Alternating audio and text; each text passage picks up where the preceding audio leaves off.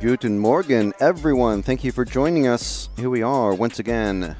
It is Friday. It is the second day of qualifying here at the EFRA GT8 and GTE European Championships from Leipzig. We are at MCV Leipzig, just somewhere on the outskirts of Leipzig here in Germany. So thank you very much for joining us. My name is Frank McKinney. I'll be chattering and babbling to you all day long. We've got Matt next to me who will be manning the camera movements and wandering the pits and getting some excellent montagey sort of photos and video and providing some excellent, awesome content that you'll be able to find on the EFRA Facebook pages. And in the video pieces that we play out today is Will Venables. So thank you very much for joining us so early. And we'll pop into the comments and see who exactly is joining us. Let us know who you're looking forward to seeing.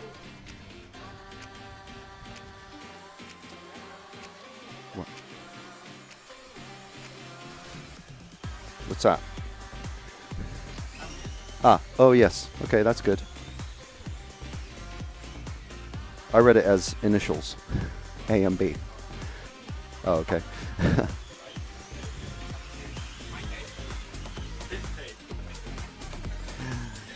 So we're just helping the EFRA officials here find some sticky material to attach the time schedule to the window. Yes, so yeah, we're ready to get rolling, and the racers are as well. So in this one there you can see the racers who are going to be in this qualifying heat. This is round 3 of qualifying, and as is normal and traditional, we're starting with round 1 once again. Initially, yesterday's schedule was in what we call round robin sort of format, where we started with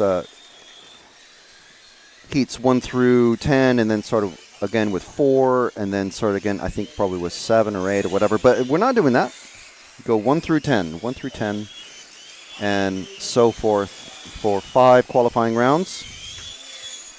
So today's schedule will run through approximately up to 10 to 6 p.m., ending, as far as I know, ending today with a mechanics race, which I'm not sure if that's actually confirmed to be the case, but we'll see.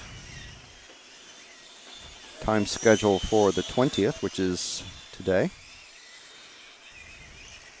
So yes, the mechanics race still scheduled for 5:30 local time, that's Central European time. So if we do mention any times due today, that is Central European time, so please adjust your internal mental clocks accordingly. So -1 if you're in Portugal or the UK, -6 if you're on the east coast of the US, and so on and so forth. Obviously, if you're in Eastern Europe, add 1 hour. So we're scheduled to finish the day with the team manager meeting, as is tradition. But we'll get to that when we get to that. We're not actually going to be covering that. We're only concerned with the racing today. Right. So we've got a moving camera set up. We've got, who is this that we're following on track? The white and red. Wow, okay. That's a, oh, this is one of our Croatian racers, I believe. Car number 7. Car number 7 of Matosic. So any of our Croatian, Slovenian, and Slovakian friends out there who are cheering for, there's a good number of racers from those 3 countries. Our most recent RCTV hero, Ivan Cinco, is from Croatia. He's cheering on, obviously, Dario, but I'm sure he's cheering on Matosic. Zvonimir Matosic. So that's pretty cool. I do like the red and white checkers. It's very, very distinctive. However, we do have a very quickly approaching orange and yellow Audi who's catching up to that car number 7. car number 6, if we follow that one along, coming through the sweeper. Very quick, car number 6. That is Martin Schrenk. And I can only identify it as an Audi-shaped vehicle because it's got the big R10 sort of side pods on the side, or the vent opening, you know, the mock vent openings, I should say. So going pretty quick. However, I'll have a look out for our current leader, which is car number 5. And this is why I'm slightly confused, because the light up LED timing tower at the start of the straight has been reconfigured to now it's showing a completely different set of information than yesterday. So the car number and then lap number. Okay, so car number 5 is still who I'm going to look out for. Someone has got a...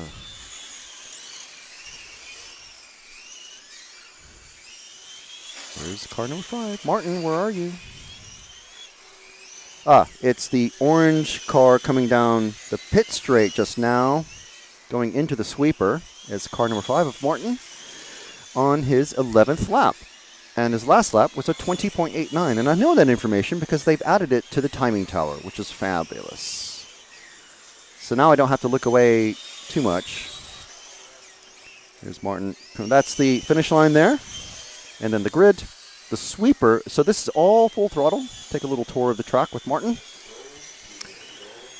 And coming past that number 7 car we were following before. There's the big chicane. Got a hairpin in the middle. And then finish off a little kink. And then another hairpin there. So that is a very quick tour of the track. It's fairly big for GT8 cars. Be perfect for 1/8 or large-scale touring car, which I do race here. Martin giving us a little tour. So again, down the grid. I assume that's going to be the proper starting grid for at least for the electrics. I'm not sure where they're going to be doing the GT8 category from. Have a dead car in the middle of the track. We've got 2 minutes remaining in this one. Oh, and a dead car and a very battered body shell as well. Been turned into a convertible somehow. So if we move, well, as Martin catches this car in front, this sort of yellow and orange and white with the black wing, we'll stick with that number 1 car as he passes it, and I'll get a name for you. That is Sebastian Lalande, who Martin is catching. This car just in front. Sorry, it's going down the main straight now with the black wing.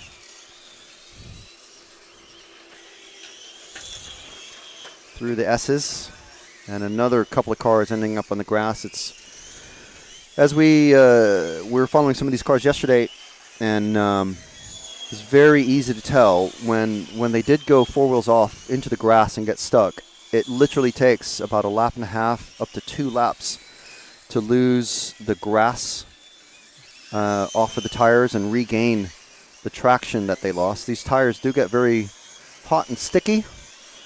So when they come off the track or go dip into the grass on the inside wheels just like that.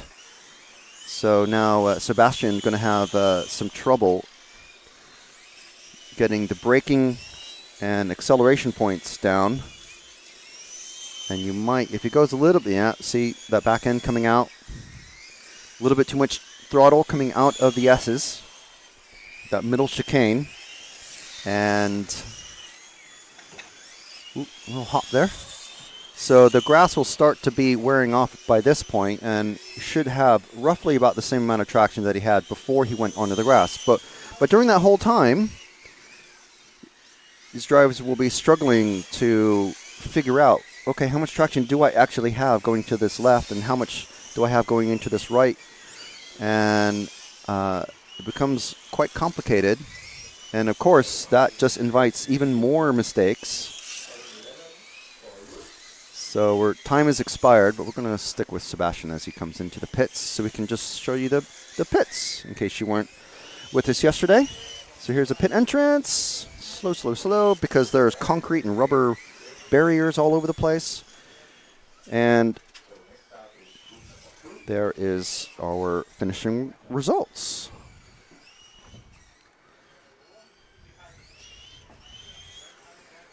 So we're just, once those come off the screen, like right now, we're going to show you a little bit of the action that we had yesterday. And we'll come back and continue catching up with you this morning.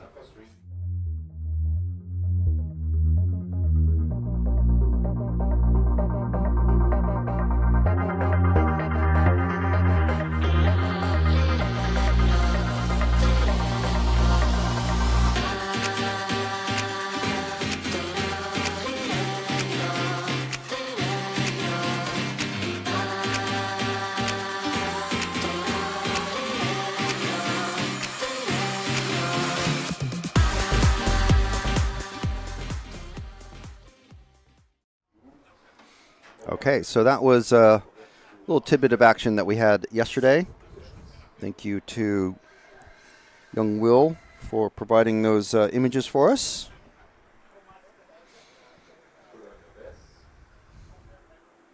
I'm going to assume it was Matt that picked the music, so credit to him. So the last group that we just saw on track now heading out to turn marshal. The next group already on the rostrum. And the car is just underneath us, being picked up into, taken into the technical inspection area.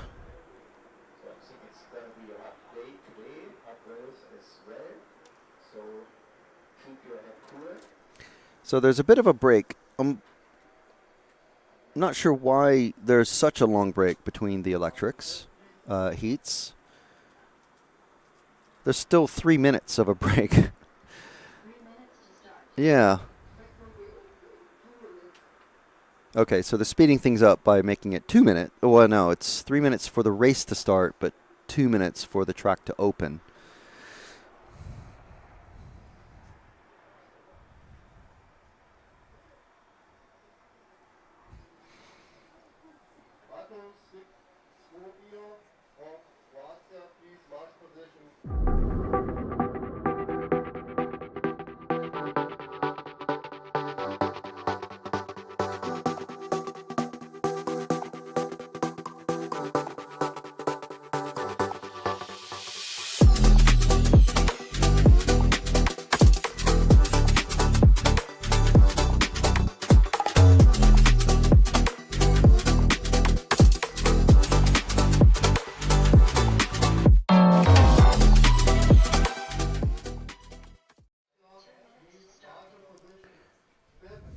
So we still got a couple minutes. Thought we'd play out another little montage for you. If you're joining us so early, do let us know where you're joining us from. Yesterday we had viewers from Perth in Australia joining us, South Africa.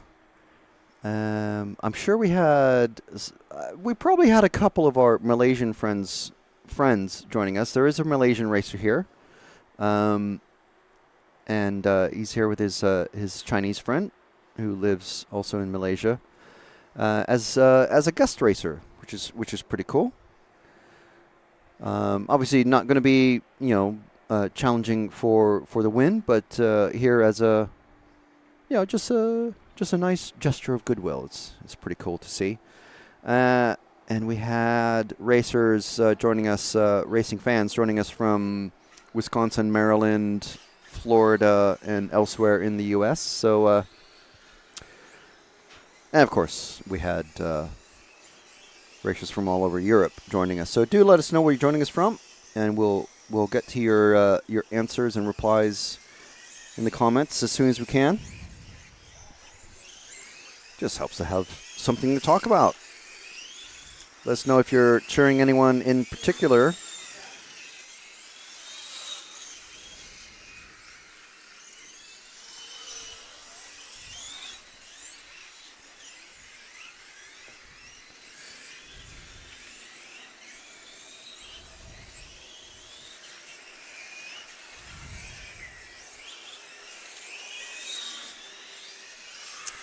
Wow, we already we have someone from Indianapolis joining us. That's amazing. Stefan Bandy. So thank you very much for joining us. It's very early in the morning for you, isn't it?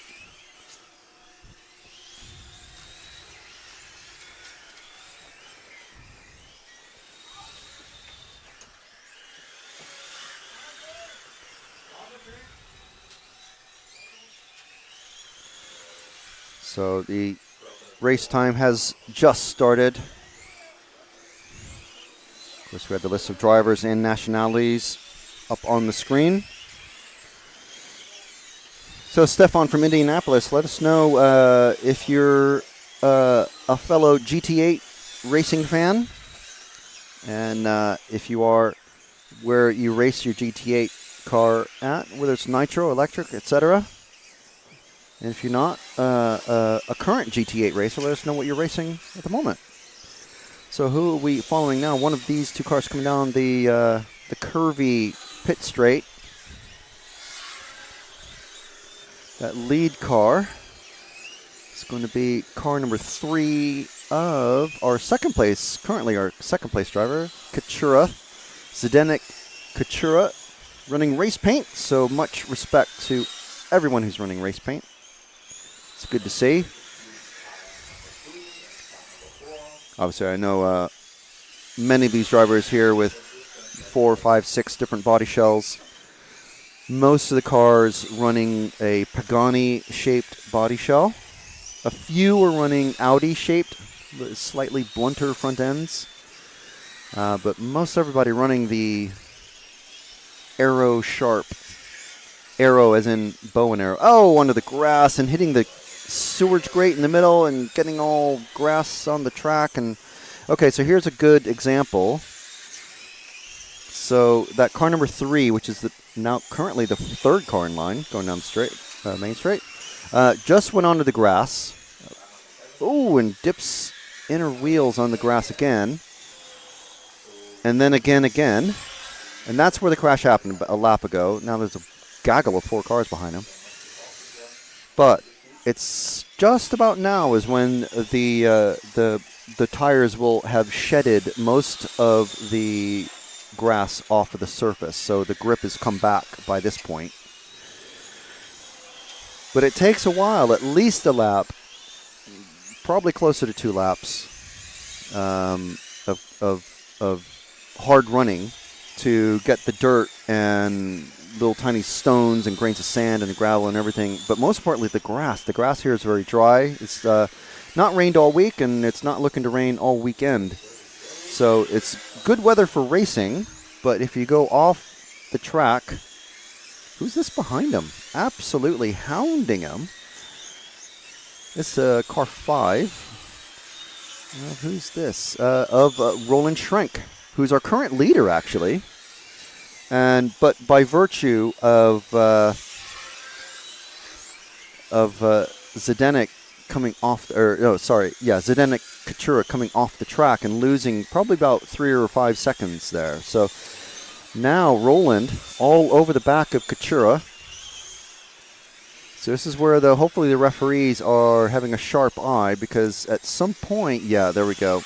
Go off the track again with the leader behind you. You may as well just pull over because you're holding everybody up. So we're going to stick with Roland here. This number 5 coming down across the finish line now, down the grid.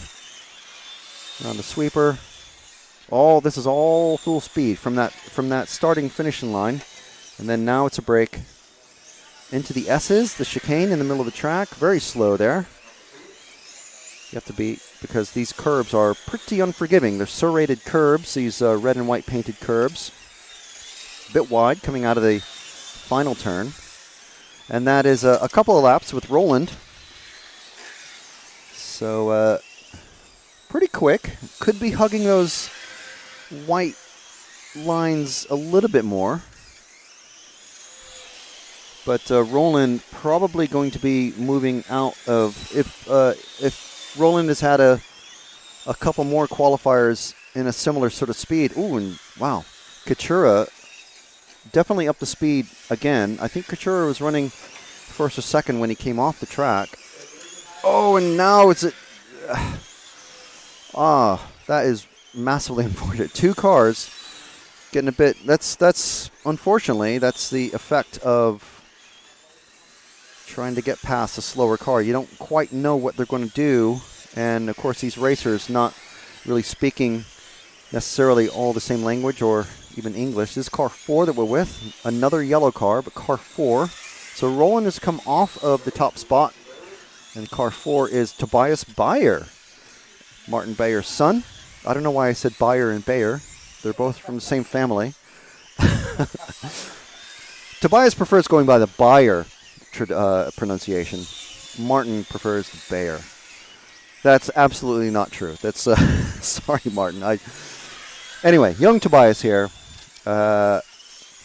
Martin proudly racing the European Championships with his son. Martin, as I was mentioning yesterday, at least 2 or 3 times a European champion himself, and not even in this class. He's a large-scale, former large-scale European champion, and I think a 4-wheel drive electric off-road champion, and just gotten passed by Katura.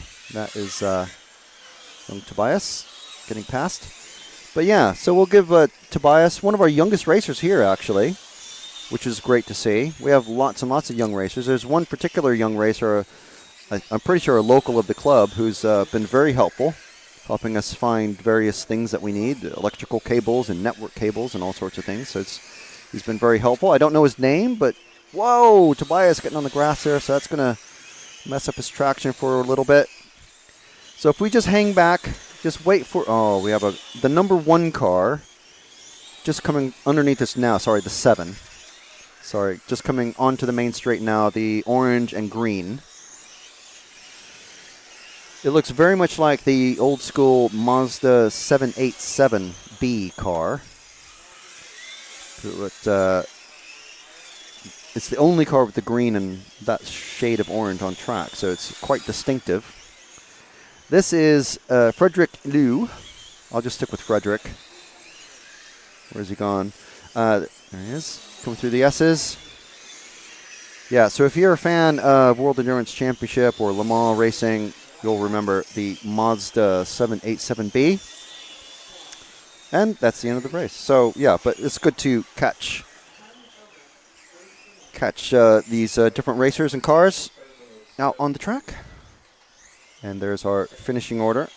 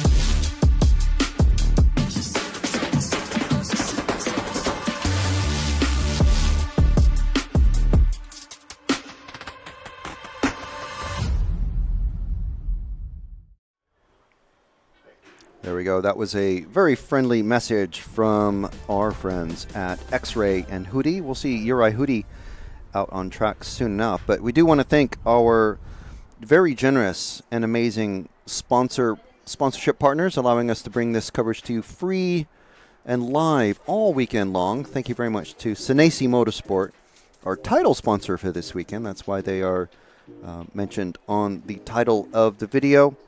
So thank you very much to Senesi.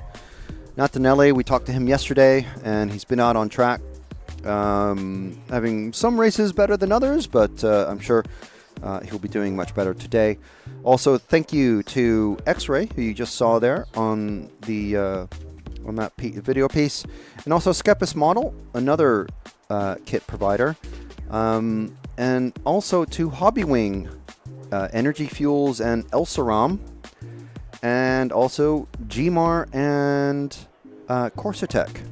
So we found out yesterday, talking to Mr. Gmar himself, Giovanni, Yeah, so Giovanni leads to Gmar. That's how you pronounce it, just in case you were wondering. I'm sure you were.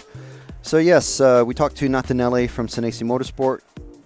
He makes a series of conversion sets for the X-Ray GT8 chassis that effectively turn it into almost a whole new car. All sorts of options that you can get on SenesiMotorsport.com. Do check that out. So if you want to do just the front end, the back end, the middle bit, the chassis area, the drivetrain, etc., there's all sorts of bits that he provides and uses, of course. Race tested and championship winner as well. So he's a defending GT8 champion. Last year's GTE champion, Rosario Gayamo, is running in both classes of GTE Electric and GT8 Nitro. So he is out there. He will be out there in action soon enough, really. And also, we've got who else? We've got Alessio Mazzeo and B.A. Arnaldi, previous champions in this category. So we have many, many winners who are going to be looking to take the wins.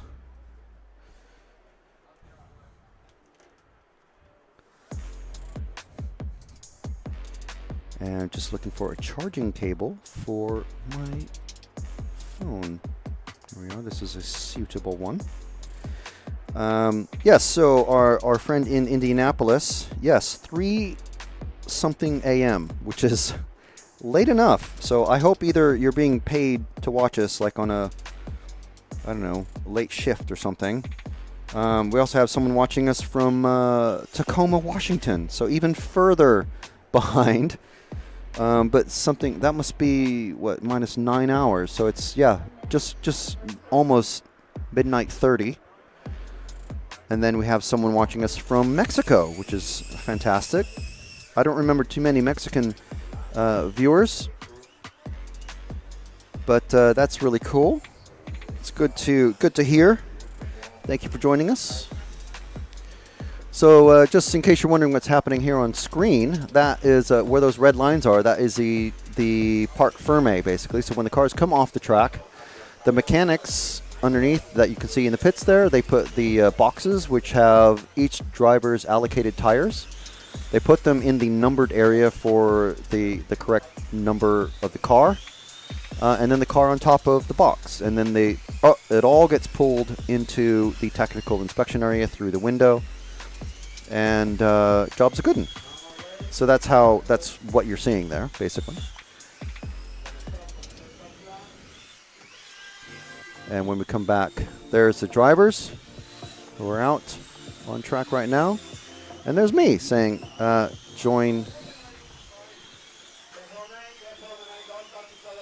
the RCTV Heroes. It's our fast sweeper cam. And we're on a nicely painted race paint. Well, that car just went upside down. So I'm going to blame that one on Matt. And who's this? Oh, Gerd Pfeiffer coming through the S's. Is that who we're with? Always on Gerd first. Gerd, one of our heroes. Actually here wearing RC Racing TV merch, which is fabulous. So this is Gerd running a Genius. So in case you're curious about the brands of cars, Genius is one of the brands of cars, a very popular Italian brand. They also make large-scale touring cars. And recently, well, the last several years, been making a GT8 car. Very cool. Got Zeno and Paola in the pit area with a big Genius tent. We also have, as I said, the Senesi car, the X-Ray car, which many people here racing. The Raptor, the Capricorn. Oh, Gerd getting onto the grass there under the shade of the tree. So Gerd, a pretty handy driver. But we can see, obviously, he's lost loads of track time just going off the track. But now the traction, as I was saying earlier, is going to really be affecting him. And that car behind him, trying to brake, coming into that hairpin, and it's just not worked. trying to catch up, and the red car still there, just flashing in the back of screen, but it's Gerd running third even after that mistake. So that was a 19.65 that last lap, and still, even with that mistake, because he was able to keep it pointed straight and come on track, really hardly lose any time at all. He's still running first when he comes across the finish line, which is just here around the corner, that big white stripe across the track. That's the finish line. Timing loop. There is a backup timing loop, as there needs to be for all European Championships. And then through the S's. Quite slow through there. So he hasn't gone off. That was just the one mistake.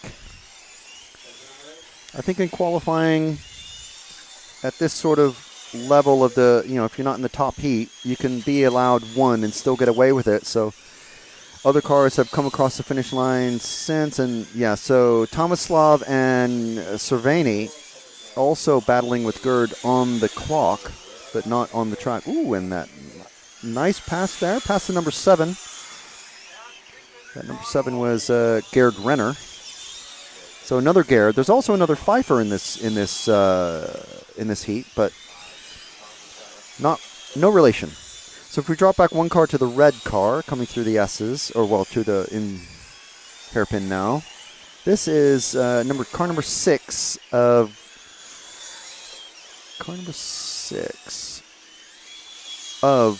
it was just there, Christian Stoltz. Garrett getting a little bit squirrely coming out of the S's, but Christoph trying to chase down Pfeiffer. Sorry, Christian, not Christoph. So Gerd getting slightly hung up.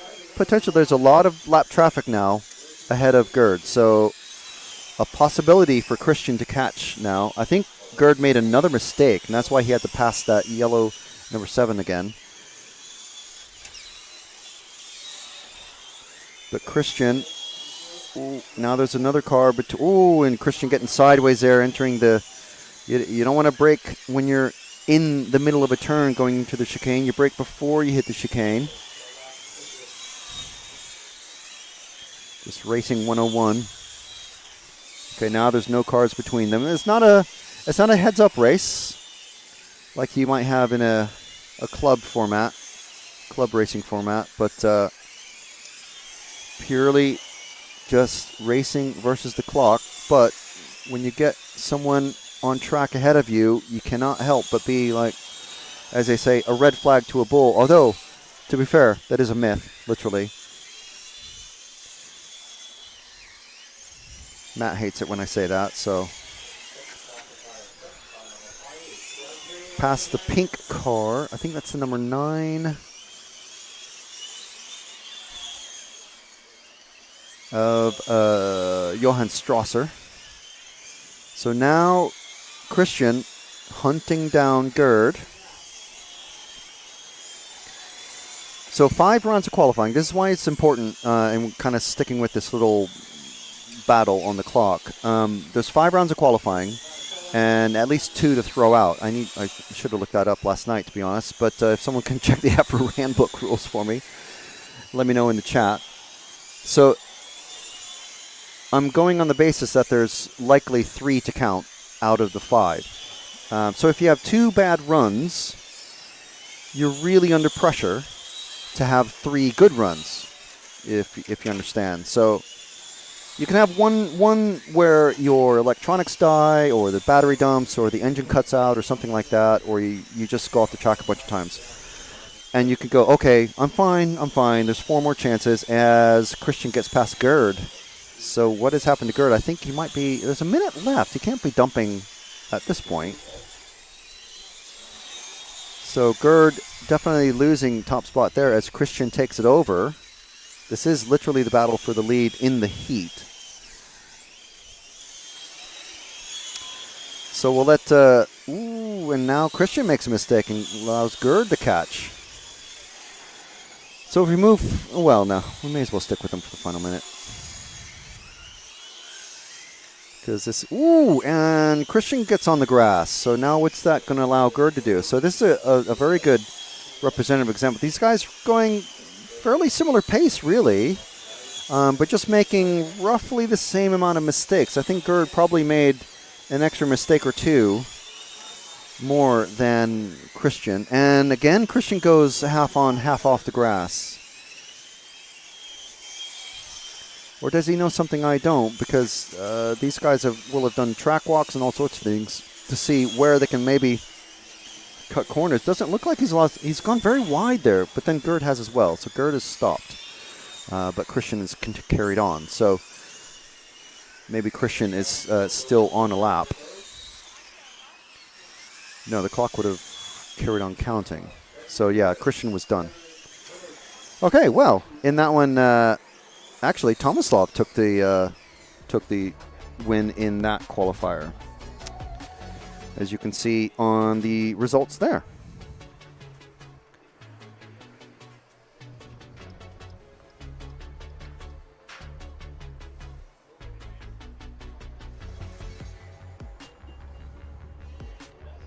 I love RCTV News. I'm Matt McCallum, And I'm Frank McKinney. and here are your headlines. There's RC in the background.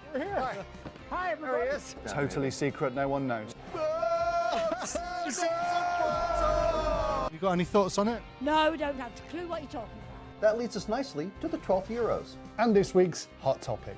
This is a hot topic. Okay, these are rookie numbers. These are rookie numbers. Right Right where now. we're sitting now is where that crash happened. We did what you expect of us. We tried to stir up some drama. Another good one. Yeah. That screen around that corner. Getting something going on in here, it's horrible. So it might be useful if we had the screen arrow. Yeah. I'm going to attempt to make it.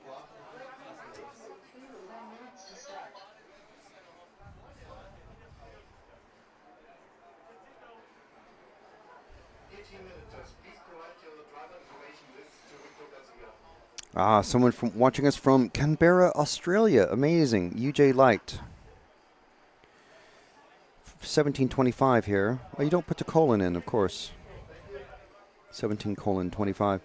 So 5:25 in the evening. What side? I'm going to guess. I can't remember where Canberra is. Is that the northern coast? I'm really bad with Canadian and Australian geography. I know Sydney's down there. I know where Perth is because I have family members there. Melbourne is, well, it's near, quote unquote, to Sydney. Tasmania down there. Phillip Island, I can't remember where that is. That's somewhere on the south coast, isn't it? Watching from Richmond, California. Amazing. Steven's wrenching on an HPI RS4 Nitro at 3 in the morning. Amazing.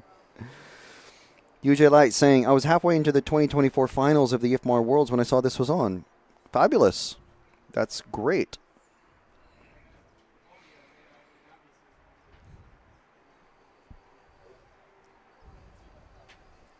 May as well watch something live. You can always catch the Worlds finals later on.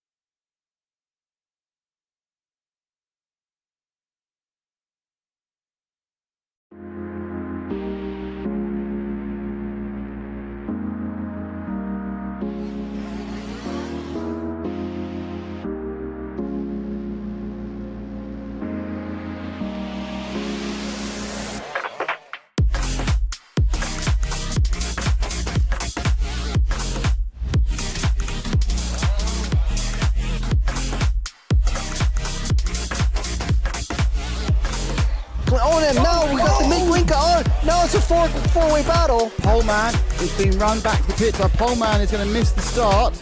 Oh no! Hatner's going with Ben. Ben and Hatner right together now on the last time. And Ben's on the inside! He's got him!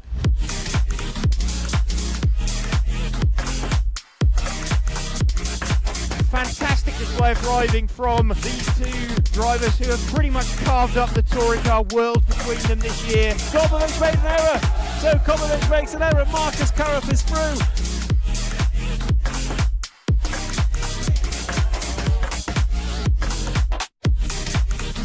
To take the most amazing European Championship, that is absolutely unbelievable. Mark Reinhard takes the European Championship. Yeah, had to be a while, man. Waiting for a long time, I guess. And crossing the finish line for the last time.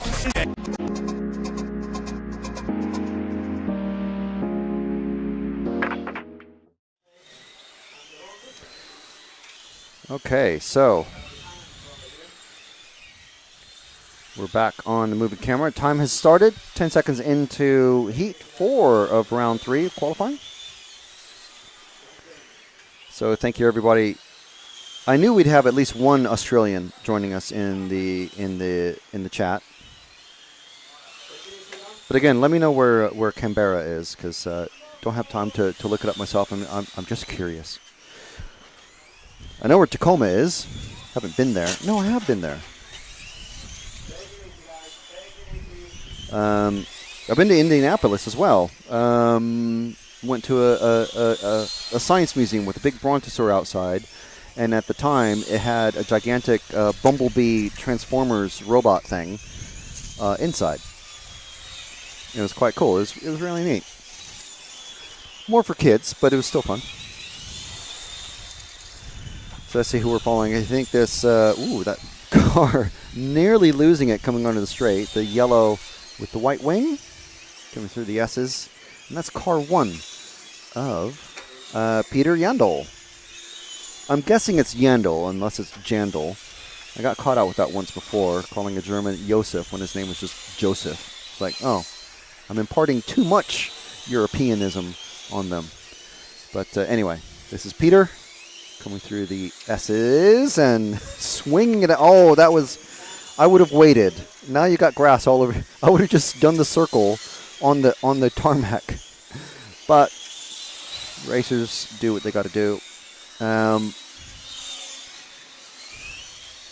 Oh, yeah, we do have Uri Hudi out on track. He's now 2 cars ahead of Peter. So if we move forward to the 2 brightish cars coming across the finish line just now, the leading one in the pink and black, that is Uri Hudi. So Mr. Hudi himself, like literally, we have a Hudi on the track, running, well, guess what? No prizes. Oh my goodness, the car has just launched itself through the pits. I wish we would have had that on camera, but we don't. Anyway, just you can see it there on the side, the yellowish car. So Uri Hudi getting past, let me see this car number 7 getting sideways there. That's our leader that he's just passed, of Pasquale Kogel. And somehow, how is Pasquale still in the lead? So if we drop back 1 car to Pasquale, who's currently our leader, this pink and teal car, magenta, whatever you want to call it. In F1, that would be purple, because it's the magenta is kind of the color that they use for the fastest sector times. But Martin Brundle likes to call it purple. Well, all the racers like to call it purple, but it's more magenta. So yeah, it's teal going this way, or minty green, and then we got purple going that way. So nothing like confusing commentators and referees and other racers. Can you imagine? It's like you have your mechanic telling you, oh, okay, the purple car ahead of you is, oh no wait, oh wait, no. Anyway, this is Pasquale. Ooh, and jeez, he nearly would have collected the car number 1 of Peter, who is just the car ahead of him now. But Peter getting a bit wrong on the pit straight, ending up on the wrong side of the track, and then nearly getting hit by 2 cars going 2 different ways. So that would have been something. So let's see who we can follow now. So these 2 cars about to hit the end of the straight, the next 2 cars. There's a bright car and a sort of a dull dishwater gray car. They're both quite active on track, I should say. Maybe we're on this yellow and blue one. Pretty quick. I think it's the car number 6. Frederick Militzer. Yes.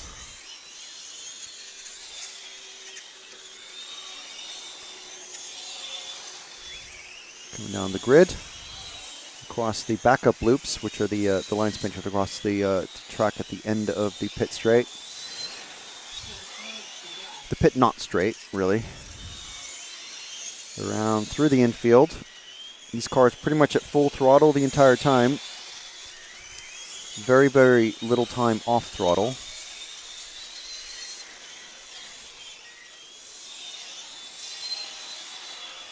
Coming through the S's.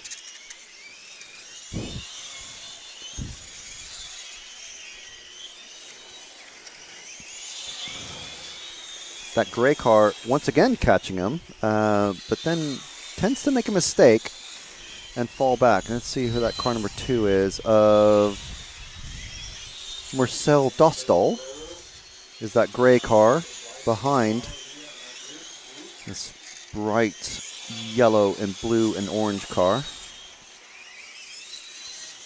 Marcel with a much tighter line coming around.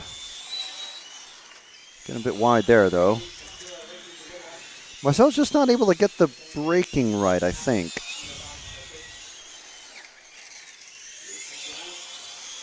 You can tell Marcel in the gray car is genuinely faster, but it just makes mistakes. Look at how the speed, the gain of speed there on the straight, and then comes off the track, and then hits a berm because they've gone off track. So there's genuinely a case of I've got a faster car, I'm just making a few too many mistakes. But Marcel in that car, gray number 2, look at the speed. Wow. Okay, now finally let past. And that this could be a case of I'm faster, but I don't know what you're going to do, so I'm going to make a mistake because I'm slowing down too much because I'm catching you. So, yes, now that, well, the 6 is just dumped with 7 seconds left to go in this one.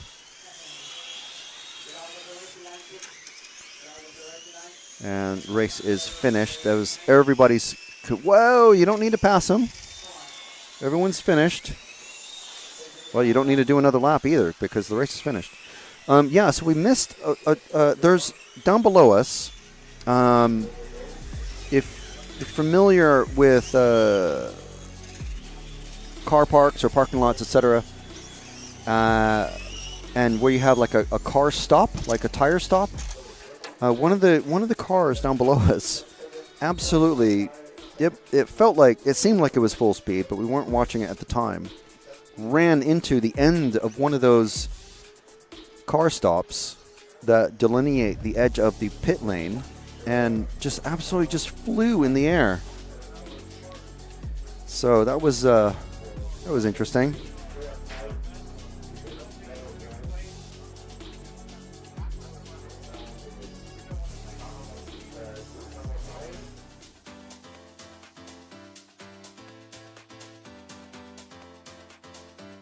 Makes an error. Marcus Currup is through. Now it's a four-way battle. Evans on the inside. He's got him. I love RCTV News. There's RC in the background. We're here. Hi, everybody. This is mine. Okay, fantastic. Yeah. So we are here at ETS round number 3 of season 17. Davide Ongaro, associated European champion, and didn't he deserve it? Bruno Coelho is your champion. Today, mamma mia, super happy. It's like a real now. It's like a real.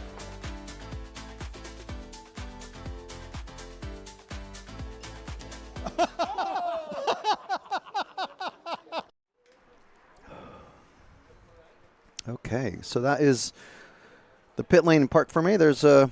Hootie walking off. That's Parc Fermé, where those lines in the car numbers are. And then you can see the technical inspection crew, which is basically the local club members, pulling the cars in to weigh them, measure the body. There's just like jigs that the cars roll through and get measured. So if you've never been to like a nationals type race where they have these jigs, that's basically it's aluminum frames that they roll the car under and inside of, and to very quickly measure the make sure the cars are basically not too low, not too wide or too narrow. Weigh the cars, and in the case of the electric cars, possibly checking voltages and things like that. I'm not sure exactly what they do, but don't quote me on this. But you can check in the EFRA rulebook on EFRA.ws what is involved with that.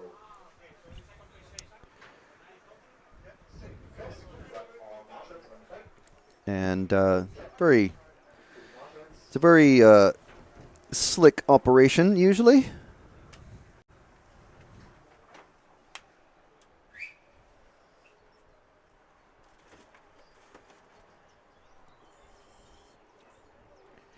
So there's still a couple minutes to go for the break.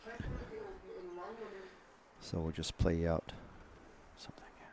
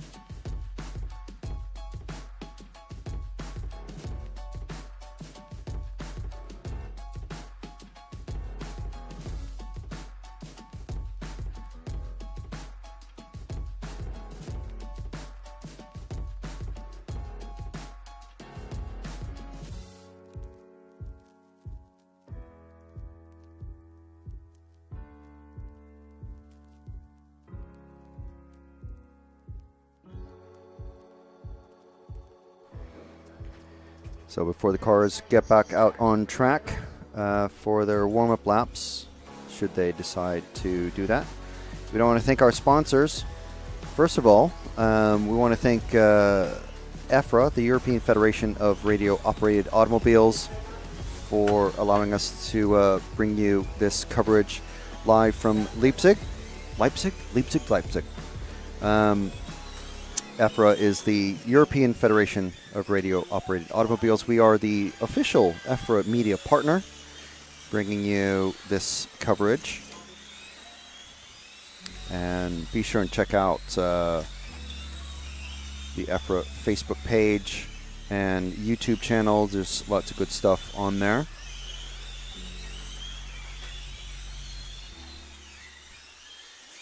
And hit join, hit subscribe. Well, very important. If you want to chat, you have to subscribe to the YouTube channel.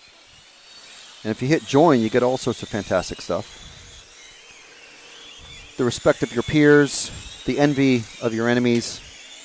But most importantly, a set of stickers, discounts on rcracingtv.com, merchandise and clothing. And a shout out. So we're following the car 3 of Bjorn Neumann. Good spot. This is our defending World Cup champion from 2 years ago in Australia. So World Cup, because it's not an official World Championship. There just weren't enough drivers there, or is an invitational thing. I can't remember which. Tony Gruber, the current world champion, will be defending his title in Chile later this year. Tony is also here this weekend, running the Hong Nor. Hong Nor, another one of the chassis that are possible in this class. Jorn Neumann running the S-Works, which is, again, another chassis that's available. Of course, many of these some drivers, like Jorn, Burek Kilic is here as well, running the Skepis. Yeah, a lot of the manufacturers coming from 8th scale, and some of the drivers coming from 8th scale off-road as well. So Jorn making his way past the car 0 of Nick. So is this the? Yeah, there's one of these heats. It's not this one because there's only 2 white cars, 3 white cars. There's one of these heats that literally has 5 white cars. It's half the field is all white cars, so it's very difficult to differentiate between them. It's really weird. But yes, this is Jorn Neumann. I think, yes, multiple or at least one-time European champion. Let's drop back 2 cars for the race pink car. This one coming gray, orange, and white of Nick.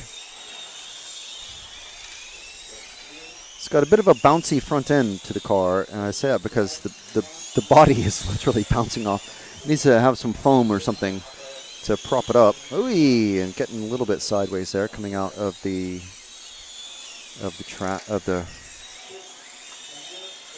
S's.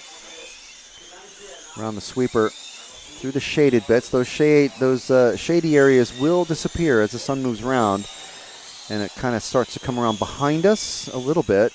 So the pit lane gets some shade, and then the start line. There's a tree over the start line area right here. Wow! Where the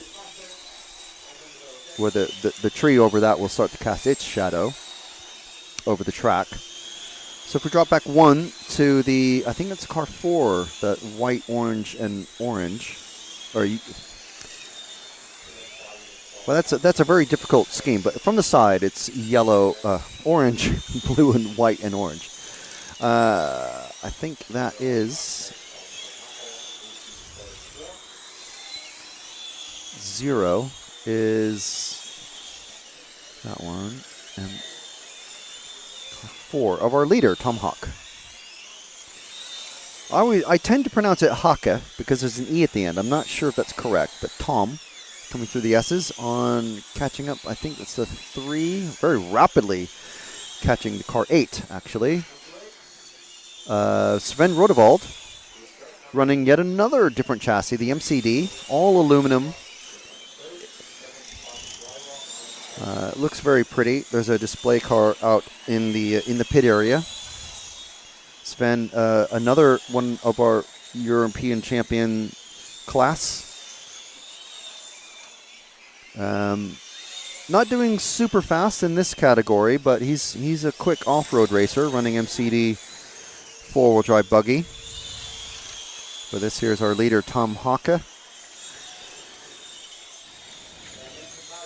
Getting a little bit sideways there, coming out of the out of that last turn. There seems to be a good quick line. You know how rally drivers, especially tarmac ones, when they're doing tarmac rallies, and they hook in, dropping the... Tom likes to hook in on that corner right there. Not that time around, but the previous lap he definitely did. And provided that there is some tarmac on the inside, it helps pull the car around. So I'm not sure if that's an intentional thing or if he knows the track well enough to do that. It seems it wasn't an intentional thing because he didn't do it then.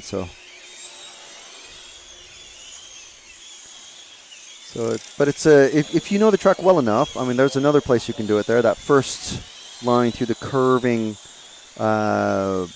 bit of the infield.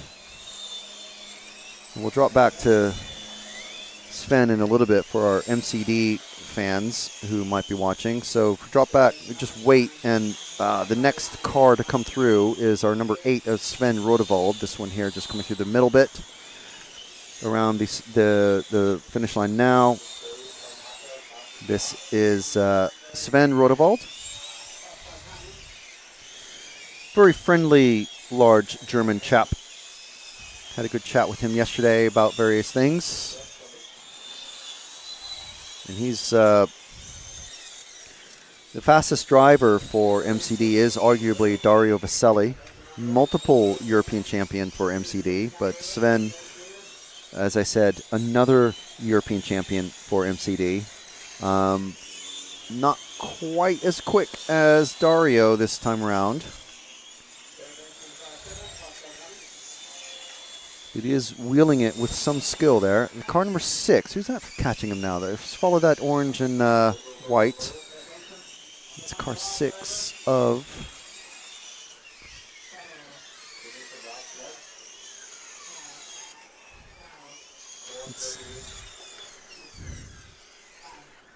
How am I not seeing a 6 on this screen? It's Pietro Lucifora. And the finishing order will pop up.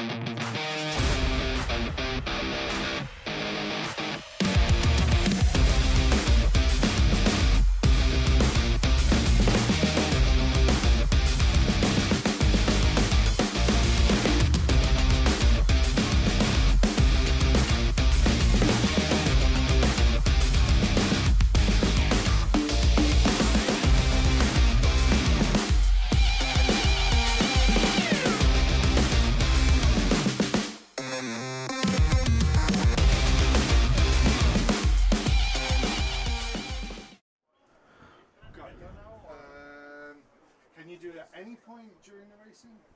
Like round 1? I will try.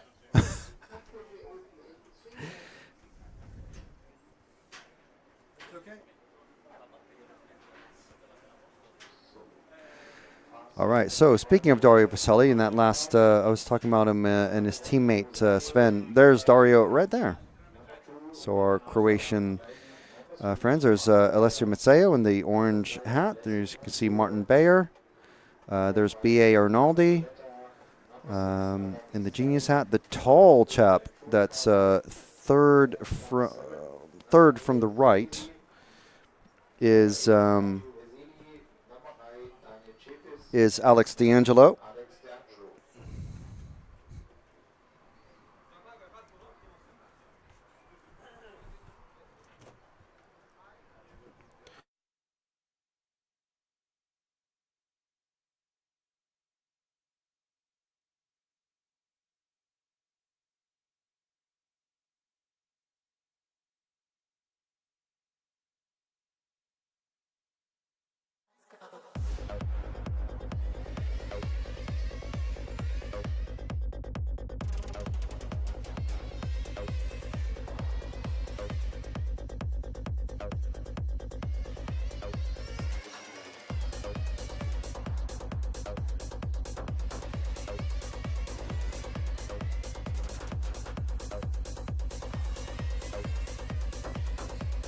Rosario is your European champion. Fantastic stuff. Nathalie Senesi wins the most amazing race to take the most amazing European championship. That is absolutely unbelievable. It's like a real now. It's like a real.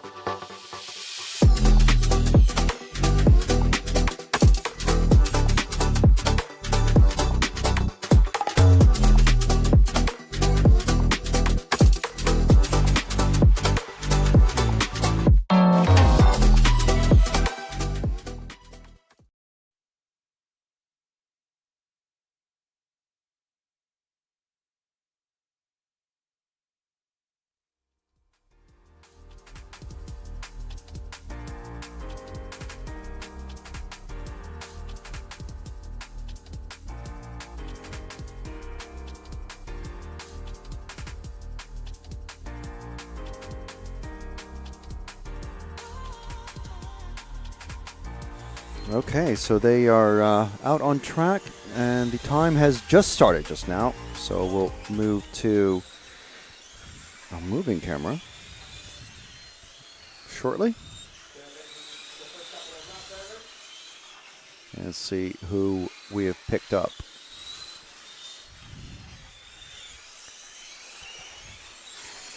So here we've got many, many familiar names to us. Let's start with the minty green color of B.A. Arnoldi, just going into the S's just now in the middle of the track. It's car number 2. Coming around the finish line. It's B.A. Arnoldi, 2-time Nitro European champion, and looking to get back that title. Snatch it back from Nathaniele Senesi, who took it in Giardini Naxos in Sicily last year. Very exciting final. Make sure and look that up on the RC Racing TV channel. It's literally a thrilling final. It's crazy. Even if you know the winner, you don't know necessarily the rest of the podium or how the race even started. I mean, literally, not even the race didn't even start, and there was just massive amounts of drama. So it was very, very big. Our overnight TQ just rolled onto the grass. We dropped back one car, and we'll work our way back to Filippo Beretta. So we're with the number 1 car of last year's GTE champion in this category right here. This is Rosario Gayamo running the Skepis. I didn't mention, but Arnoldi's running the Genius. And so we're following a Skepis Models car right now. Salvatore is here wrenching on the cars with his son Daniel, who's also racing. And Rosario looking to hold on to his title once again. Very, very quick and young racer. These racers tend to be like very soft-spoken, but super aggressive on track. So it's very exciting to watch. I think Filippo's dropped back even further. I think Filippo's not having a good one. He's actually running last. So our overnight TQ currently is going to be one of his dropout runs. Ooh, Rosario getting sideways there. So getting caught up by, that's Alessio Mazzeo just behind. So we drop back to the orange car with the clear wing. That's Alessio Mazzeo, GTE champion a couple of years ago in Croatia, catching Rosario.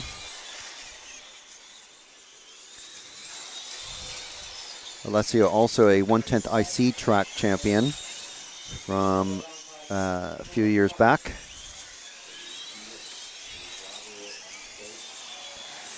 Alessio running the Raptor GT8 car, or GTE, well, GTE and GT8. A little bit twitchy coming out of that one. So we have quite a bit of a wait to find our next car, who's just coming onto the main straight now. It's Nathaniele Senesi in the white, blue, and gray car. Coming around the hairpin, through the S's, through the infield hairpin. This is Nathaniele. We talked to him yesterday on the live stream, so it was a good chat. Find out more details about his conversion, where to find them. Basically, just go to SenesiMotorsport.com. Not only just general nitro accoutrements like pipes and various things, but full conversion sets for the X-Ray GT8 racer. I think it's Rosario who's just broken out. We've just driven past Rosario, so Rosario going to have a throwout as well. Ooh, and if we drop back one car, actually, to the number 6, that blue number 6, the very familiar Adamizze color. He runs that color in all of his touring car racing. So very familiar to us, especially if you're a regular viewer of RC Racing TV. We'll see him in all the A finals. of electric. So of course he's running electric now, but he's also running nitro GT8.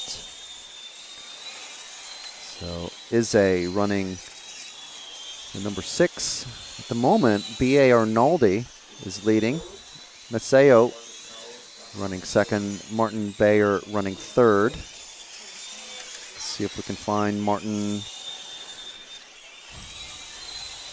Martin just coming onto the straight now in the blue, yellow, blue, and orange, blue, and yellow. Fuck.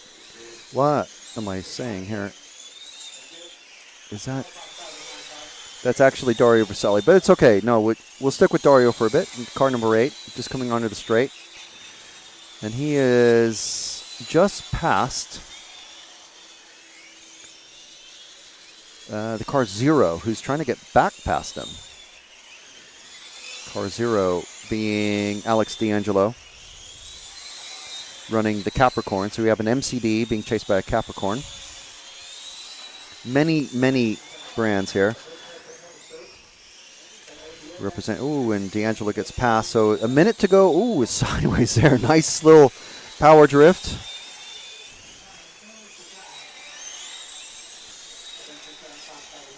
Trying to find someone else who. Oh, Natanelli has a body tuck. That is massively unfortunate. So where is Bayer? Must be running this white car that's just about to come. The next car over the finish line.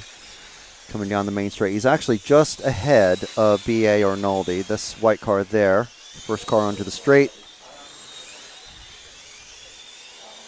Bayer running third still. Izze running fourth. So he's about to get passed by B.A. Arnaldi with 20 seconds to go. These are top heat. So these are very likely the drivers to be in the AAA finals tomorrow. So it's going to be pretty exciting. Oh, Arnaldi still has loads of speed. Loads of even through there. And, oh, Bayer's dumping. Bayer's dumping. But that is the end of the race anyway. So, finishes with Arnaldi, Maceo, Bayer, Izze, Senesi, D'Angelo, Shepis, Verselli, Beretta having a bad one, and Gayamo also not a good result. So, going to have a couple of throwouts there. But Filippo, after 2 rounds of qualifying, was overnight TQ. He TQ'd both of those rounds yesterday. So definitely overnight TQ. So having a single throwout, not an awful result if you're overnight TQ. 2 more rounds of qualifying to go. And next group out is going to be Nitro, the lowest round of the Nitro qualifiers.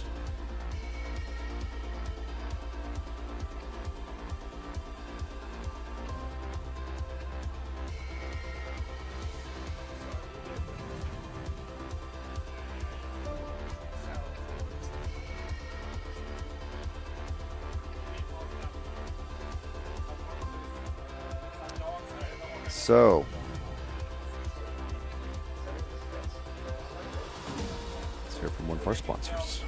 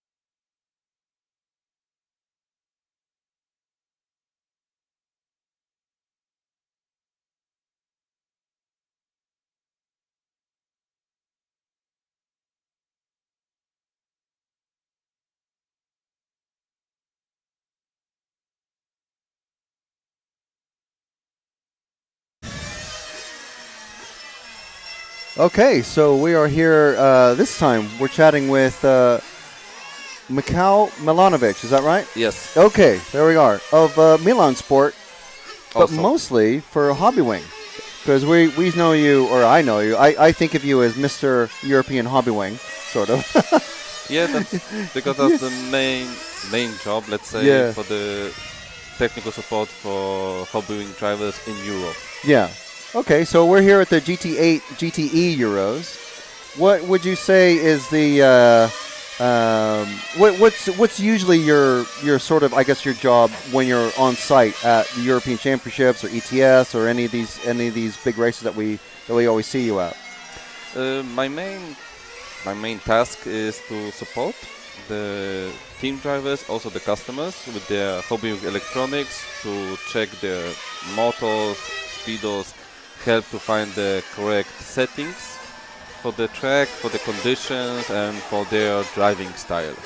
Okay. Which is not always an easy task to manage that. I can imagine. Now, in the olden days, the previous golden age of touring car, we used to see people like Jürgen and Oscar and all the Jim Dieter, and they'd be touring the commutators, they'd be changing the brushes and soldering all the stuff and doing a very, very hands-on stuff with the motors. So what's it like nowadays with brushless motors, where you don't really have to do that, and electronic settings in the speed controllers, which it was a much simpler time back then, but it was more motor intensive. But now, has that turned around so it's speedo intensive? Yes and no, to be honest, because now with the technology of brushless motor, we got the end-bell timings, which we can also set the power of the motor, but also the same with the rotor inside, we can change the sizes and the shimming for the play of the motor. And of course, due to the higher technology with the speedos, we got a lot of options, settings to find the correct feeling for the driver, how much power, how much brake, frequency, everything. Now is a lot of options to adjust the electronic to the driver. Wow. Okay. To me, I kind of got out of touring car racing right when lipos and brushless motors started getting really, really popular. So it's kind of a black art, like all this end-bell timing and especially the speedo settings and stuff like that. So is it for someone, I guess, like me, as a returning racer sort of point of view, is it complicated to do any of that stuff, or is it just very, very simple with an app or a Bluetooth module or a timing box or anything like that? Is it, fairly simple? Now it depends which category you getting in, let's say back. If you go into stock racing, then it's easier because there's not so many settings, not so much to do around it. You got fixed gear ratio or fixed motor, so it's easier to get into it. Once you get into modified, then you, of course, you need to adjust everything more precisely. But you get a program box, you can connect it to your laptop, you can connect it to your phone and use the app to read all the data.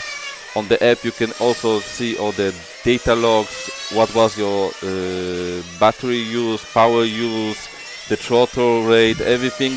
You can now analyze all your settings, all your driving to be able to prepare better for the next round. So when you're looking at say a pro level driver, who's your in touring car, say, because that's where we tend to see you the most because of ETS. Who's a pro level driver that is super smooth, that you might be able to go to a privateer driver, say a sportsman driver, and go, if you look at this guy's throttle traces and this and that, like an F1 where they're overlaying the different, braking and throttle applications. You can probably see how smooth they are compared to a sportsman driver. Is that right? Yes, you can see which driver is smoother, which driver is more aggressive, but not always his driving, his settings will work for other drivers. I always recommend not to completely copy the settings from our top drivers because it could not fit the customer or the driver technique, his driving style. I know for myself, when I was driving stock class, I had the identical car as Jan Ratajski, everything the same, batteries, motors, everything, the car, the body shell, and his car was completely different compared to mine. I could not drive his car. Even if we had everything the same, still from the driver, for the style, preference is completely different. From the top drivers, for the smoothness, I would say Bruno is driving really smooth, really fast, but he got that smoothness on the turns. Alexander Hagberg is also a good driver. His knowledge about the driving and electronic itself makes him a really professional driver. But his style, at least for me, is a little bit more aggressive. Right, okay. Yes, he got a different style. So we can compare, let's say, Bruno and Alex, where Bruno is smoother, Alex is a little bit more aggressive. And you can see that in the settings that they prefer to use? In the settings and in the drive itself. Wow. You can see how much throttle they use, how much brake they use, and even on the track you can see how they react on the turns. It takes some time to analyze all of that stuff, but once you get used to it, you can see. That's cool.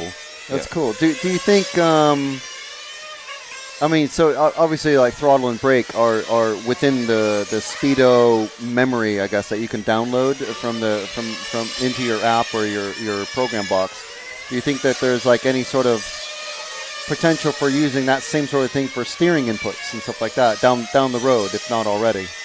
At the moment we only got throttle and behaving of the motor. We don't have the steering, so that's a completely different story. That's, let's say, not our department. Yeah, but I mean, but that possibility is there for somebody to do at some point, potentially. I think so. It'd be amazing, like the amount of stuff that you can pull. Like F1 geeks and World Endurance Car geeks can go, okay, well here's, the Ferrari does this, the Porsche does that, right? Where, you can do almost the same sort of stuff in RC is what I'm getting at. Yeah, but for example, now with the new technology in servos, you can also program the servo itself. I never tried that. Yeah. I've never been so involved in that kind of part, but I know that you can program the servo how to behave, which point, degrees, everything. So the servo technology is coming close to the speed of technology, so you can adjust everything there. Yeah, and even, I mean, we'll talk about GT8 in comparisons with e-buggy in a second, but even within the radio itself, you can change things like throttle curve and expo and all that for the speed that you're going.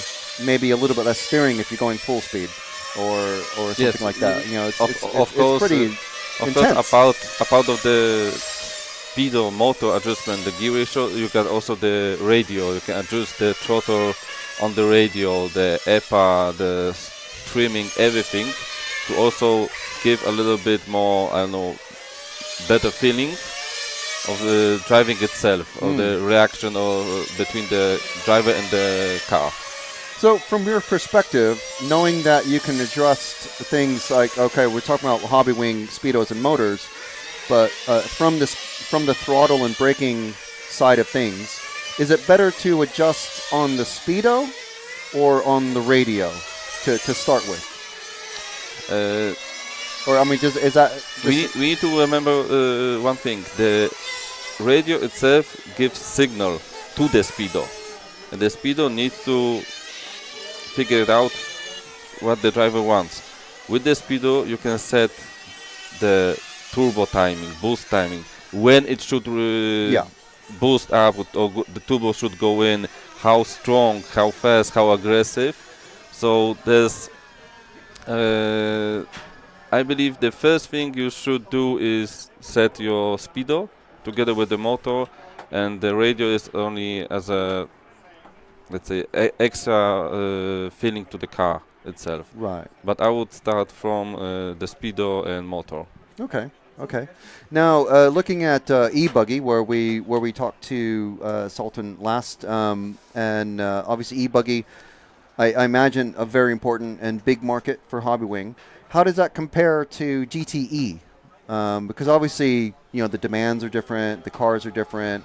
What is the sort of, where does it really start to change for drivers and for you trying to tune the various things to the drivers? Well, the main difference and the biggest problem are the batteries, because in buggies you don't use so much battery. They are driving on the Scholtes lipos with 6500, and that's enough. But here in the GT class, when we are putting the maximum battery we can find, and sometimes it's not enough. There are drivers that are barely able to finish the 7-minute runs. Wow. So the electronic in here is not a big issue. We can find the correct settings, but we need to find the settings in a way that it won't drain the battery so fast. So here, settings, gear ratio are really important to keep the battery in good condition to finish the 7 minutes. In buggies, you need to set the electronic to be smoother, to not lose grip, because there's less grip than on the on-road. So that's two different stories, two completely different worlds. Are the electronics, would you use the same speedo in e-buggy as here? Yes, we use the same speedo. Right. The difference is in motors. Because for the buggies, for the 1.8 buggies, we got a different range of motors that got less punch, smoother.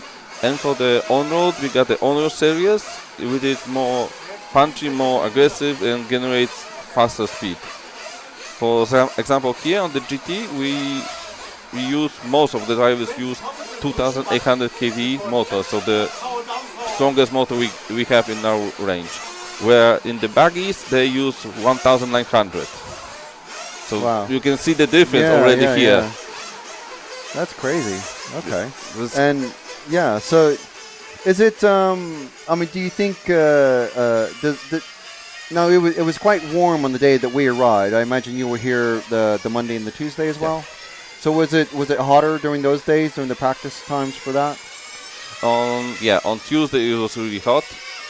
Wednesday it was easier, also hot, but not so much. Yesterday it was colder because of the wind, but that didn't affect so much our electronics. Our electronics was keeping cool, so there was no problem there, even of the temperature. Right. Okay. And what about? The tires. Does the grip of the tires? Now you were saying that obviously, like buggy, you're in the air quite a bit. You'll be off the throttle quite a lot. Obviously, the grip is a lot less in off-road. But here, it's quite grippy. And it seems, obviously with the oil and the rubber going down, it gets grippier and grippier and grippier, and it changes obviously as the sun warms the track and everything. Does that affect anything about run times, or meaning more power is being pulled out of the batteries, and you have to change any of the settings during the day as the traction comes up or goes down? The settings not so much. It's more the driver needs to adapt the changing conditions, because for example the first run of the new tires, it's not so good. You need to break in the tires. Okay. And later, depends on the driver, but after 3 runs, the tires already having less grip, so the car slides more. Yeah. And in that way you use more battery. So the driver needs to have a good tire tactic for this race, especially that they are not allowed to use any tire warmers, any additive, nothing. You just take the tires from the technical inspection, put it on, and race it, and that's it. There's no preparation with the tires. Yeah. So they really need to be prepared and have a good tactic, which tire, how many times to use, to have something for the finals. Right, so okay. It's completely different compared to touring cars where we got tire warmers and additives. It's a completely different world. And are there any times where you've had to tell the driver, it's like, look, I've done as much as I can with the settings, you need to control your throttle finger? I'm always trying to be supportive, to find the settings for the driver. I'm giving suggestions or examples like from Alessio or Natane that they're driving this and this settings, they're managing somehow the 7 minutes. If the setting doesn't work for you, we can adjust it to your driving style. Yeah. It's sometimes the drivers just can't find the correct settings or correct technique, but I'm trying to figure out always the best setting for the driver, because there's no driver here that got the identical settings to other drivers. There's no one like this. Yeah. Everyone got something different. So I'm trying to help as much as I can, and I would never say to any customer or driver that it's your fault that you cannot drive it when our top guys are doing it with no problem. No, because like I said, every driver got a different technique, different style. You cannot use the same settings from other drivers. That's really interesting though, that you have the insight to say, well, Bruno's very, very smooth, that Alex is he's a lot more aggressive on the throttle. Are there any would you be able to say who's maybe the wildest driver on, like the most aggressive driver on the throttle that you're aware of? To be honest, I never considered that. I never was thinking who's the most aggressive or who's the most smoother.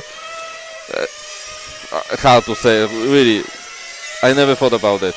Okay. To be honest. Okay. All right, but when you're watching the finals, are you able to enjoy the racing, or are you looking at particular drivers through every single corner and go, oh, he's coming on throttle very early there, or braking very hard there? To my surprise, I'm more stressful watching team drivers drive than I would drive myself. I'm focusing on all the drivers, trying to watch, see what they are doing. For example, I have already back in my head some adjustment or ideas for the settings, but for me it's really stressful, especially in the finals, where we don't change much, because changing in the finals is really risky sometimes. And when they drive in the finals, it's really stressful for me. I feel their pain, especially when I see top drivers driving really close by. Like I would be not able to do that, and they are just going like it would be a Sunday drive, no problem with it. For me, it's stressful. I'm taking this really seriously, and I feel their pain. Okay, all right, fabulous. We'll leave it there. Thank you very much, Mikhail Milanovic from Hobbywing. And cut. Yes. Cut. Well, we're still live, but yeah, the recording will cut.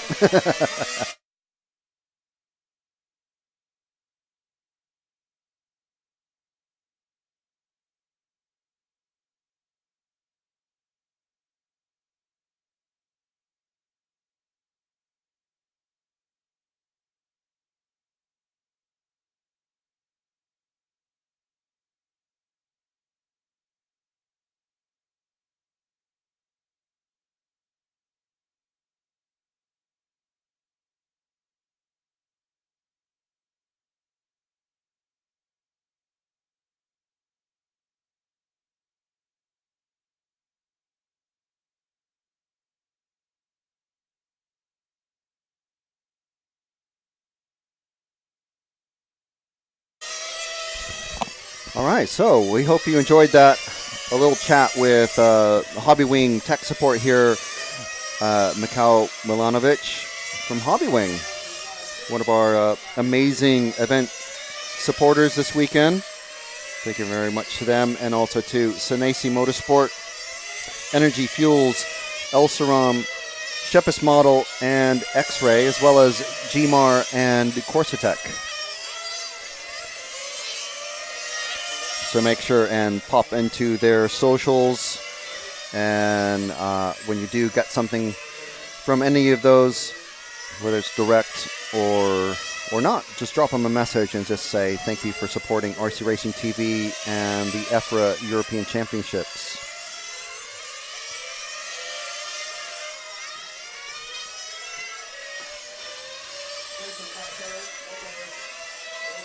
So we're just, we'll get back to the moving camera as soon as we can. But at the moment, we've got Magno, Jones, Barbosa, Mauro, Hudi, Nick, Caligari, Dell'Aquila, Modnor, and Rocky. Obviously, they're moving around, as you can see. Even still now, with less than 2.5 minutes remaining, still moving around the orders quite a bit. This is the third round of qualifying. So another to come. Well, another one and one more to come.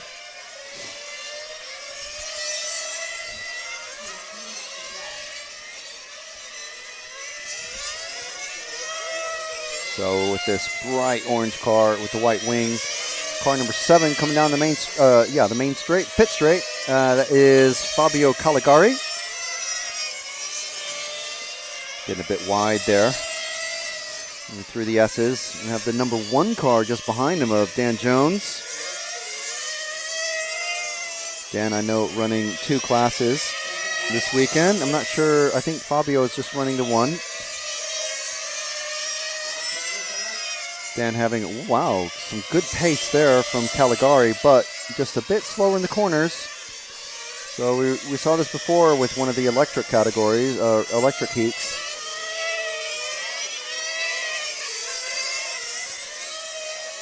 Top speed is great, but you make up all the time in the corners, whether it's braking, the turning, or the exit.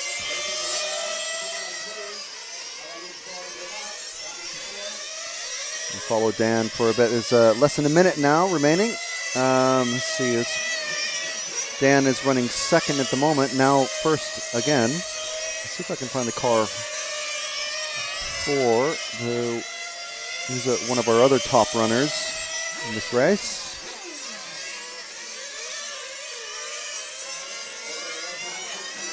I can't at the moment. Let's just stick with Dan to the end. Next heat already out. Oh, we have a car who's run out of fuel. That's not good. That's going to be a very bad result for this one. The car 4 of Magno has just come in. That's very early. Was that a drive-through penalty? I'm not sure. He definitely came through. Oh, watch yourself, Marshall. Another car has run out of fuel. So that is not good. That's the car 6 has just come in off the track. That is Modnor, our Malaysian friend.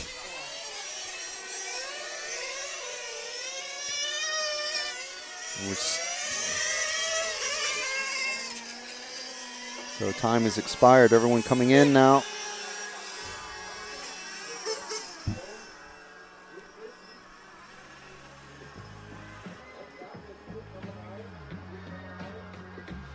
So cars now being returned to the Parc Fermé.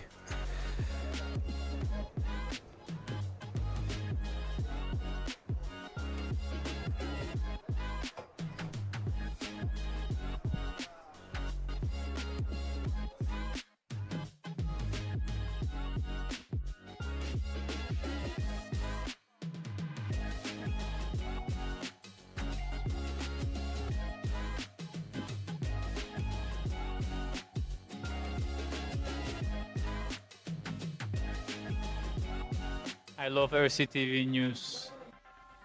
I'm Matt McCallum. And I'm Frank McKinney. And here are your headlines. There's RC in the background. We're here. Hi, everybody. Totally secret, no one knows. You got any thoughts on it? No, don't have a clue what you're talking about. That leads us nicely to the 12th Euros. And this week's hot topic. This is a hot topic. Okay, these are rookie numbers. Right where we're sitting now is where that crash happened. We did what you expect of us. We tried to stir up some drama. Another good one. Yeah.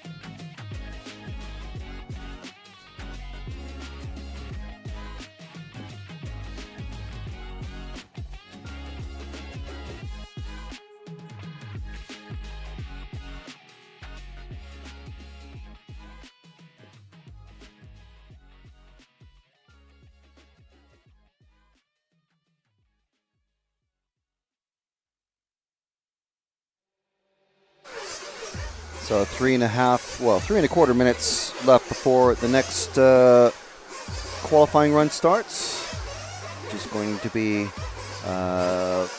heat number 9, or penultimate heat of the round, and they're out on track.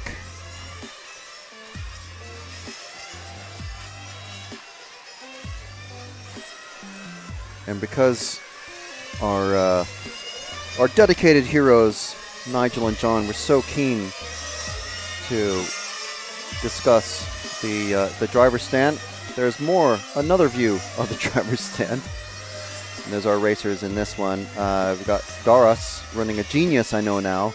Issei, Pelosi, Bayer, Luis, Kilic, Tarragoni, Neumann, Delgado, and Lougheed.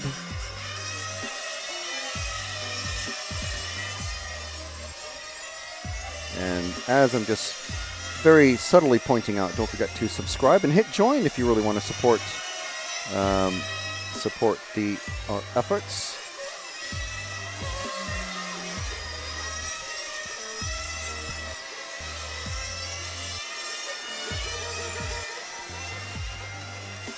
See the speed some of these cars are carrying through that sweeper coming onto the straight.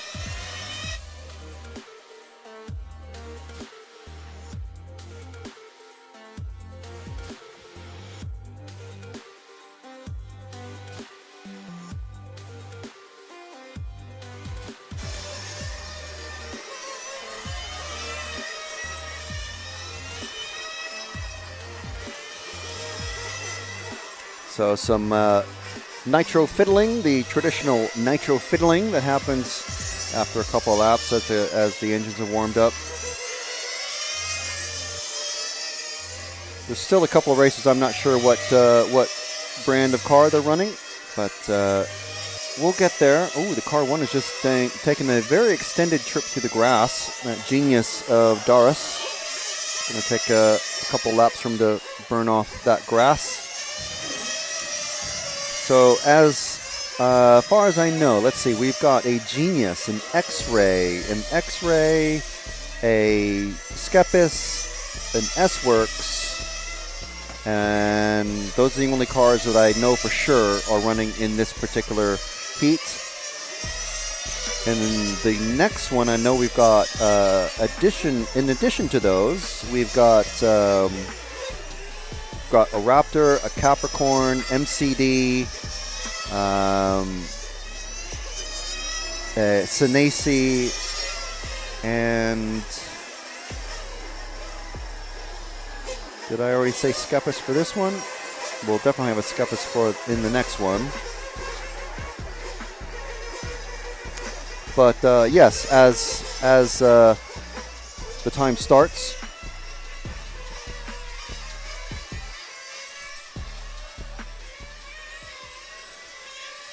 we are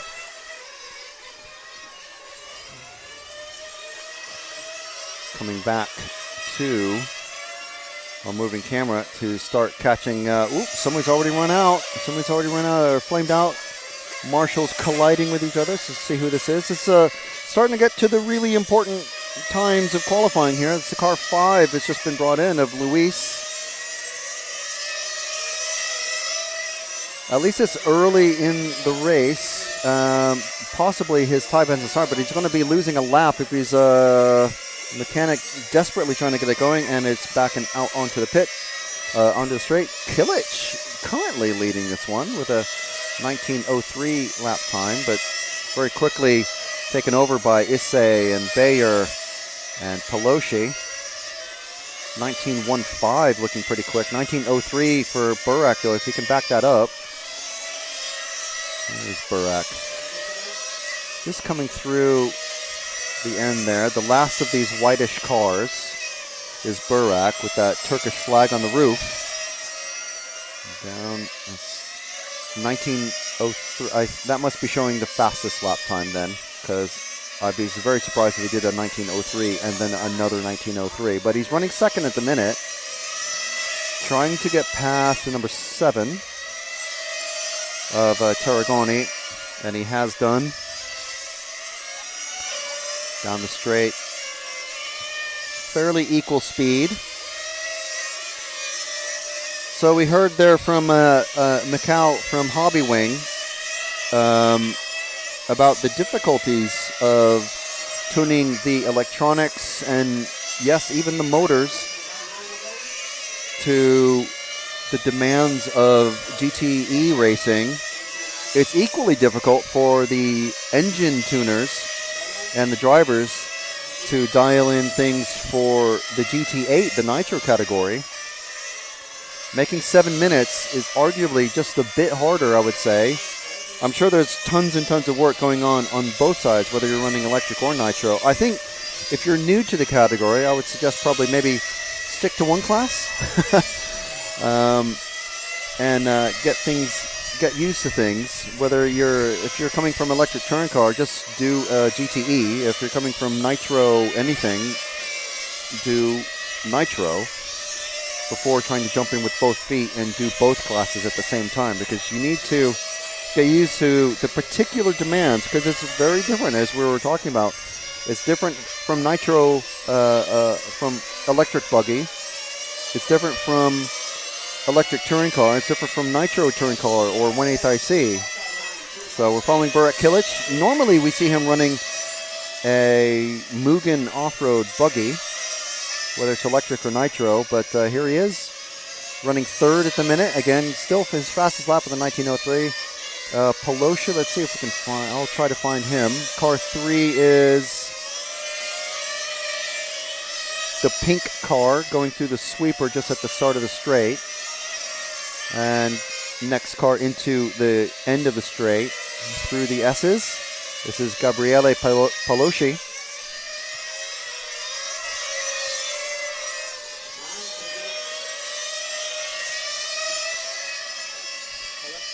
Yeah, that's him, the pink one going down the straight.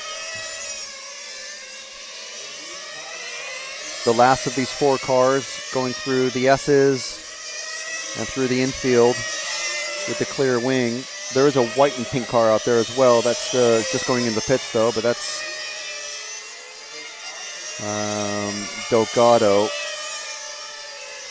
So Palosci, currently our leader.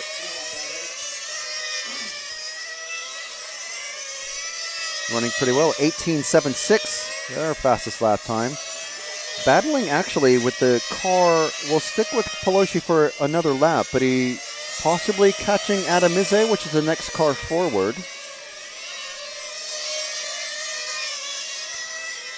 Ize takes the top spot as he crosses the line, but then Palosci takes it back as he crosses the line. So if we move 2 cars forward to the blue car of Adamize.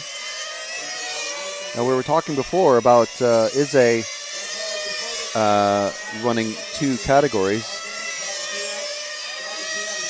We normally see him in electric touring car, fronty, and even in other categories we've seen him run spec touring car, mod touring car, and fronty, and finish in the A final, all in the same event, which is, to be honest, like pretty astounding, really, to be that quick in 3 different categories. This is the first time I'm seeing him wheeling a nitro car, though, so it's slightly new. Same color body, so very easy to spot, and luckily for him and for us as well, the only one running that particular shade of blue. So Palosci and Ize battling back and forth to take the top spot. Kilic still running third. Bayer running fourth. Try and find him. He's not running his normal paint scheme, so he's running one of these white bodies. So Martin Bayer is the last car. The next white car to come through the chicane is the Martin Bayer, the X-Ray. And he's going to be catching this gaggle of cars that Ize has just worked through. So we're going to have Martin Bayer in the white car about to pass the number 7, very easily passed. And then past the white and pink car, who's handily gone on the grass. So Bayer also running an X-Ray. X-Ray, one of our event supporters this weekend. So thank you very much to X-Ray, the entire team, and we're hoping to talk to Adam soon, possibly about what it's like running nitro.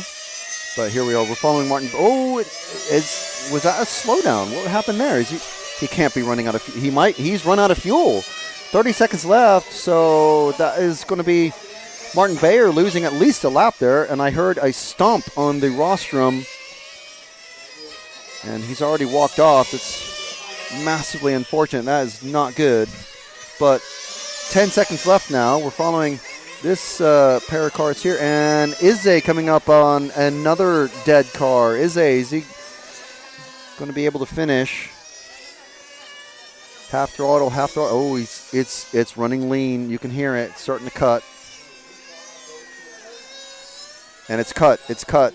He's not going to be able to cross the line under his own power. This number 7 car is going to be the only car to actually finish. Wow. Although that may have been an extra lap because time stopped. The clock stopped. So Izze taking that one, not able to do the extra lap. So not a drama for Izze, but Izze and Kilic, top 2. As you can see from the results on the screen there. So, wow. Bayer missing out on 22 laps. Neumann as well, and Pelosi. And there's the cars going into technical inspection.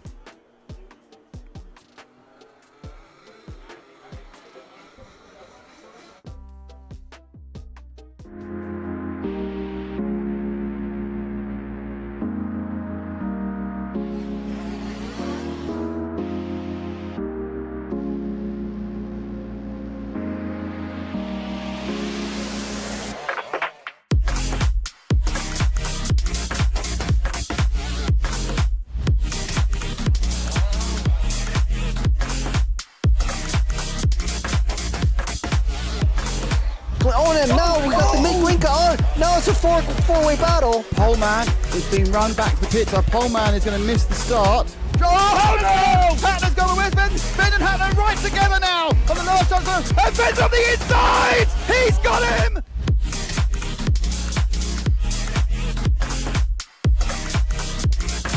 Fantastic display of driving from these two drivers who have pretty much carved up the touring car world between them this year. Dobbovich made an error, so Dobbovich makes an error. Marcus Karup is through.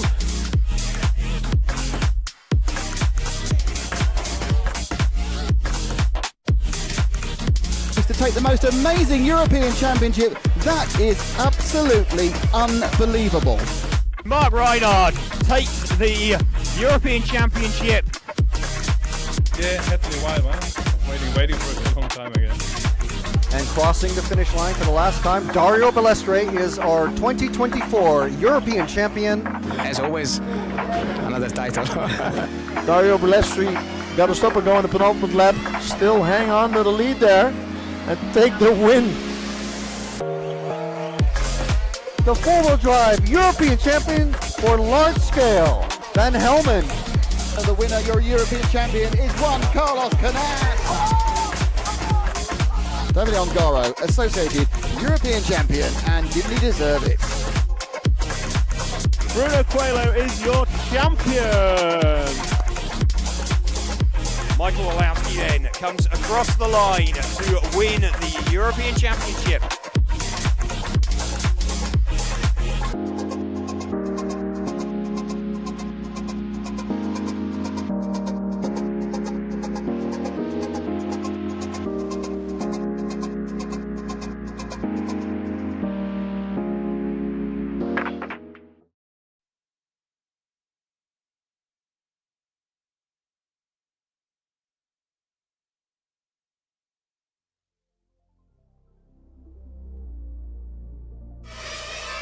Hello, this is where we'll be having interviews. Coming soon. Now back to the race.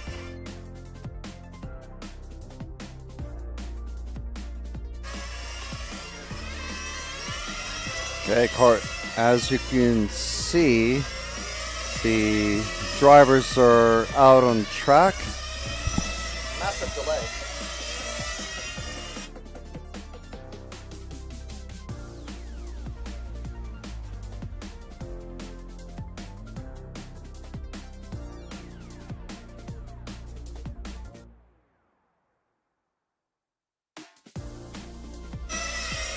Mechanics steadily watching their drivers go around, and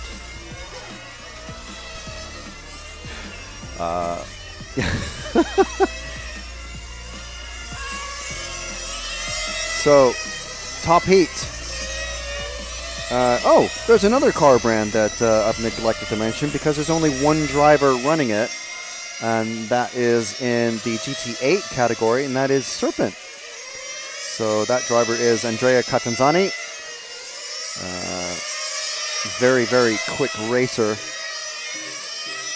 Nathaniele Senesi, Tony Gruber, Rosario Gaiamo, Alessio Matteo, Bernard Alan Arnoldi, Leonardo Valente, Filippo Beretta, Daniel Skepis, and Alex D'Angelo. The only driver who I don't know what they're running is Valente, but Catanzani in a Serpent, Senesi in a Senesi, Gruber in a Hong Nor, Gaiamo in a Skepis, Matteo in a Raptor, Arnoldi in a Genius, Valente unknown, Beretta in a Genius, Skepis in a Skepis, and D'Angelo in a Capricorn. So out of 10 drivers, is that 8 different brands? I think every single brand is that is here is represented. So as a couple of guys were discussing in the live comments, yeah, it is. I personally, I do think it is really, honestly, genuinely fascinating that within the parameters of the rules and everything, and the different drivers, there's 8 different cars that are present, and in the top heat, which is fabulous. I think that's great for RC and the sport, and just the sport in general. It's really, really cool.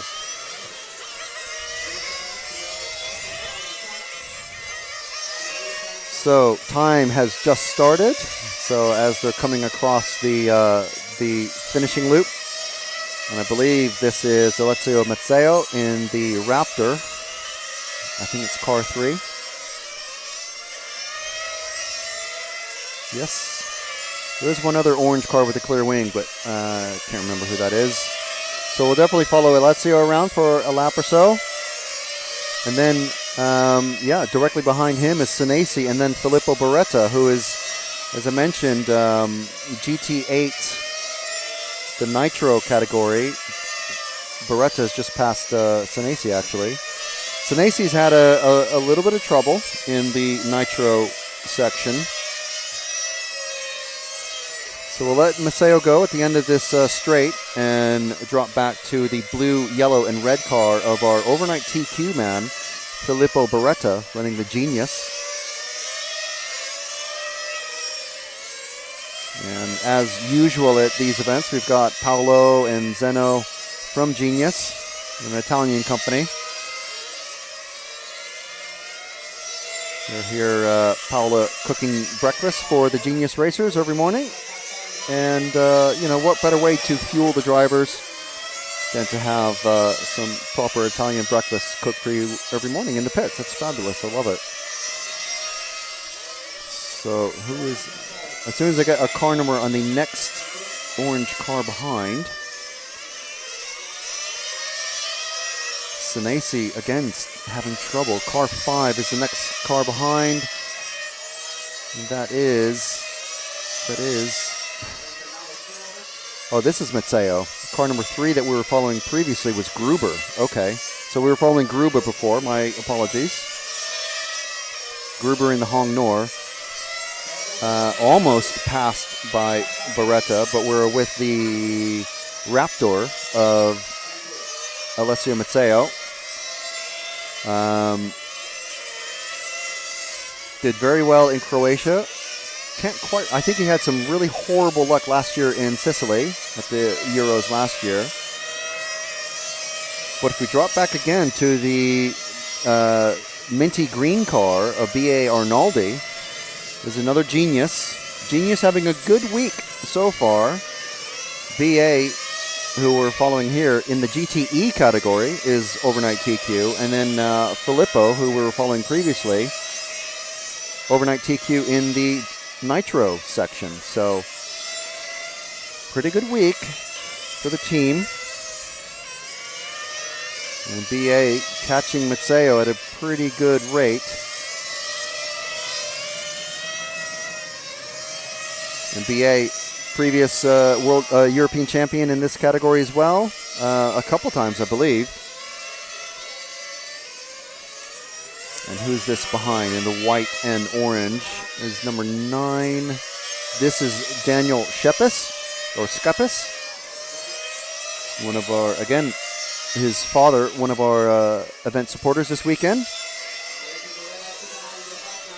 Daniel pretty handy around the track, but Guyamo in this one as well. He's not doing so hot, running 9th, if he is still running. I haven't looked for him yet on the track, but this is Daniel, Rosario's teammate.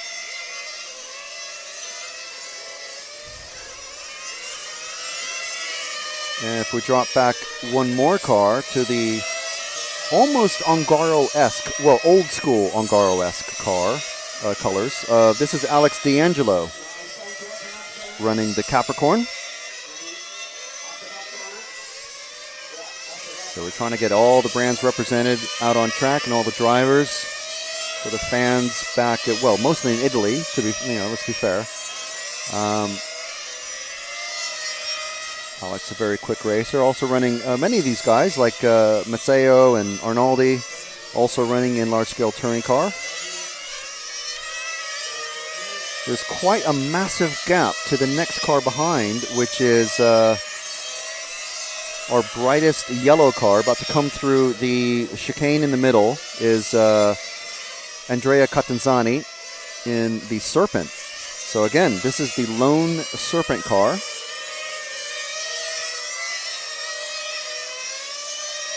Catanzani currently running 6th.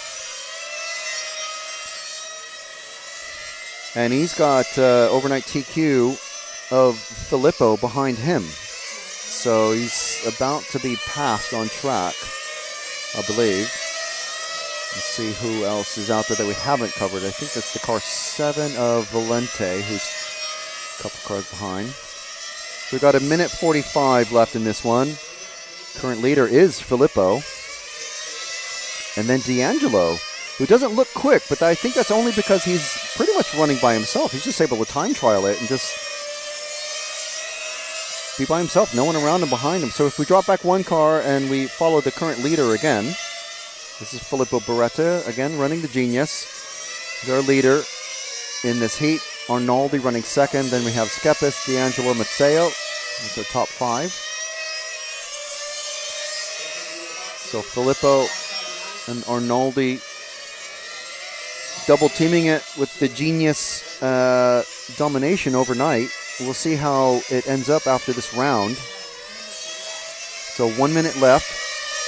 And we'll drop back one car to the blue and yellow, mostly blue, number 7 of Leonardo Valente, who has got Tony Gruber, Alessio Matteo, and B.A. Arnaldi all behind him. Now Tony's, Matteo's just gotten past. Matteo's also passed Gruber. Gruber, I'm not sure if he's struggling or not, but he's had Matteo and Arnaldi just passed. Oh, and was that Matteo? I think Matteo's running out of fuel. He's engine's starting to slow down. You can see it on the straight as they were at full throttle. So this gaggle of cars all trying to make it to the end for the final 15 seconds of time. So they're on their last lap. Oh, and you can hear the engines. You can see the cars slowing down. Car 7 is stopped. Matteo is stopped. Filippo has stopped. So it's like large scale, isn't it? Arnaldi has stopped. That's Gruber who's just gone past. He's made his lap. Arnaldi's made the lap. Filippo has made the lap. So what has that done? Oh my goodness, that has catapulted Shepis to 2nd position. Arnaldi dropping to 3rd. Catanzani jumping to 4th. Matteo dropping to 5th. And we're going to have a chat with Filippo.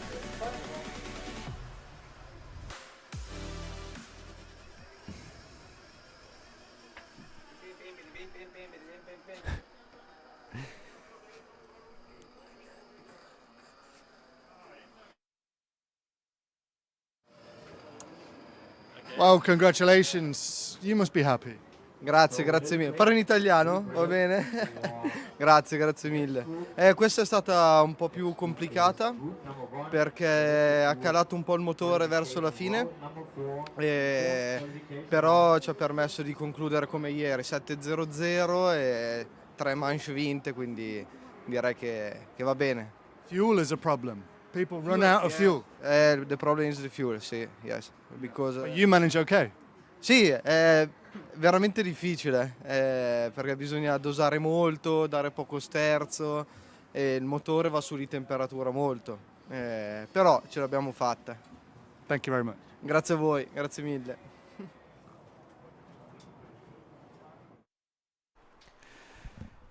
Wow, okay, so obviously a very happy Filippo there. Taking TQ again. Wow.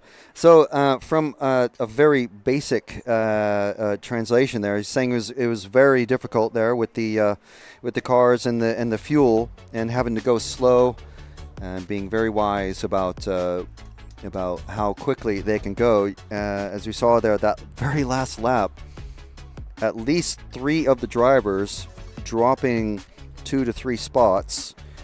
And so that allowed him to it's all about throttle control. It's not just about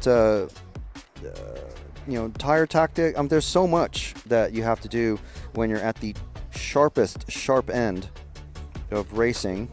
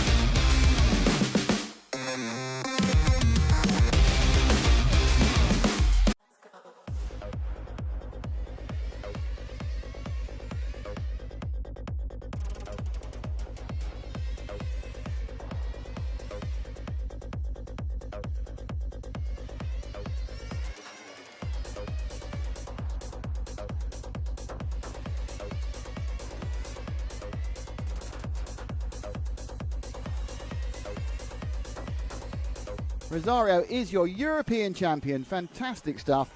Nathan Senesi wins the most amazing race to take the most amazing European championship. That is absolutely unbelievable.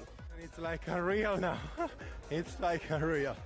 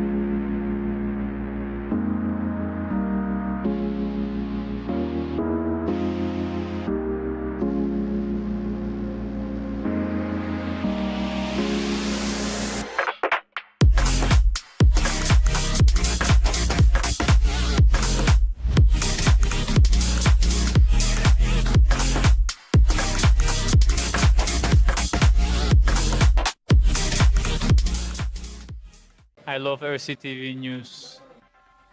I'm Matt McCallum, And I'm Frank McKinney. and here are your headlines. There's RC in the background. Hi, everybody. Totally secret, no one knows.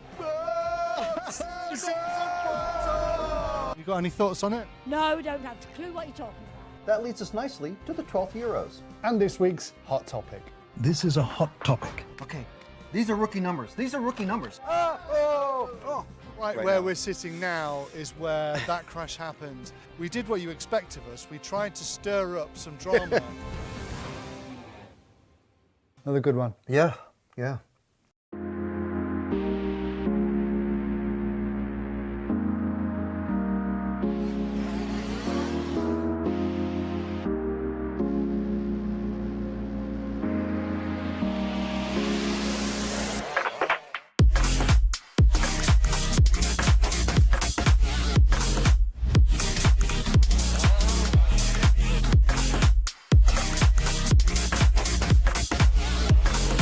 On and now we got the Mink on. Now it's a four-way battle. Pole man is being run back to the pits. Our pole man is going to miss the start. Oh no! Hatner's going with Finn. Finn and Hatner right together now. On the last shot, and Finn's on the inside. He's got him.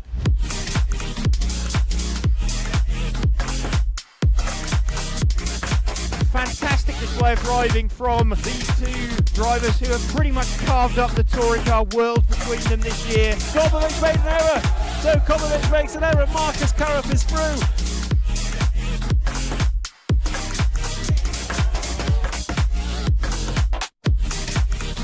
Is to take the most amazing European Championship. That is absolutely unbelievable. Mark Reinhard takes the European Championship. Yeah, it had to be a while, man. Waiting for it for a long time again. And crossing the finish line for the last time, Dario Balestre is our 2024 European champion. As always, another title.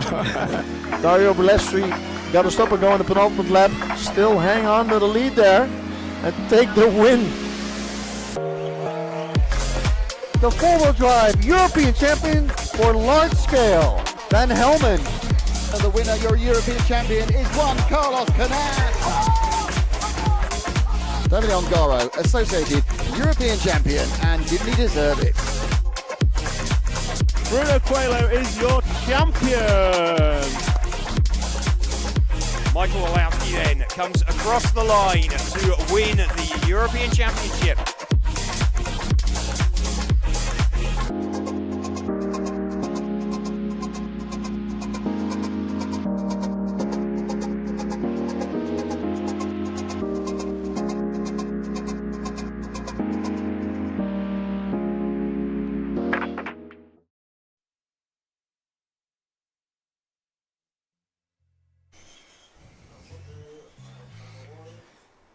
Yeah, so 1 minute left to go. All is good.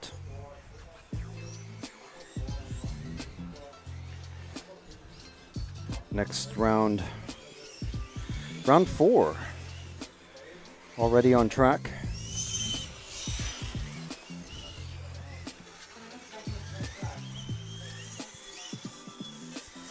So half a minute to go before the next heat starts.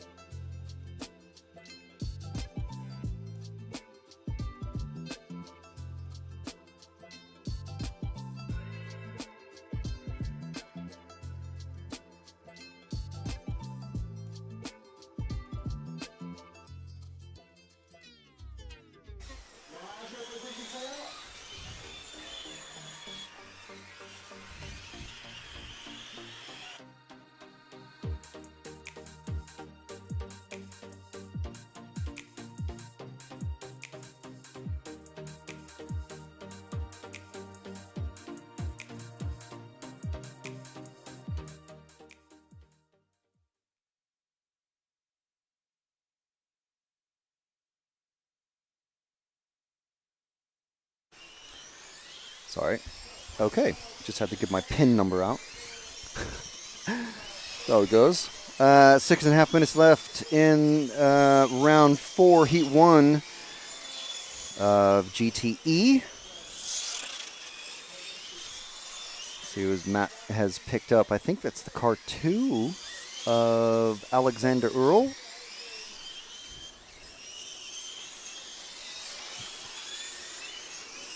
I think maybe it's, there goes your traction for a lap or so, at least. It is the car 2 of Alexander. We'll stick with him just so we can visibly see. He seems to be handling it okay. Still taking a little bit wide, and then now literally off the track. It's out of the park. Maybe that's number 3? Or... Yeah, it's not going to be a good qualifying run. Oh, and it's done, it's done, it's done. Alessio saying, no, stop. There's going to be all sorts of stuff in the drivetrain now. So that's unfortunate. He's trying to tell the driver, stop, stop, stop.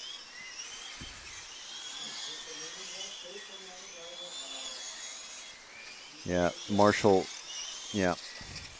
That's unfortunate. There is a semi-Gulf colored livery car, just the number 3, that we're going to try to capture when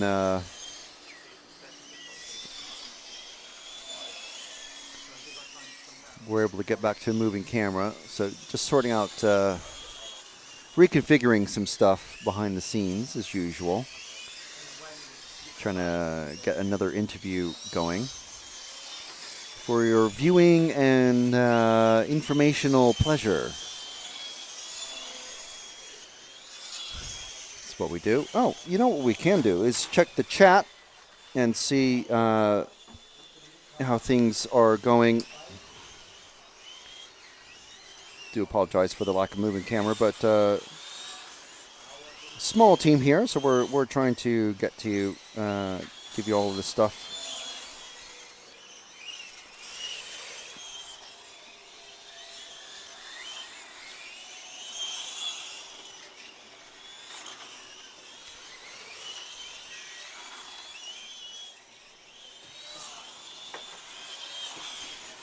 Yeah, so as Nigel W was saying in the chat, fuel management is a real challenge on the track, and full throttle, pretty much 95% all the way around.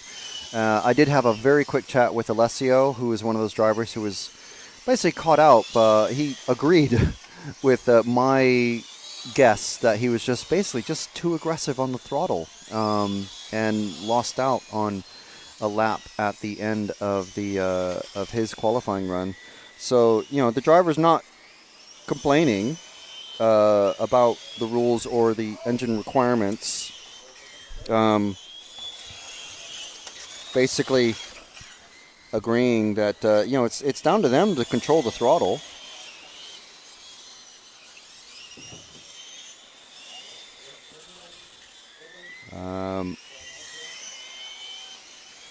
And as a couple drivers are mentioning that in off-road, the drivers running 9+ minutes. Well, I mean, we've even seen like 10, 11+ minutes in some off-road racing. But, you know, it's a different type of racing. They're buggy-based engines, so they're not like insane 1/8 track engines. Which, you know, cost a lot of money and take a lot of tuning. These are, dare I say, simpler engines, but they do have their own particular requirements.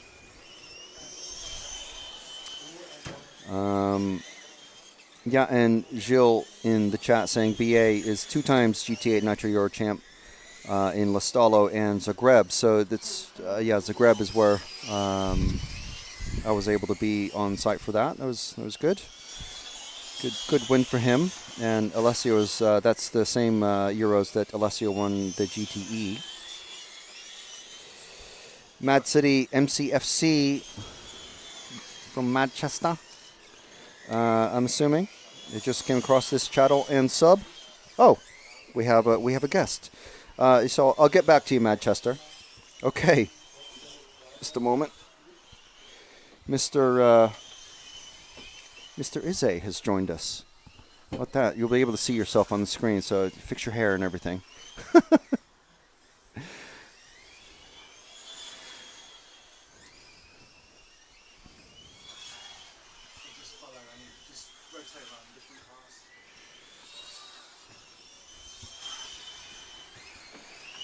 So we've finally got him on camera. Mr. Adam Ize, how are you? All good, all good. How are you? All right. I mean, it was very hot the first day that we were here on Wednesday, and I imagine you've been here probably all week. Yeah. So has it been very hot and then just gotten a little bit cooler every day? Yes. I think Monday was the hottest. Wow. Okay. All right. Well, I'm kind of glad we weren't here then.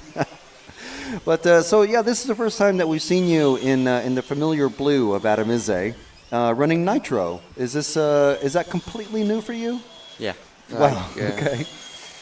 Actually, 1 week ago, I built a car for GT8 with very few practice laps. Actually, with nitro, 0 practice laps, only trying to run in the engine. So right. Whole new experience.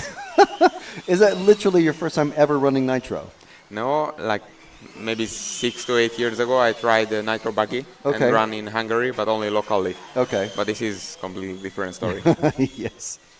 All right. Yeah, because I was saying in the commentary while we were following your car, we're used to seeing you, at running fronty, spec, and mod touring car, basically. Yes. And you do pretty well with those. I think the first time I really remember your name and your face was that you were, I think it was ETS in Dawn, and you ran all 3 classes and got in all 3 A finals. And I think on the podium in at least 2 of those. All 3. All 3. Well, I mean, Mr. Modesty. So, and this is your first time running GTE, which should be, how similar is it? What's it like going from mod touring car to a 4-wheel drive GT8 car this size? What's that experience like? It's very different. I would compare it most likely to large scale to drive, because in the past I also drove large scale. This class is more similar to that. Only difference, like nitro is similar because it has also not so much power, but electric has huge power unless you want to finish 7 minutes. Yeah. Then you need to have less. So does that now we had Mikhail from Hobbywing here earlier. I'm not sure what electronics you're running, but he was saying that So he was saying everyone has completely different setups. Obviously, he can see all the data that everyone's running. Bruno, your former teammate, very, very smooth. Hagberg, a lot more aggressive, apparently. Where do you sit in between those guys, as far as like aggressiveness on the throttle? I think normally, if I have everything to finish 5 minutes, I'm on the aggressive side, like Alex, or even more. But as here, you cannot push. Yeah. Like 7 minutes, you just need to drive as smooth as possible. Brake early, let the car to roll, and then I need to drive smoother. But as I drive so many classes, I think this I can change pretty well, because all the classes need a different style. Yeah. Now I heard you were talking with one of our RCTV teammates here, Will, and he seems to remember you from off-road as well. So yes. you've covered a lot of ground. Now have you raced that?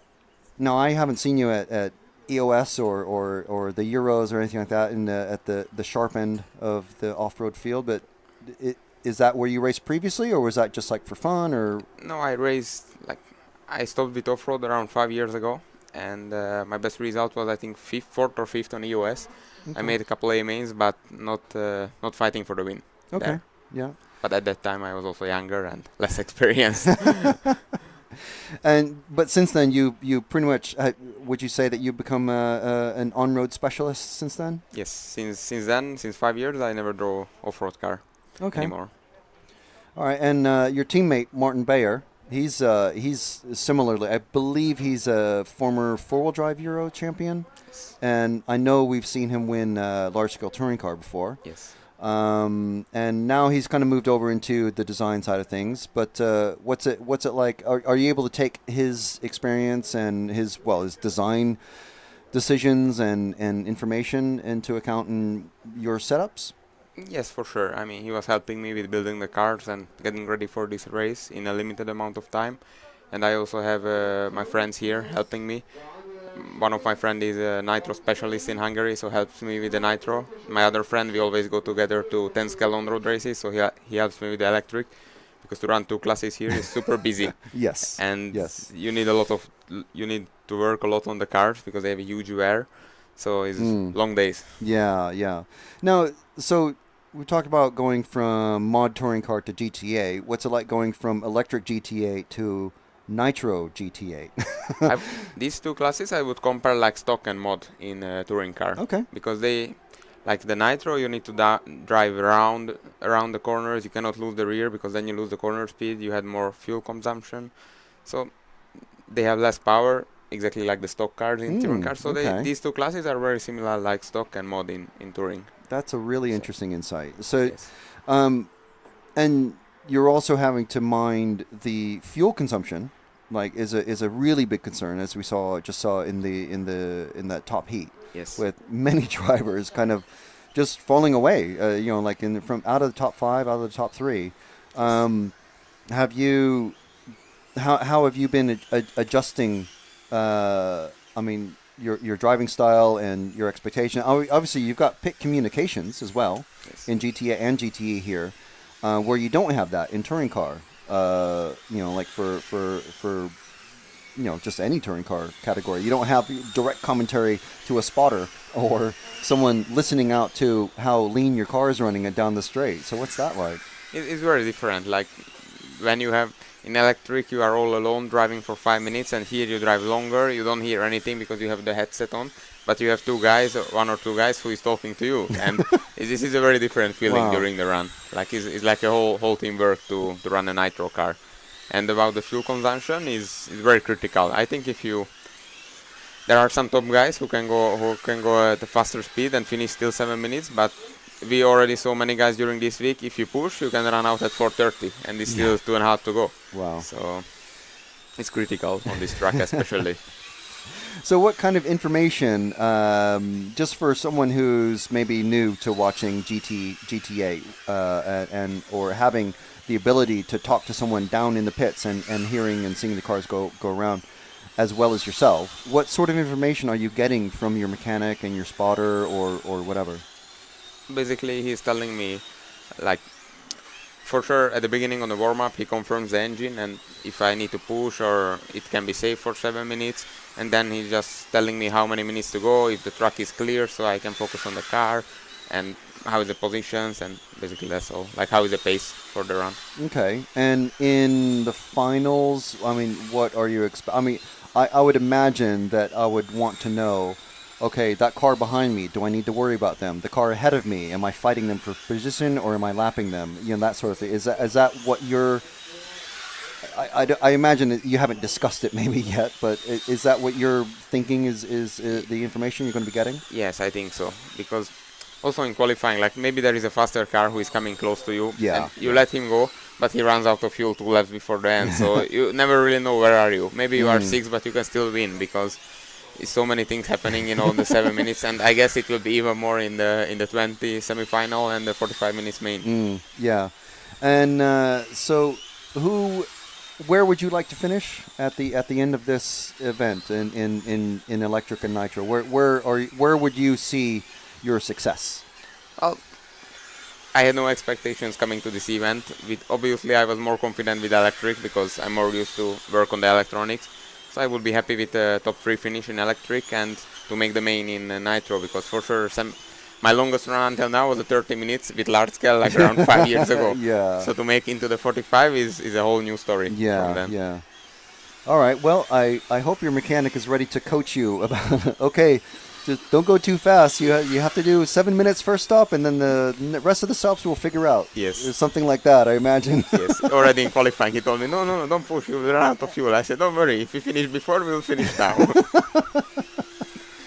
All right. And finally, just the last thing about the communication. What sort of questions are you asking? Any questions like during the race to your mechanics? Honestly, not really. I only ask about the engine, like what he thinks, if it's too lean, too rich, or how should I manage the fuel, and only the time. Like, because especially with electric, after a couple of minutes you have the power drop, and I need to know around when is the power drop, how much I need to save the battery for the end, and in nitro is the same. Like if you are too rich, you need to save more to be able to finish. Yeah. All right. Well, good luck for the rest of the weekend, and hopefully we have another chat coming up later in the year. Yeah, sure. Fabulous. All right. Thank you. Adam Izze from Team X-Ray.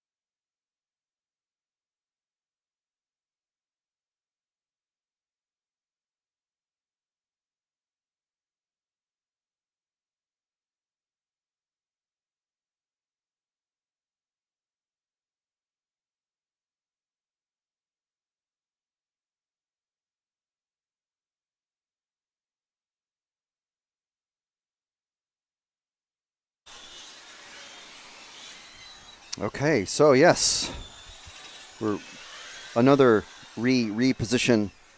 So we're back. We're back to the qualifying here. Round 4, Heat 2 of GTE. We'll see what this one brings us. 2.5 minutes. Well, just under 3 minutes remaining in this one, and we're following the 787B replica paint scheme. I'm going to draw this out until I can actually read the number. He's not having too great of a time with a little bit too much application of throttle there. It's car 7. There was a car 7 of Friedrich Liu. Now with the Audi replica car. Oh, man. He didn't accelerate where I thought he would. But I think it's the car 5. Roland Schrenk, I think. Or is it the 2? He's having some problems there with his Speedo. That's a car 6, actually, of Gunter Reitbauer. And there's a car, our 787 friend is off the track again. So we're under 2 minutes now. So if we drop back to the car 1 of the white and orange car. Going kind of slow though. That's Uwe Benck. Going down the curvy pit, not straight. Down the main straight at the back. Into the S's. Given plenty of room. You don't have to give that much room. Going off the track. Don't completely wreck your race trying to let someone by.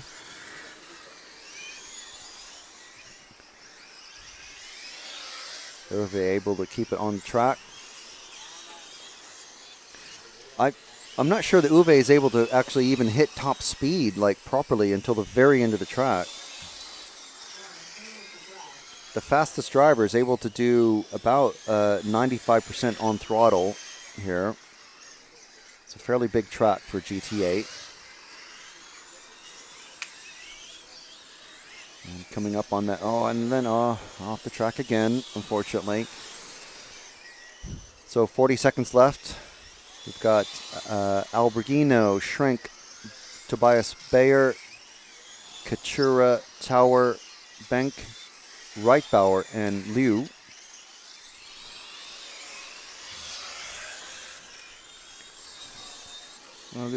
Where's young Tobias? Because we were, number 4, same number as his dad actually. I think he's in the yellow, one of the yellow cars at the end of the straight. Is Tobias is the car 4. It's the second of these 2 yellow cars. Is young Tobias or Tobias? I'm not sure. I never know which way to pronounce it. And that's the end actually, so that's why he's turning around. But yeah, there we go. That is heat number 2.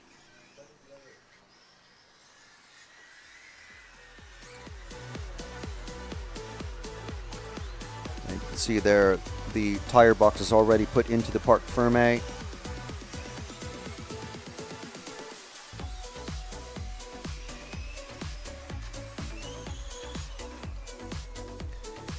And let's see what the activity in the chat is like after just another minor repositioning.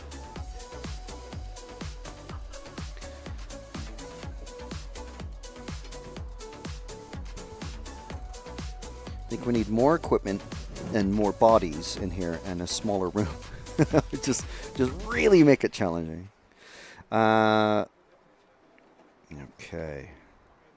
Oh, yeah, so we were talking to our Manchester mate.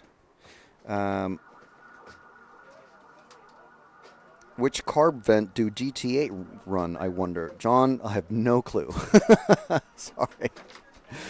I haven't run. I used to race Super Nitro. Someone in the chat from Indianapolis was commenting that they were working on their HPI Nitro RS4. I used to race that and the Super Nitro. I had a lot more fun in Super Nitro. Hoping to get back to racing touring car, vintage touring car in the next few months. I have one or two events coming up possibly for that.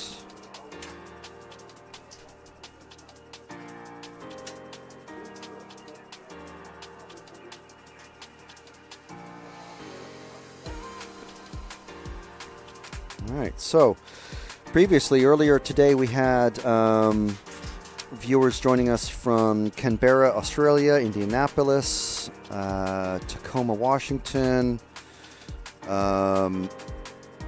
Manchester, England. So let us know where you're watching us from on this, well, at least here it's a nice, bright, sunny Friday. We've got qualifying all through the rest of the day. We do have a healthy lunch break for us. Somewhere, well, after each round we have a lunch break, or a little break of about 10 minutes or so, and then we have a big lunch break in the middle of the day. I dare say that's coming up. It's coming up. Yes, okay, so 4 more heats, and then we'll have a lunch break. So I believe that's around 12:30 Central European time. But I haven't mentioned this yet, actually. You can check out the full live timing and results and the current qualifying standings, etc., etc. After 3 rounds of qualifying, you can check that out on myrcm.ch. If you go to online events at the top of the page and just find the EFRA GT8 and GTE European Championships at MRC Leipzig. Complete results are there. We can only fit so many results on the screen at one time to make it understandable and readable. But you'll notice, regular viewers will notice that there is a progress bar at the bottom of each driver's name, so you can see where they are roughly on track and when they're about to cross the line, which is very handy. It's pretty easy to see where roughly the drivers are as they go around when they're about to cross the line, and especially if we're on the same number of laps and the progress meters are close to each other. That's a battle that's developing. So I'll do my best to keep an eye on that. But you can see if we're looking at one battle, we can only look at one at a time. Unfortunately, we're not Sky F1, but you'll be able to see how battles are progressing elsewhere through the order.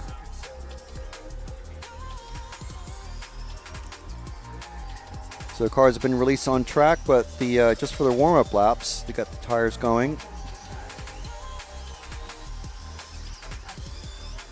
And about 20 seconds to go. There's our drivers. They're running in this one.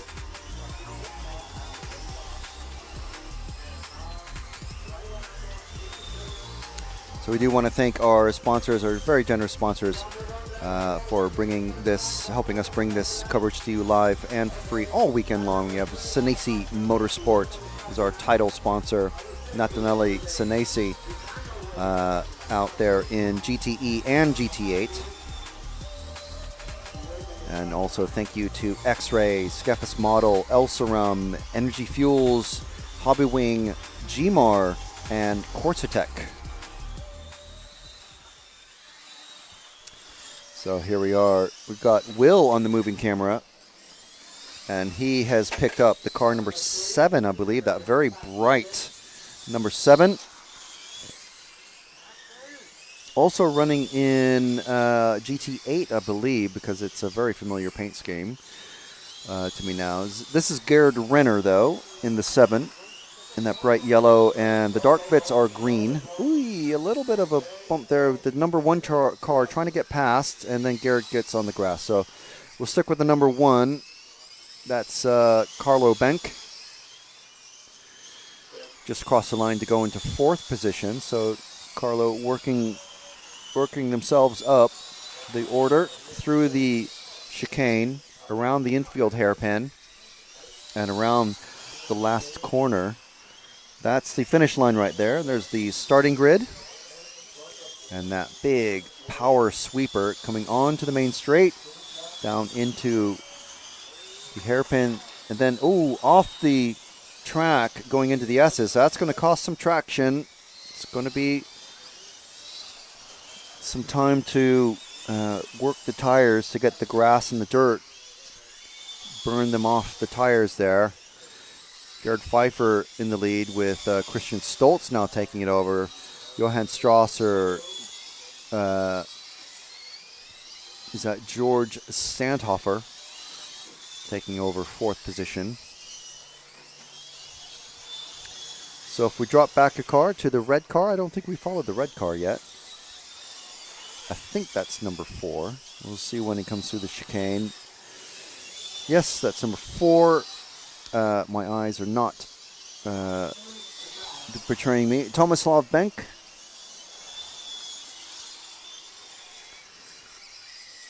Ooh. Oh my. Wow. Did we get that? Did we get that coming off the track? That was amazing. Actually went over the fence. That's unfortunate. All right, let's find a different car. Let's find this coming through the midfield section here, just about to cross the finish line. The car number 2, the white front. Car number 2 is Cerveni, coming through the S's. And amazingly, that car 4 that we were following that literally went off the track, still running, is made it to the pits under its own power. Obviously, this qualifying run is going to be a wash, but still running. These cars pretty durable, as long as they're not smashing into each other. And we haven't seen any of that yet. We may in the finals. I mean, may have some aggressive drivers in the finals, but that's always how it goes. But they're pretty rugged cars. I mean, they are based on 1/8 scale buggies to begin with from way back when. Some of the cars, like the Capricorn and I think the Raptor, and possibly a couple of the others, are quite, very modern touring car appearance.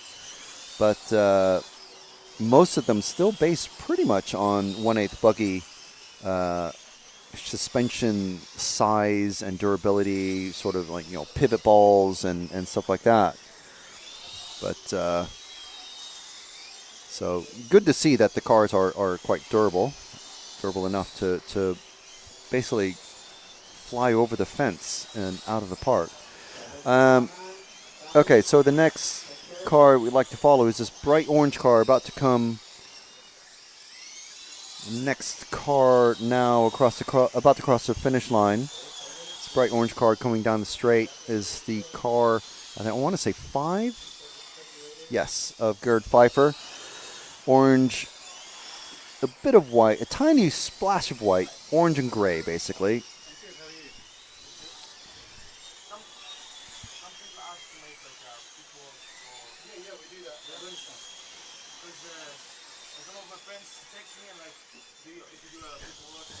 So Gerd Pfeiffer, one of our big fans for RCTV, and we see him at all of the GT8 racing.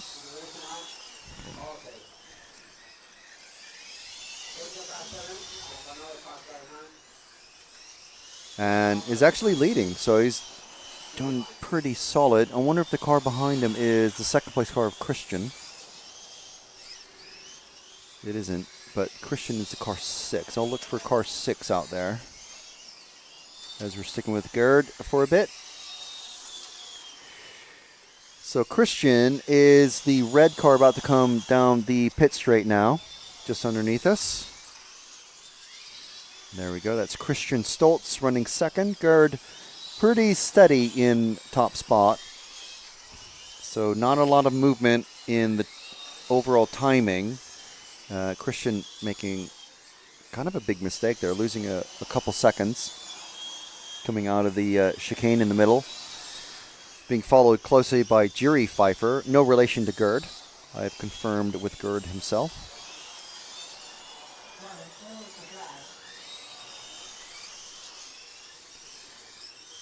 So Christian, actually that mistake costing Christian second spot. Cerveni now in second, but then quickly taken by Christian. So yeah, it's put him in the danger zone. Ooh, gotta play it careful when you're trying to get around lap traffic. But the referees are on hand to throw out the what I like to call the verbal blue flags. Fast car coming up behind you, car number X. Open the door, which I love as a term.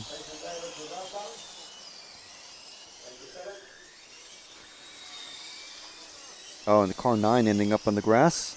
Unfortunately, that car number 4 never came back out of the pits. Either just basically calling it a day, calling an end to the race at that point, or deciding to save the tires maybe as the smarter move. Let's see who we haven't followed yet. Oh, we're getting to the end now, so the car's going slow. Time has expired. I think everyone has finished now. Yes, everyone's finished except for Tomislav in that car 4. So everyone but Tomislav made it to the very end. Gerd celebrates by going off the track into the grass. Okay, so that is it for heat number 3. There's our final results there. Gerd taking it with Christian, Jan, and George.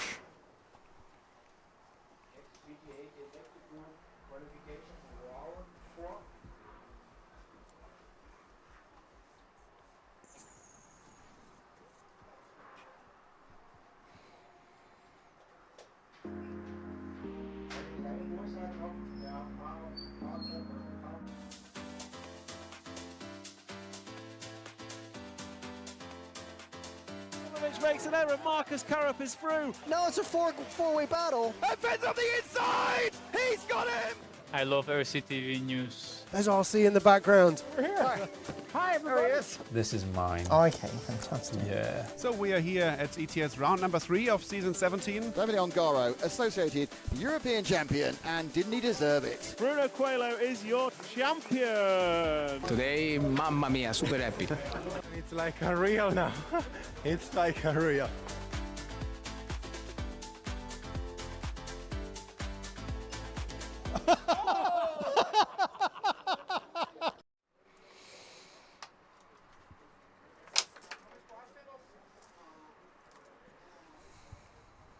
Tech inspection underway for the cars that we were just watching on track.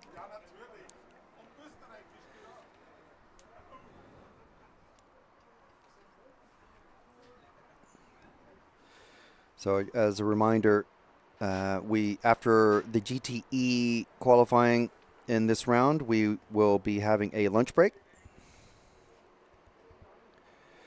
Our friend Werner Spanbruckner saying hello from Australia.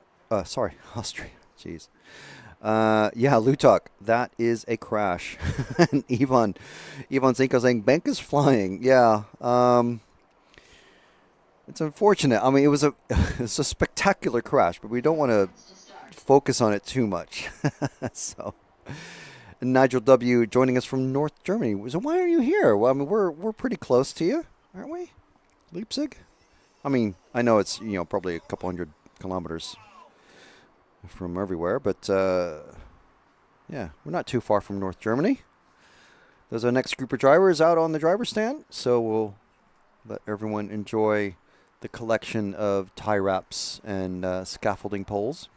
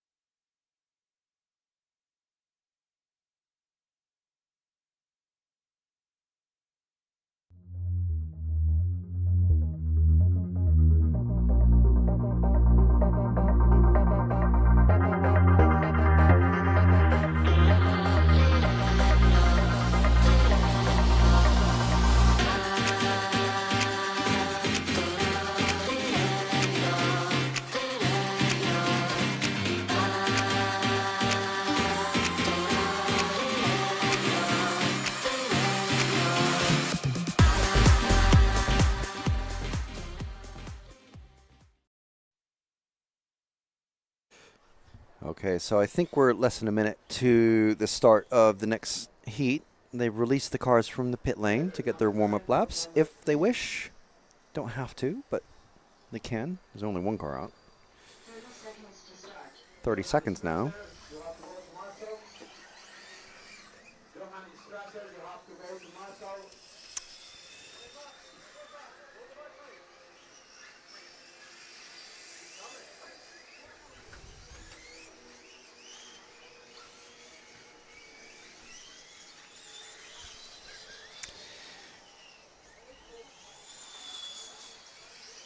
This track is in a pretty good position for so that it doesn't annoy any neighbors. We've seen that issue raise its ugly head for some of the tracks I've been to. But there's a rail line and a major motorway that go past at almost right angles, and this track is tucked up right in that intersection. So there's no one to complain about the noise, which is great. It allows nitro racing to carry on, I imagine, year-round. The track we were at in Zagreb a couple of years ago, the Euros was literally the very last nitro race that was allowed to be run at the track, because they built there were apartments and houses and stuff like that all built around the track. And now it's electric only, which is really unfortunate, but that's how it goes sometimes. All right, so who have we picked? Are we on the salmon-colored car? Will? Yeah. That is the number 5 of, who's that? Not one of our top cars. Of Frederick Militzer. We followed this car a little bit around. Another one of the very, very unique colors is just coming up on Uri Hudi, actually. Uri running both of the electric and nitro classes. Uri not really wanting to give the space. Similar speed, but it seemed like Uri was recovering from a mistake, and Frederick came up on him pretty rapidly. See how these two handle it. The convenient thing about the drivers that are running two classes is that they are running usually the same color body, down to the same paint scheme. I think Martin Bayer is the only one who's running two different bodies. Don't know whether that's because he found a better body positioning or running a completely different. Ooh, wow, nice slide. There's some Fast and Furious action going. Let's move forward to Uri in the pink and black as he gets his way past the car number 1 of Peter Jandl. But Uri, good speed as you would expect. Uri, I think it was, if I remember right, when the X-Ray brand first kind of launched itself on the scene, Uri was a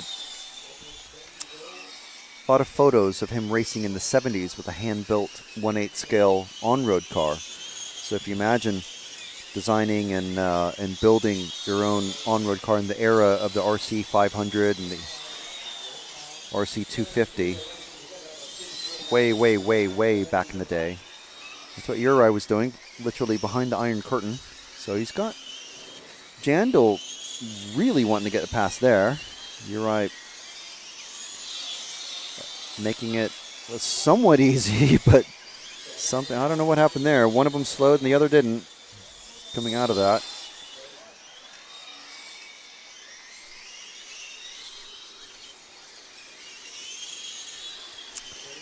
All right, so if let's just work our way sort of backwards and drop back to the yellow car. Oh. And we'll move to the moving camera so everyone can see what we're talking about.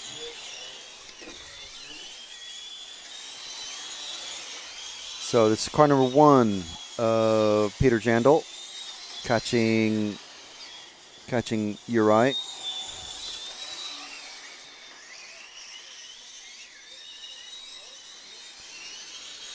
Going down the main straight. Equal roughly on speed. Oh, Uri getting it wrong there, coming out into the S's. And kind of putting Peter off a little bit, but that allows Peter to get ahead for sure.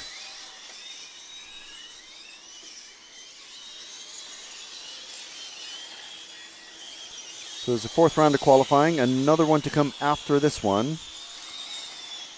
But after, let's see, this is heat 4, so after heat 5 and 6, we're going to have a long lunch break. Just to inform everybody as, well, let's try and drop back to the gray car behind these pair. So there's these 3 cars that we're going to follow in sequence. So this gray car. He's missing a car number on the side. For shame. On both sides he's missing. So how are we going to follow this car? Car number 2. Actually, it's there, but it's in a terrible position. This is Marcel Dostal. Car number should be on the door, not on the top of the car, where it's impossible to see. Anyway, we're going to have a long lunch break, and I think we can inform you that we will be having a pit walk. So don't worry about that. We will have a pit walk for you, and we'll have a little tour of the pits. Everyone loves a tour of the pits, right? So we'll be doing that during the lunch break, and then we'll play it out for you as soon as we can. So if we move forward 1 car, we're going to, because there was a position change, going to go forward then backwards. So to the number 7.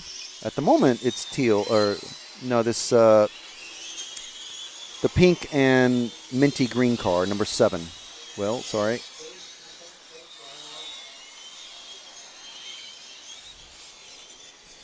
Pink and minty green. So yeah, these two swap position on track, and then we got a little bit mixed up. But now they've swapped positions again, so that makes it handy. So this is the car number 7, the minty green, and they've come together. That's not good, not good. Okay. Okay, so drop back 2 cars, Will, to the yellow and green. Yellow and green. Next car across the finish line. That's the one. Stay with the yellow and green. This guy's making it harder than it needs to be to follow them. There's the car number 3 of Uli Westenfelder. And followed by, well, now the race is over, but that was Pasquale Kogel, who was in the dual-toned color car. And Pasquale's finished second. And Dostal, who was in that gray car, finishing top of that one.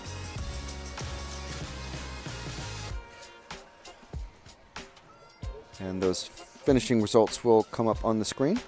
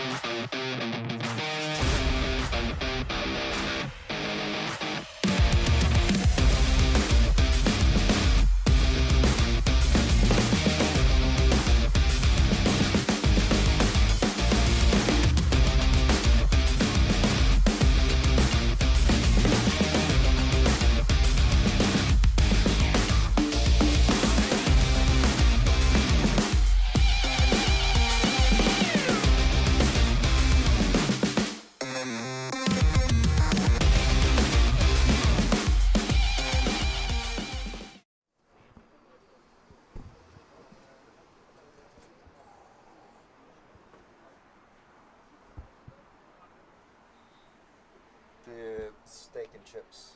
Yeah, steak and chips, please. With a mezzo mix. Ooh, spicy.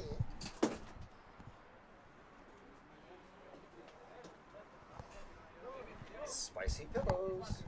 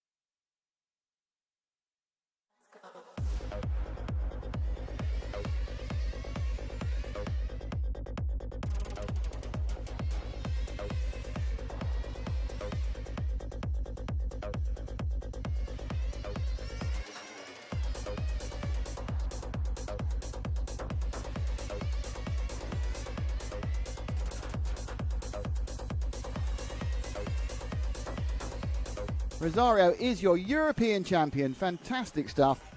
Nathan Senesi wins the most amazing race to take the most amazing European championship. That is absolutely unbelievable.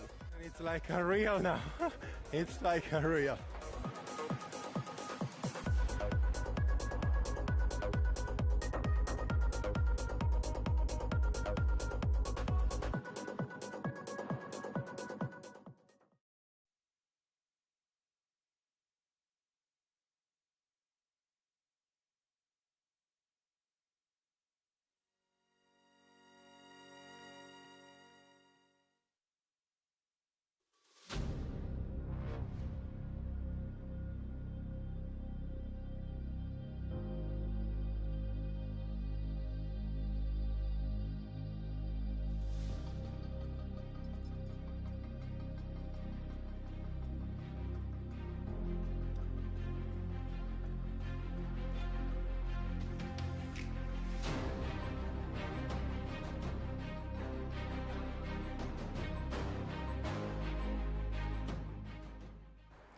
Okay, so we are about ready to start the warm-up laps for the penultimate heat of GTE. So these are the second fastest group of racers after time practice yesterday. After heat 6, as a reminder, we will be having a long lunch break where we're going to have a nice little pit walk tour of the track. By request. Yeah, as requested by Burak Kilic's mates.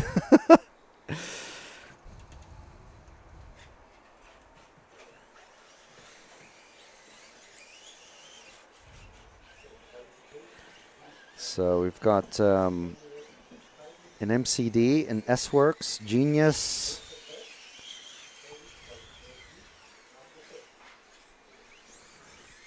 And I can only imagine other brands of cars in this one. Those are the ones I know for sure from the driver names. So it's just warm up. Still got. Oh no, lap is time started.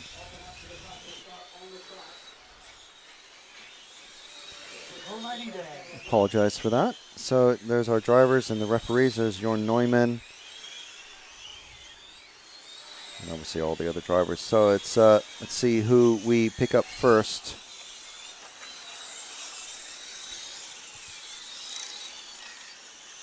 That is car number 3 of, I think this is Jorn.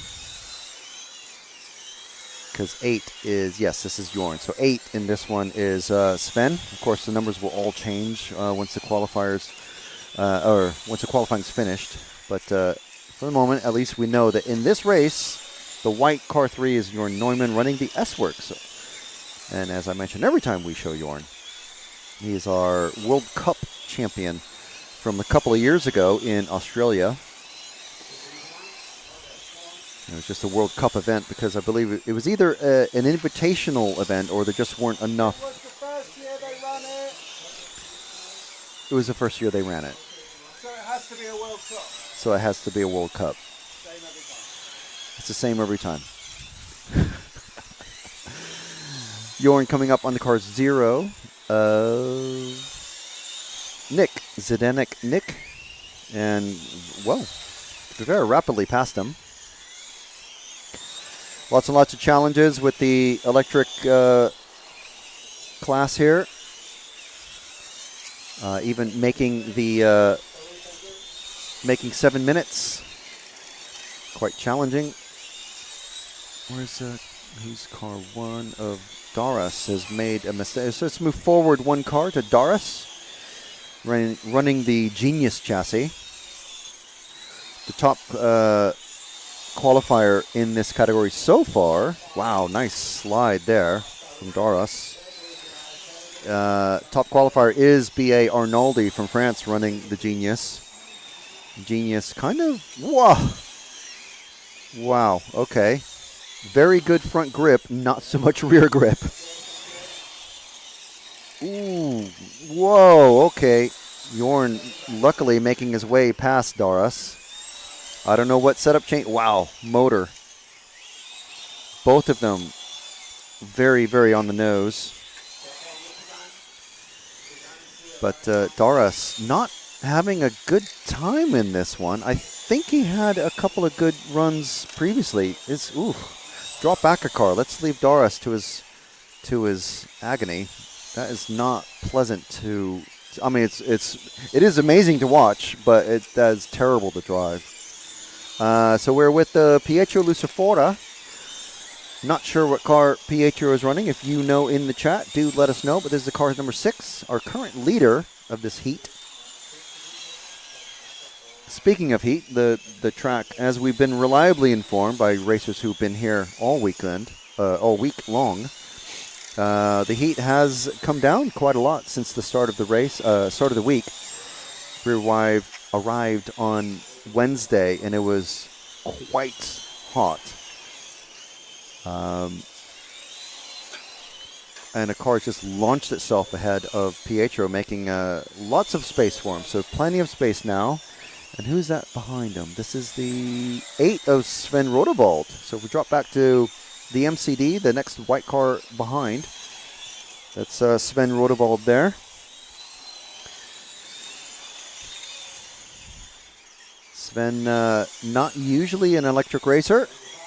Whoa, and letting Daras pass. Okay, yes, being very, very kind there. Daras with a very fast car, but so twitchy and pointy. Gee.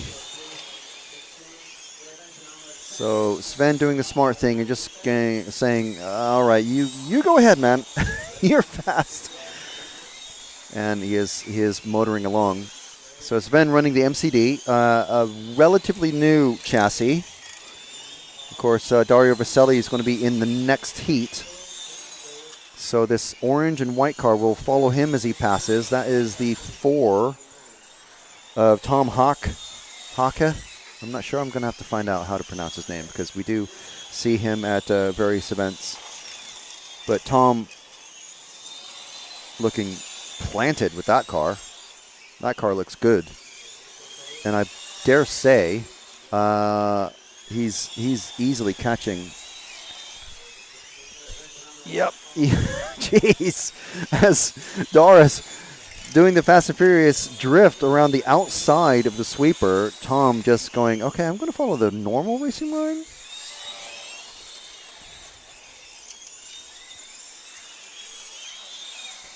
So Tom showing us how it's done, moving up to second now, behind Pietro Lucifora, who we've already followed.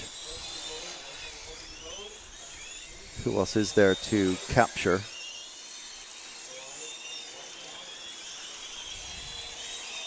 So we're getting close to, I mean, this is the second to last qualifier, so we're kind of sticking to the fastest racers.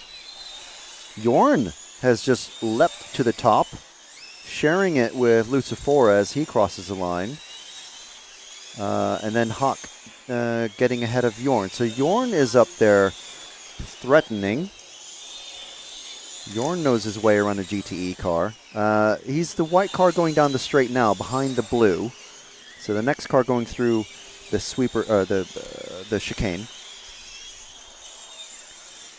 So we followed him before, but he's moving, going very quick.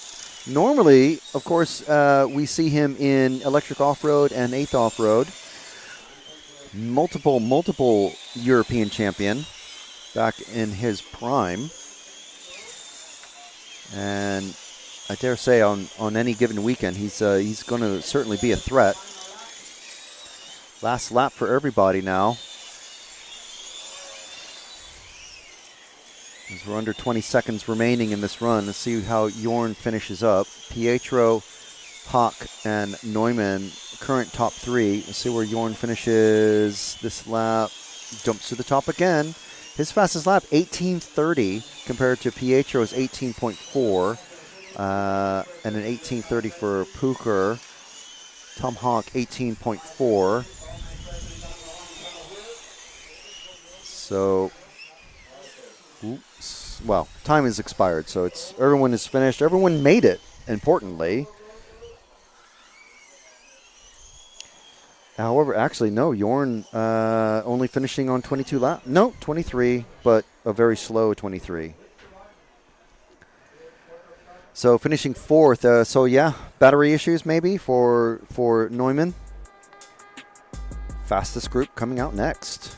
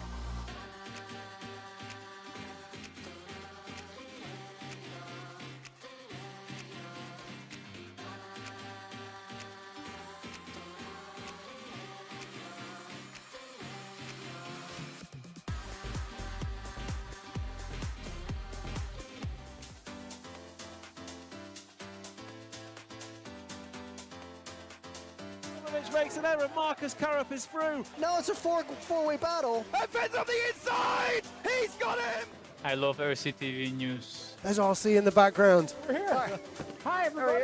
This is mine. Okay, fantastic. Yeah. So we are here at ETS round number 3 of season 17. Davide Ongaro, associated European champion, and didn't he deserve it? Bruno Coelho is your champion. Today, mamma mia, super happy.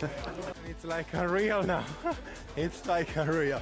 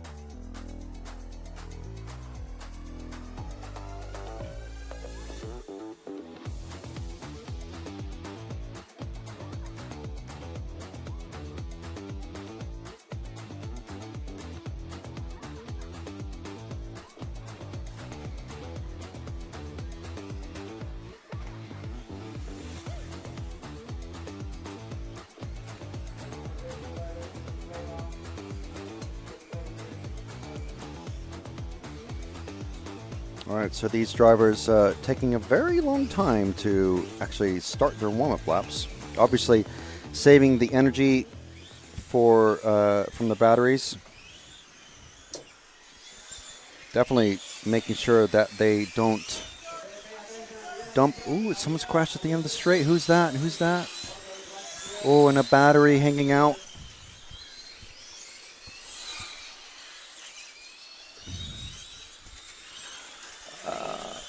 It's a very familiar paint scheme. Mechanic bringing it back. Number 9 of Daniel Shepis. And that's Salvatore Shepis.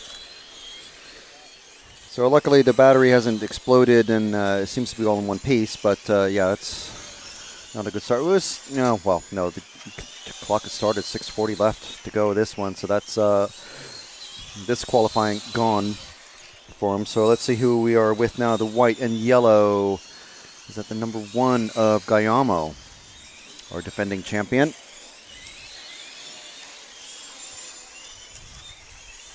So he'll, I'm pretty sure, also running a Skepis car.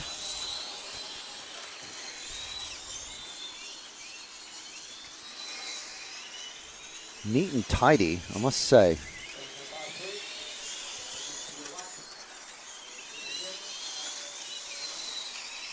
Every time I think he's running a bit wide, yeah, maybe he did there, but He does cut it to just perfectly hit the apex.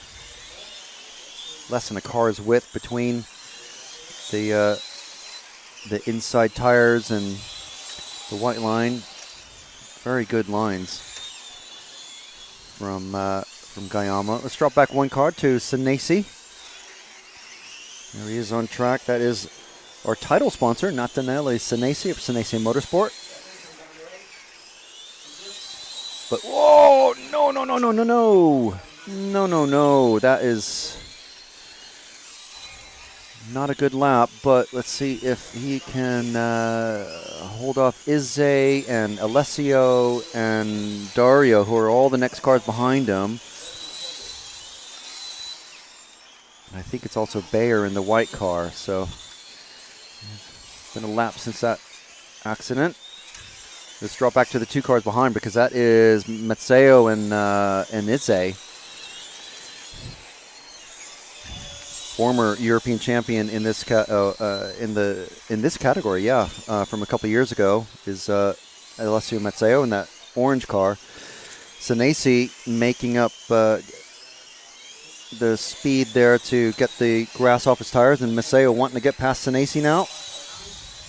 Oh, nice, very aggressive. But straight through.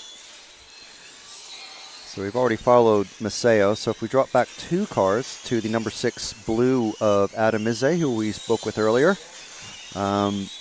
After this race, during the lunch break, might be a good time to scrub back through the live footage as he ran very wide and close to the grass there. Is he having some push issues? Is a really, really good touring car racer. And it will be very interesting to see what he ends up doing in this GTE category. He was saying that GTE compared to GT8 is a bit like running mod and stock. Nicely past Senesi. And the next car to pass Senesi is number 3. I want to say it is Martin Bayer. He's already passed. As obviously X-Ray, Senesi, and then Vaselli is. We'll give Martin Bayer a little bit more screen time, but at the finish line, we'll drop back 2 cars to the orange and blue of Vaselli, who's just made his way past Senesi. So this is Dario Vaselli, top MCD, running only in GTE because they don't have a nitro chassis. I'd be curious to hear why. The car does look very pretty though, just in standard chassis form. All aluminum, as many of these cars are.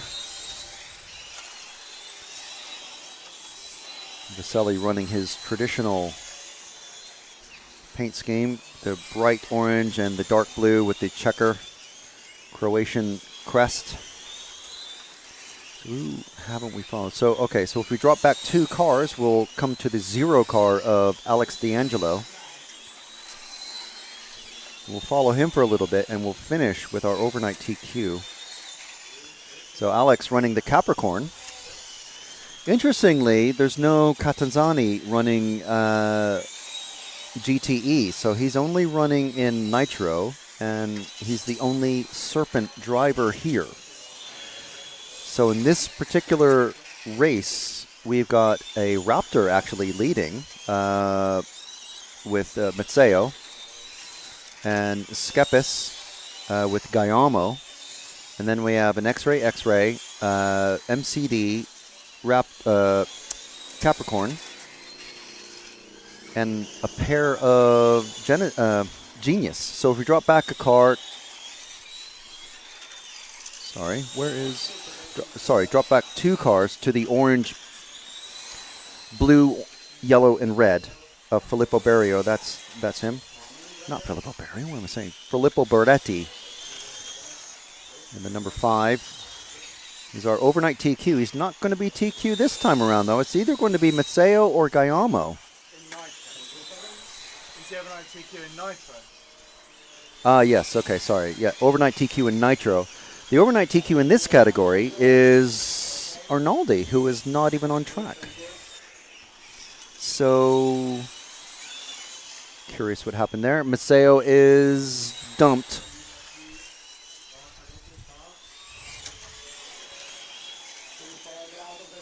So we're 20 seconds ago. So we'll finish on Filippo, who has just passed another dumping car. I think that was the number 1 of Guillermo. I think it was. So Guillermo's going to drop. Alessio has dropped again. Izzy slow. This is like large-scale touring car. Who is going to be able to cross the line? Izzy takes that one. And then Guillermo.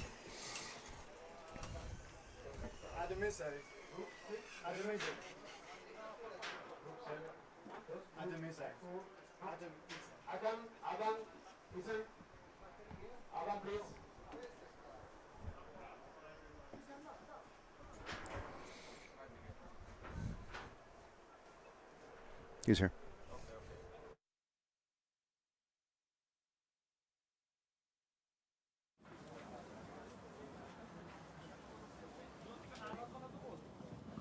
Adam, pretty fast out there. Yeah, it was a pretty good run. Yeah. We changed a little bit on the power setting because I had 3 clean runs to make the main. And I was still a little bit conservative, but when I saw Alessio passing me, I had in my mind that he will not finish, so I was just trying to keep it clean.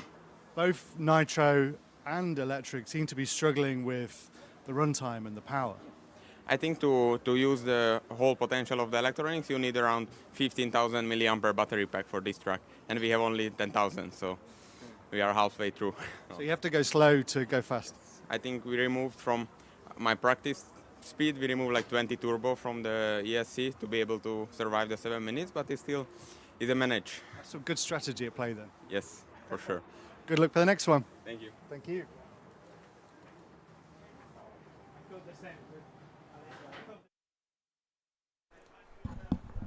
Okay, so there you go. Hearing it from our TQ man for round number 4, Adam Izzy. And we had the exclusive scoop from him earlier, our live interview, which will be able to catch in its entirety uploaded at some point in the future. So for now, we're going to take a wee little break. We will have a pit walk that will play into the stream in a bit, but we're going to have a little lunch break along with all the rest of the drivers.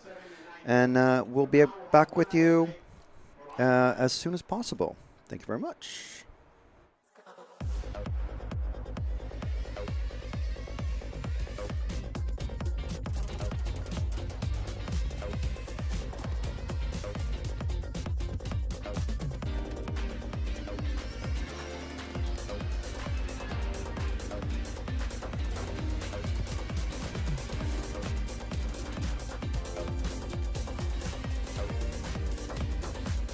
Rosario is your European champion. Fantastic stuff. Nathan Senesi wins the most amazing race to take the most amazing European championship. That is absolutely unbelievable. It's like a real now. It's like a real.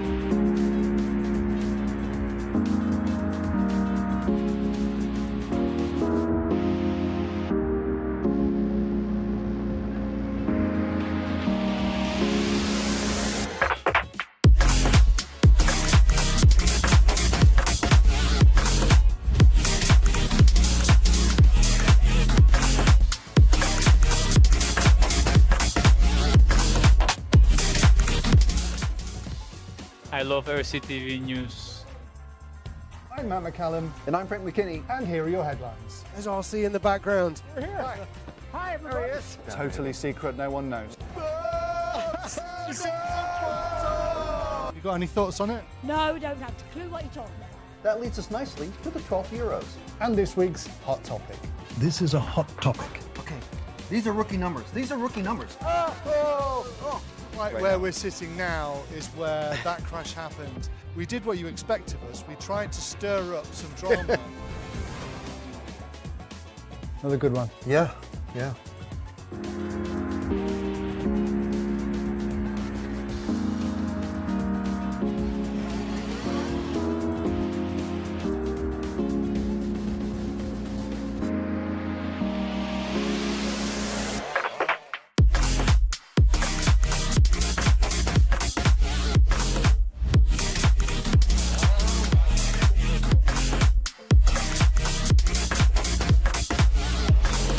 On and now we got the mid-wing car. Now it's a four-way battle. Pole man is being run back to the pits. Our pole man is going to miss the start. Oh no! Hatner's going with Ben. Ben and Hatner right together now. On the last jump, and Ben's on the inside. He's got him.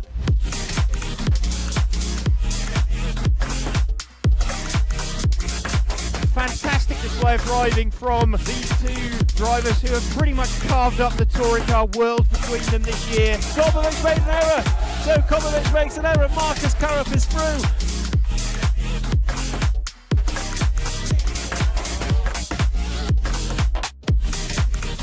To take the most amazing European Championship, that is absolutely unbelievable. Mark Reinhard takes the European Championship. Yeah, had to be a while, man. Waiting for it a long time again. And crossing the finish line for the last time, Dario Balestre is our 2024 European champion. As always, another title. Dario Balestre got to stop and go in the penultimate lap. Still hang on to the lead there and take the win. The four-wheel drive European champion for large scale, Van Helmen. The winner, your European champion, is Juan Carlos Canas. Davide Ongaro, associated European champion, and didn't he deserve it? Bruno Coelho is your champion. Michael Walowski then comes across the line to win the European Championship.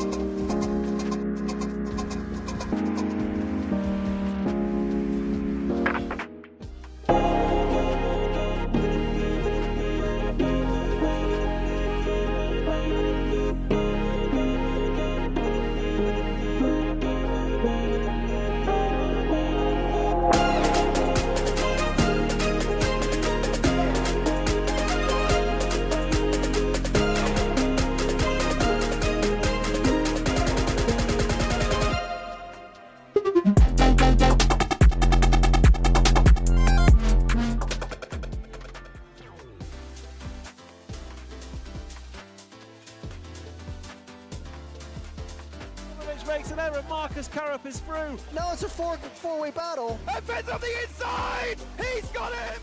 I love RCTV News. There's RC in the background. We're here. Hi, there he is. This is mine. Okay, fantastic. Yeah. So we are here at ETS round number 3 of season 17. Davide Ongaro, associated European champion, and didn't he deserve it? Bruno Coelho is your champion. Today, mamma mia, super happy. It's like a real now. It's like a real.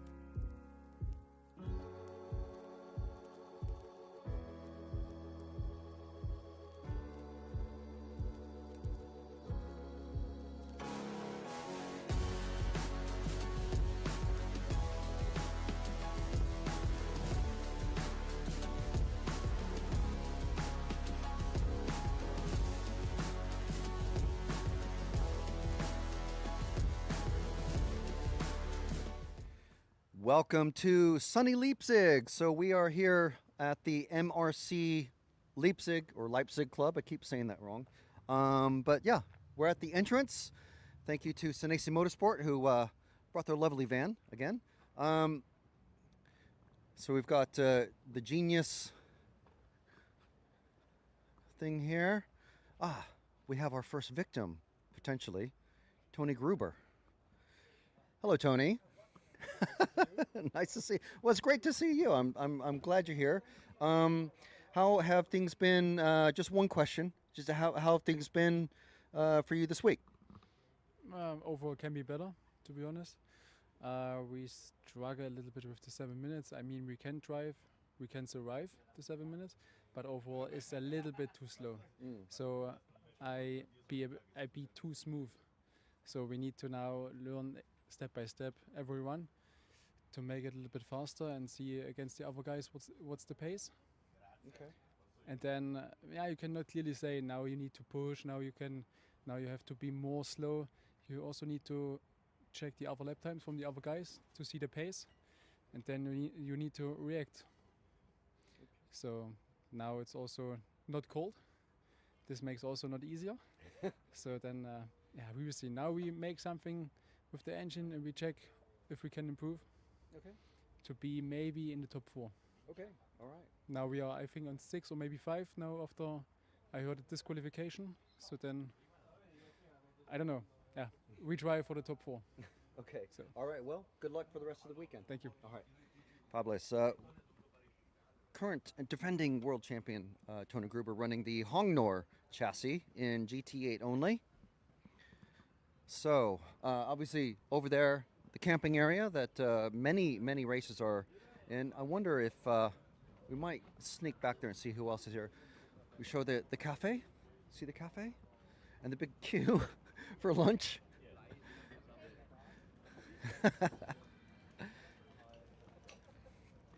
Mr. Gerd Pfeiffer with enjoying is that a rattler? Or yes, it is. There we go. Good stuff. Best of luck in your next heat then. Don't have too much. Save. I guess he can drive a little bit more fluidly then. Yeah, a little bit smoother with the drink. All right, so let's see who else we can grab here. More tons and tons of seating area for the drivers. Here's young Catanzani. Sing. How are you? Come stai? One question? Yeah? Okay. So, tell us how your week has gone. You're the only Serpent racer here. Yeah. And only doing GT8 though, so only one class to concentrate on. How has your week been? So far, good. The pace is good, but we have to go not fast in the quali for the 7 minutes. But the car is worked great. Yeah, we hope for the next quali to have a good quali to be safe for the direct final. That's it. Okay. Any trouble making the 7 minutes during the week? Yeah, you can't go full gas, so you have to go slow.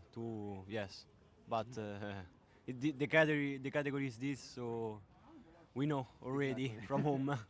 Okay. All right. Well, buona fortuna. Thank you for the rest of the weekend. Okay. Martin Bayer and gentleman from Elseram. Okay, so here you get your tire box, as the sign says, and here are the tire boxes that all the drivers get. And one of the club officials here, so we can just a quick word, one question. So how has everything been running for the club? It's very smooth, so the majority of the drivers are very friendly and kind, and the team is well structured and organized, so it's very smooth, and I think everyone is really happy with what we are doing as a host here. Perfect. That's great. Okay, well, we'll let you go and enjoy the rest of the break. We've got maybe 30 minutes before the next group is out on track. So over here we've got, I'm not sure. Oh, there's the dog. Get the dog.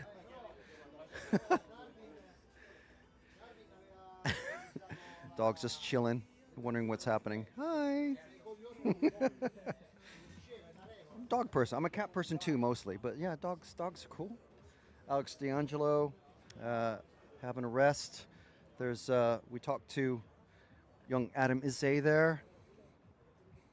Lots and lots of various cars. There's Mr. Hootie watching things. There's a map of the track so all the drivers know where their marshal spots are. The next victim could potentially be Mr. Dario. He's just getting some batteries charged. It's that MCD car that we were talking about in commentary. It's looking good. How's it going for you, Dario? All okay, but just looking for some balance in the tire because the first qualification today I was struggling a lot, so in the next one I tried to make something different, some different type of the tire. I mean, same tire but new and very, very used one. Yeah. So now was fine, just need to the last one qualification and we will see how it's going.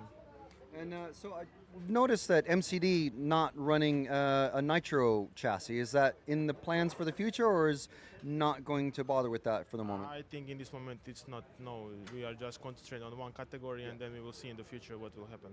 Okay, all right. Well, good info there. Thank you very much, Dario. Good luck for the rest of the weekend. And let's see who else we can capture here. Just a few minutes remaining. Arnaldi's not at his pit spot, so I'm not sure where he's gone. Arnaldi running the Genius. I believe that's another Genius. So Stefan's busy. Let's see who else we can capture. Maybe Mr. Senesi we can speak with very quickly. Natanelli. You have 1 minute? Yeah. Just doing our pit walk. No problem. So, Natanale, having a few little troubles or problems? What's been happening? So, GT or GT? Let's start from whatever you want. Either one. Okay. So, GT actually not bad overall. Just one mistake in Q3 and also in Q4. Otherwise, it would be much better, I think. One big mistake in Q3, but overall not bad result. And GT pretty a mess right now. So first qualifier actually was good, but we didn't close the 7 minutes mark. So we stopped at 6:51, and then half lap was missing, but not bad.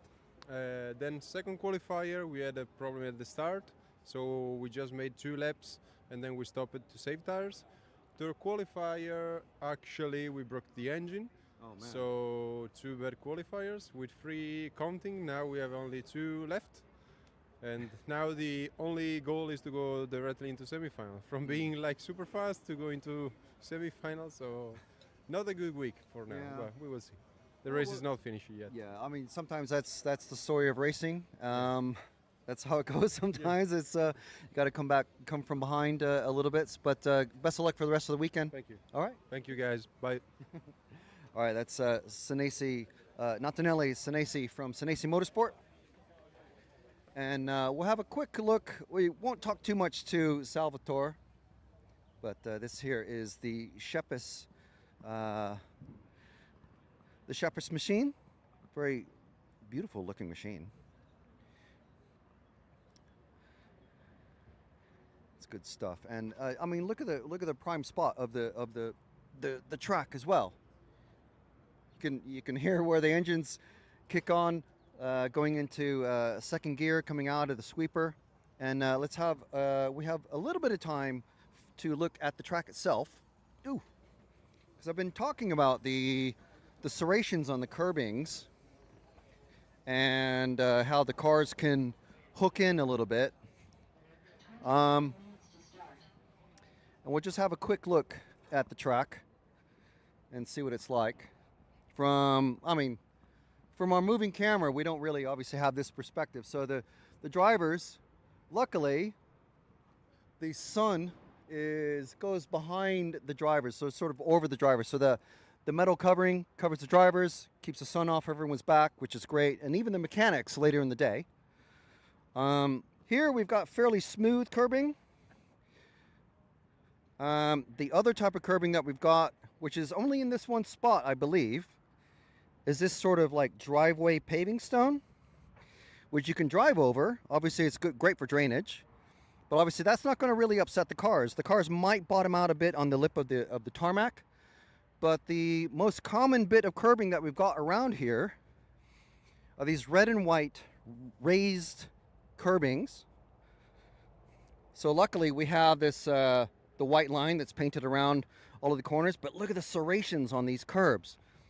Look at that. That's the rubber left over from the tires, and the marbles.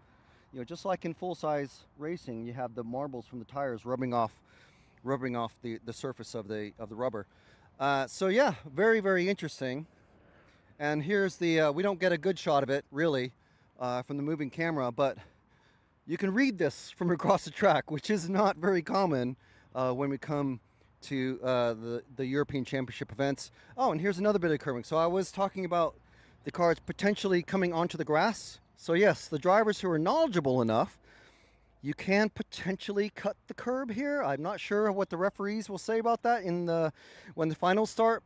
Most of the cars running about here, coming through this part of the sweeper. But look at all that space. There's a whole, almost a meter of space that you can take coming around there. So that's interesting to look at, hopefully, if you're a racing nerd maybe. But yeah, so we'll finish here and let you have a good look at the straightaway, very long straight, here at the MRC Leipzig for the EFRA 2025 European Championships for GT8 and GTE.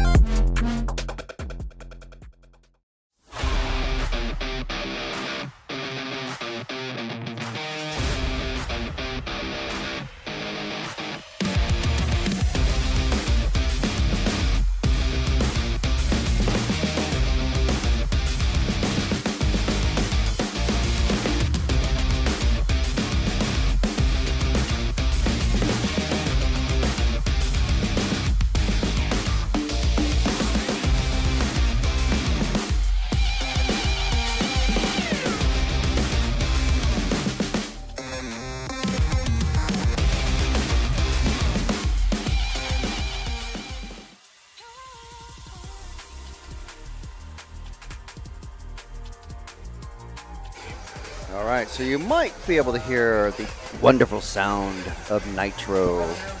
Heat 7 on the driver's stand and in the pit lane, so you can see. So we're continuing with qualifying round 4 here from Leipzig. Hope you enjoyed the track walk. and hope you're able to get some extra information to use just for your own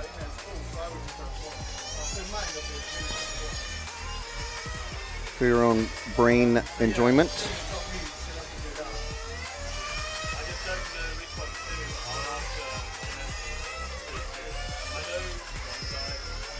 So all sorts of chat in the live stream. It's great. Thank you very much, everyone, for joining.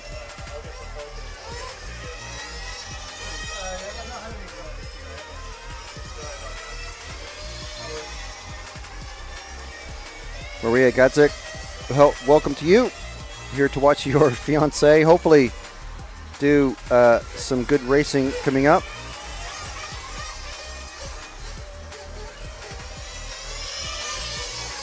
So 2 minutes of this warm-up period remaining. So yeah, just to run down what's happened so far today, if you weren't with us earlier, we had a track walk. Make sure and rewind a bit if you want to watch that. You're certainly welcome to. Hope it proved helpful and informative. I think seeing a close-up of what those the serrations on some of the curbs look like is pretty good, because obviously you can't see that from the driver's stand, and it is indeed very, very tricky to try to cut corners when you're not really able to. Obviously that last corner coming onto the straight, interesting that you can actually swing yourself around where it looks like from our perspective on the main camera, it looks like cars are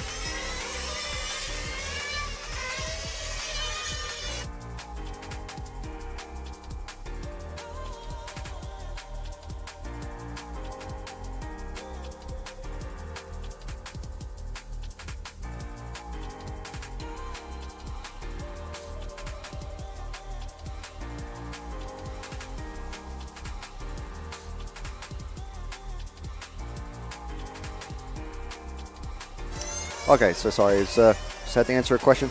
But yeah, so we had still the usual sorts of making the 7-minute runtime sorts of issues for many of the drivers, even in the top heats.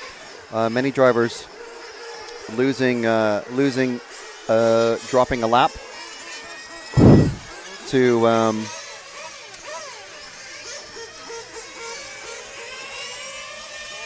their fellow racers, among them Senesi, Matteo, Arnaldi didn't go out in the last qualifying run. I wasn't able to get him in the track walk, but yeah, we'll see if we can get some extra information from those guys, but obviously we want to keep things tight, not give away too much ammo and info to their competitors. But you know, it's fairly generally known it can be pretty tough to make it the full 7 minutes when you're at full throttle, basically like 90-95% around the track. Very little braking done on track this size. It's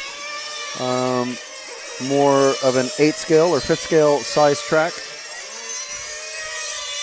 Don't get me wrong, a fantastic track to drive around.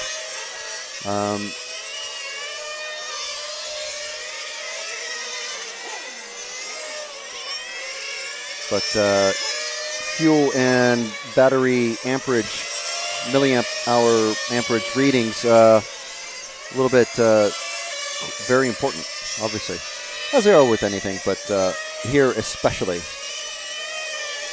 So, also we had a good talk with Mr. Senesi of Senesi Motorsport, and let's see who we're going to be following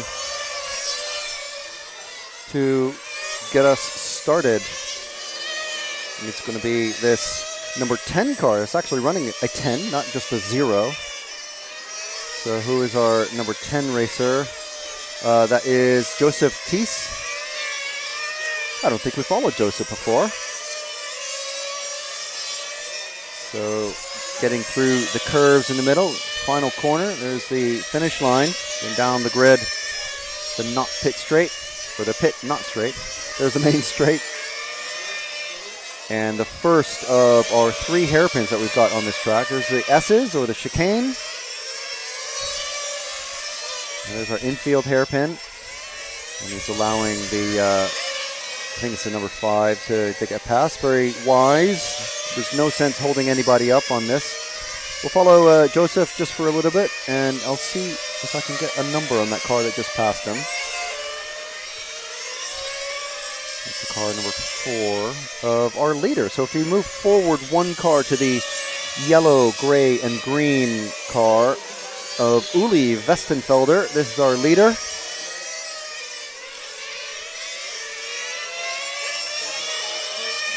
Making his way through some of the slower cars. That was the number 9 that he's just passed of Alexander Earl.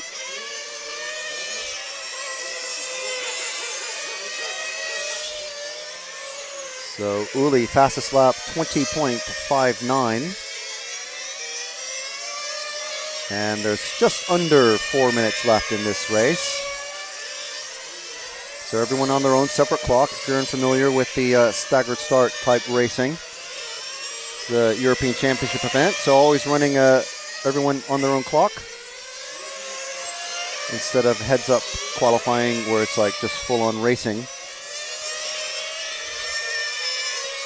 So if we're about to have, if we drop back to the next car along. Oh, he's gone into the pits, and that, well, no, well, still, no, this purple one, pink one going down the straight, the first pink one into the hairpin and the chicane. This is a different car than we were following just previously. This is the number 9 of Alexander Earl. We were going to have a different one, but the other car pulled into the pits for some reason. So just under 3 minutes left now. This is Alexander keeping it smooth and steady. Okay, now if we drop back another car, or just let this white and green car move up.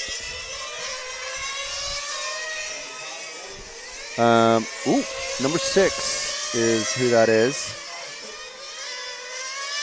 Jason Noonan. I believe this is going to be one of our Irish racers. So, yeah, we'll let them go. We're do another prep for another commentary box interview.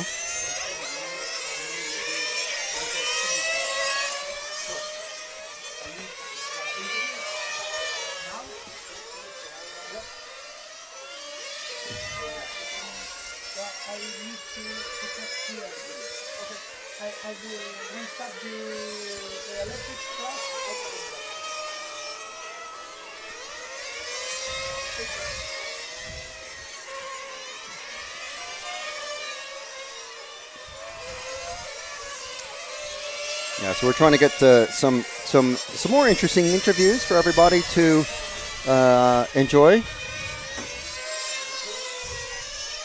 So apologies for the still camera, but the Westenfelder is still leading this one. Minute and 20 left to go. We do want to thank our sponsors for this weekend. Senesi Motorsport is our title sponsor, so massive thank you to Nathaniele Senesi for agreeing to be our title sponsor. So thank you very much to Nathaniele. We talked to him briefly in the pit walk as well. Got some interesting information. Hobbywing, another one of our fantastic sponsors this weekend. We talked to Mikhail Milanovic, representing one of the representatives of Hobbywing here this weekend. Got some very interesting information from him. And thank you to Energy Fuels and also El Ceram. And we saw a Shepis model car in the pits earlier. We very briefly met Salvatore, Mr. Shepis himself. And then also X-Ray, one of our event sponsors, And we talked to Adam Ize, one of the, well, potentially the fastest X-Ray this weekend. We'll see. We'll see. We have a dead car. As you can see on the screen, a dead car. That number 7. Not the greatest place to run out of fuel. And a couple of cars coming together just on the other side of the pit lane.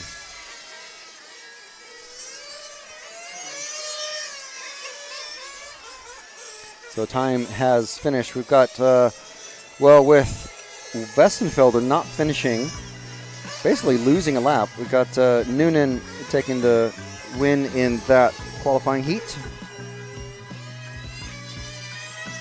as you can see on the screen.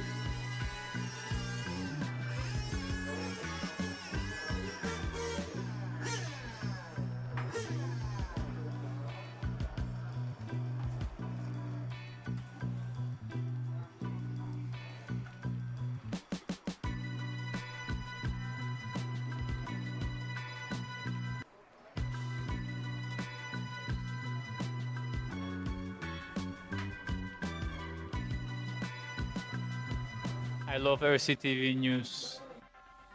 I'm Matt McCallum. And I'm Frank McKinney. And here are your headlines. There's RC in the background. We're here. Hi, there he is. Totally secret, no one knows.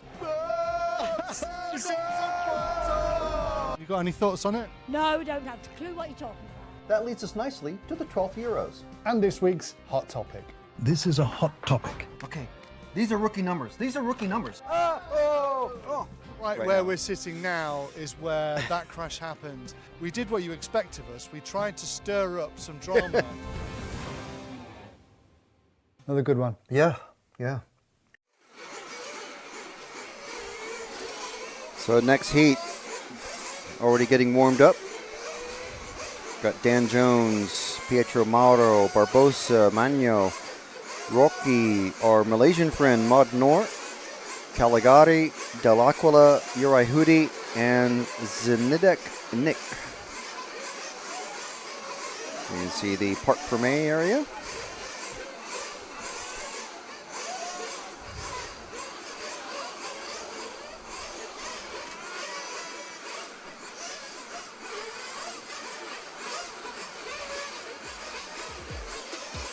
The drivers on the stand waiting for the... Yeah, it's still a few minutes. I mean, there's going to be plenty of warm-up time for them.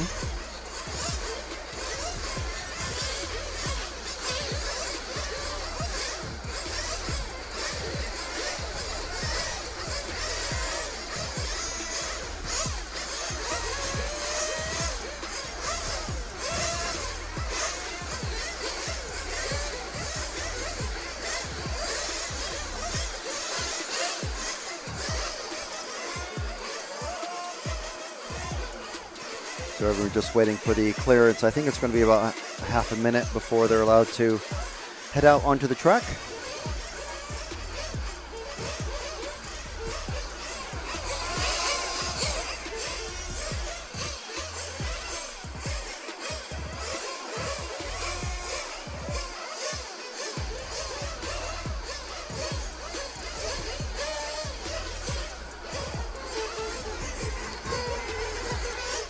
There they go.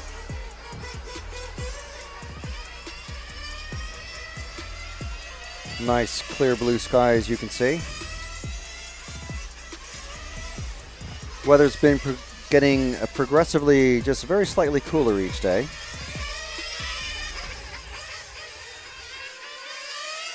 Just start off pretty hot at the start of the week, and even when we got here on Wednesday, it was very, very quite warm.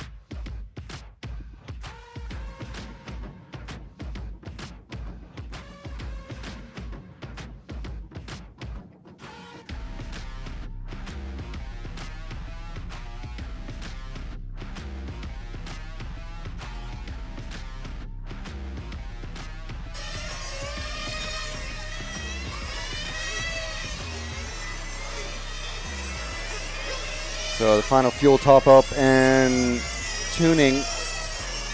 Half a minute left to go before the start.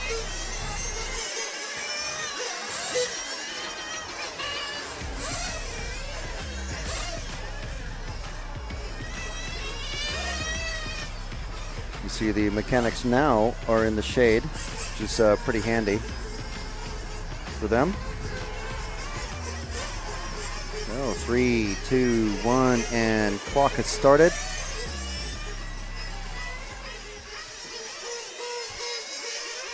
So we'll let everybody find their own space on the track. And who are we with? That is the car 4 of Daniel Magno. You were on the yellow car. Ah. So Danielle coming through the chicane. Oh, getting very close. Eager, I would say. Coming down the main straight. Good speed. Yeah, a little bit wide there. A little bit. Could have fit a couple of cars sideways through that.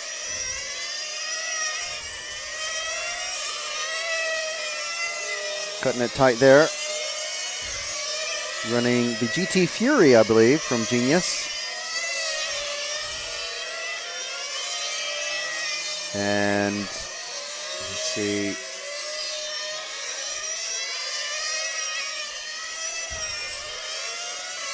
So if we move one car forward once we get to the straight, that is the car of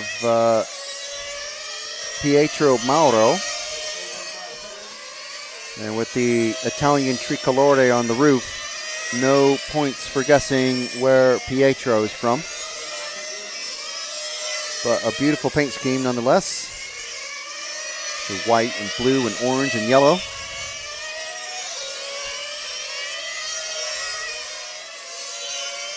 Now it's going to be very, very difficult to guess correctly which car Pietro is running because there's so many Italian brands and I can't make out the stickers on the rear wing. But Pietro running in the lead in this one. 19.7 seconds fastest lap with 5.5 minutes remaining. Of course, need to make the 7-minute mark to get as many laps as you can out there.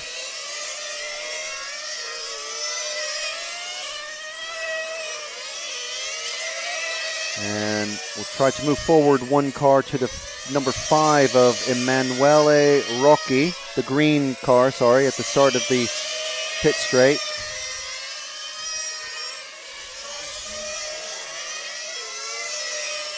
There's Emanuele chasing down the white number 9 of Uri Hudi, running a different paint scheme for the first time. Okay. Hudi obviously running the X-Ray. But this is the first time we've seen a car that isn't the magenta and black.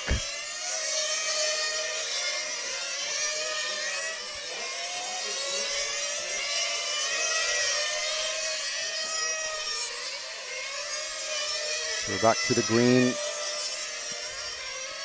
Number 5. Recently been rescued, so trying to get some grass and dirt off the tires. And who is this coming up very, very quickly? I think it's Daniel Magno.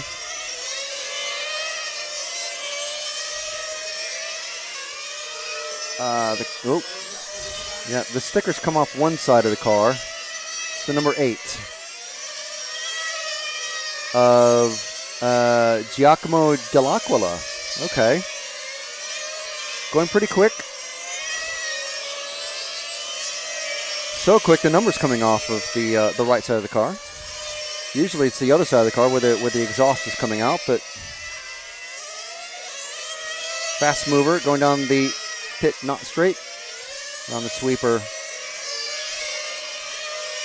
into the hairpin. Good apex hitting.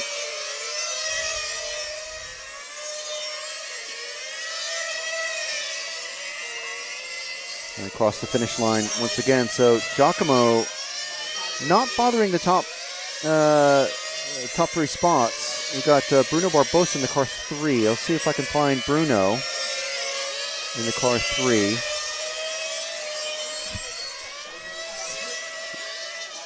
Giacomo has gone into the grass, so that is super unfortunate. And the Marshall across the main straight. And something stuck in.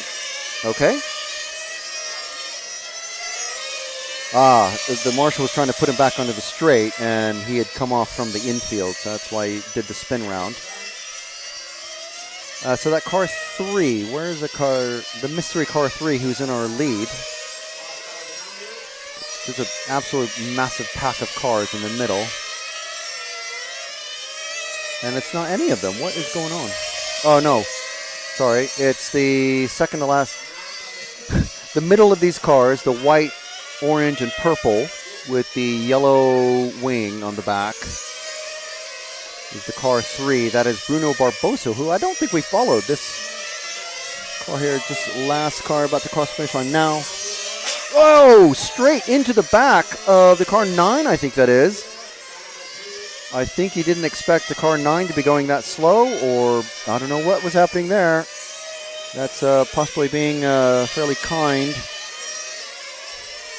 I don't know what the referee decision is going to be. But anyway, this is Bruno Barbosa making space for himself out on the track.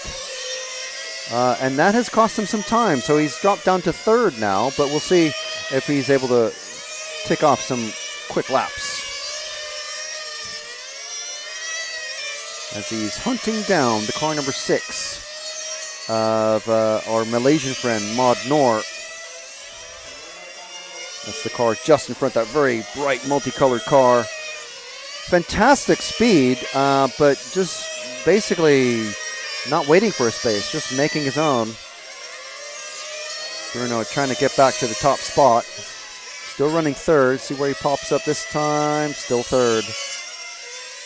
So, and he's run out of fuel. He's run out of fuel. He's been going so fast, he's been running out of fuel. So, and that's with 48 seconds left.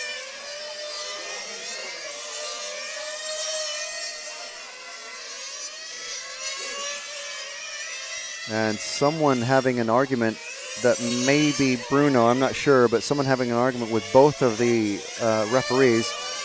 Car number 9 is stopped with 20 seconds to go. Another car has stopped out on the sweeper with less than 20 to go. And we're back with Giacomo in that sort of dull... he's run out of fuel. Giacomo's run out of fuel. And the orange car, and the yellow car. Who is still running? Who wants to get a lap? Who wants a lap? Anyone for a lap? Number 5 car is coming around. The 2 cars coming around. Actually still running when they come into the pits. That's amazing. How are the... he's going around for another lap, number 9.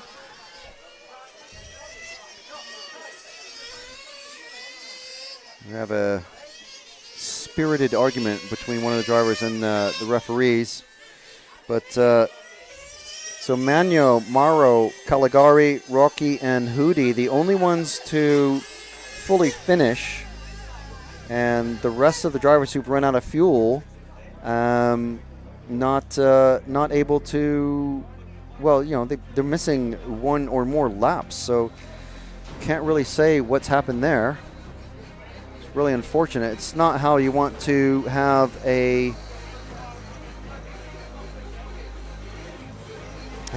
qualifying run finish, but them's the breaks.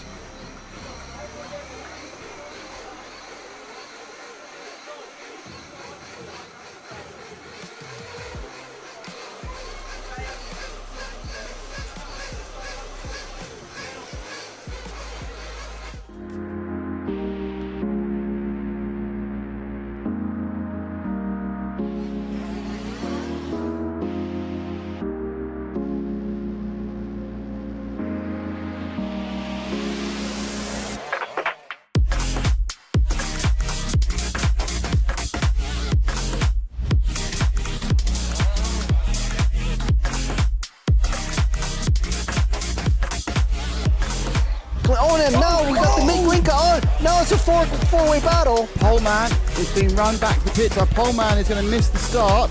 Oh no! Hatner's going with Finn. Finn and Hatner right together now on the last chance. And Finn's on the inside! He's got him!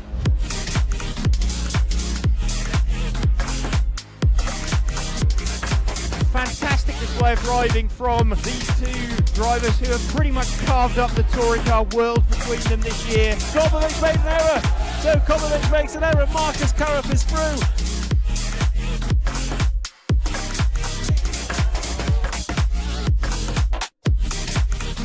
To take the most amazing European Championship, that is absolutely unbelievable. Mark Reinhard takes the European Championship. Yeah, had to be a while, huh? Waiting for a long time again. And crossing the finish line for the last time, Dario Balestre is our 2024 European champion. As always, another title. Dario Balestre got to stop and go in the penultimate lap. Still hang on to the lead there and take the win. The four-wheel drive European champion for large scale, Van Helmen. And the winner, your European champion, is Juan Carlos Canas. Davide Ongaro, associated European champion, and didn't he deserve it? Bruno Coelho is your champion. Michael Olowski then comes across the line to win the European Championship.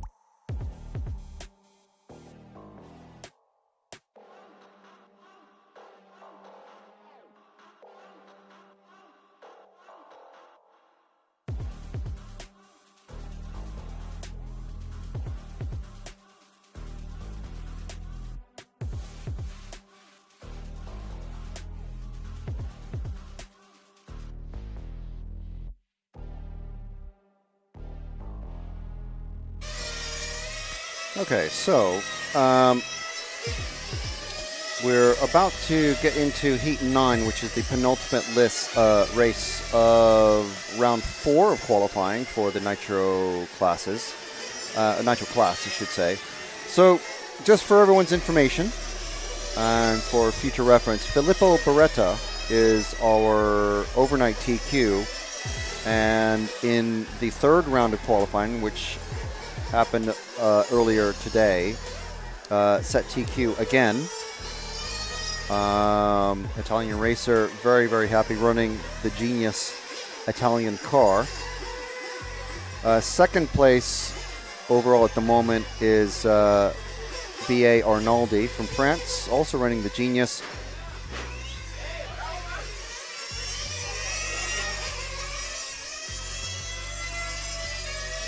With a second, and his first throwout is a 5th place. Alessio Mazzeo from Italy running the Raptor. has a second, a third, and a fourth. So his worst result so far is a fourth. And I dare say his fourth and I think his third place are from simply just running out of fuel. So, you know, driving a bit hard as that time has started. So we'll start to look at this. We've got some drivers to watch in this one, but that is the current running order for qualifying after 3 rounds. Beretta, Arnaldi, Matteo, Catazani, and Magno. Well, I believe, is he in this one? He was in the last race. But anyway, that is the current, the top 5 so far at the moment. Right, so let's follow one of these white cars. Number 4, I think it is the second one. That's Martin Bayer in the second of these 2 white cars. Just ahead of him is Berek Kilic. Number 1 behind him is Daras, who don't know why Daras is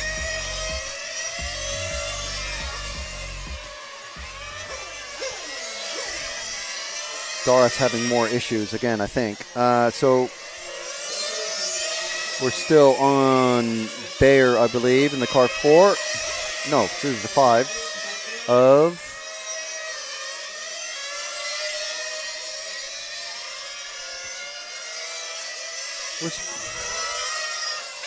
Loris Louise.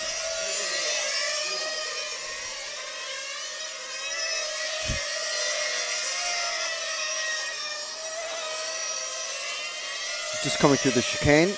No, sorry. Well, let's just stick with that one. That's Sven Rodewald in the MCD. No, it's not.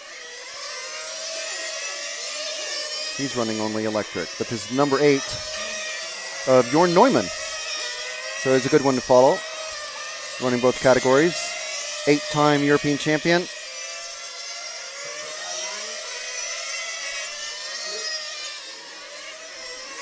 So running smooth, looking good. Just ahead of him, actually. If we move forward 1 car to the bright pink, going down the main straight with the clear wing and black end flaps is Gabriele Palosci, who was leading this one until Adam Izze has popped up into the lead. So we'll follow Gabriele for a moment here.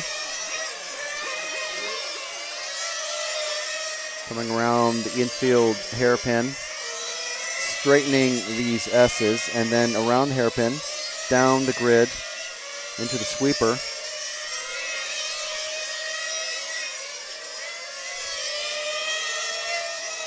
So let's drop back 2 cars now to the blue car of Adam Izze.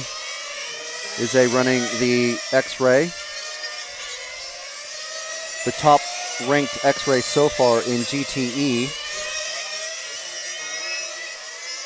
Don't believe he's running top 5 in, no, he's not running top 5 in GT8 at the moment. But as we talked to him earlier today, saying that he was saying that he's mainly just hoping to get it into the main, but he is targeting top 3 for GTE, which is ambitious, which is good. He's a very, very excellent touring car racer. And this is his first time running nitro. First time running GTE as well. And he's taken back the top spot from Palosci as we've been watching him. He's coming up on that number 8 white car of Bjorn Neumann. We used to seeing Neumann as an off-road racer. As I said, he's a 8-time European champion in various off-road categories. One of the white cars coming off, is that Bayer? I think it's Bayer who's just come off the track. We didn't see what happened, but I saw it's a number 7. Who is that? Is that one of our? That's Tarragoni. I don't think he's one of the top runners in this heat. And he's made, as we've been watching, Izze getting past Neumann.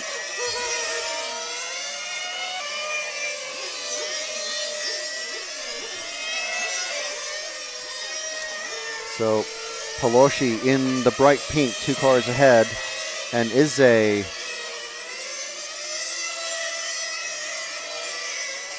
man to watch right now.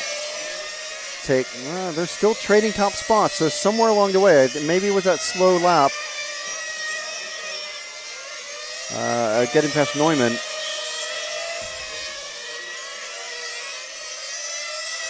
Izze back into the top spot though. Pelosi just taking it, and then Izze, as he crosses line, takes it back. So these guys going to be running tight on fuel. 1 minute 19 left. Minute and a quarter now. And Izze knows what he needs to do for making it to the 7 minutes.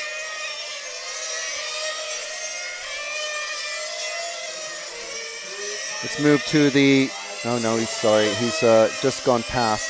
I thought there was going to be a bit of drama there with Pelosi trying to get past some lap traffic. But at the end of the straight, let's go to the bright pink car, the all-pink car of Gabriele Pelosi. He's moving up on the car 9 of Delgado.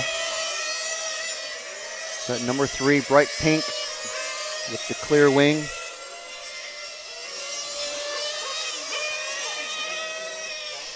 So 25 seconds left. We have a dead car at the end of the straight, so someone a little bit overeager.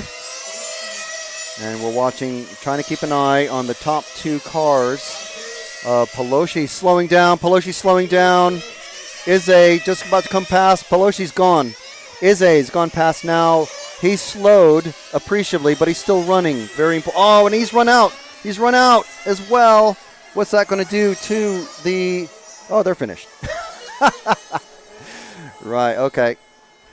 Time had expired, but Izze and Pelosi's... Well, that's still good to know because they know that they can push just a tiny bit more to make it that half lap.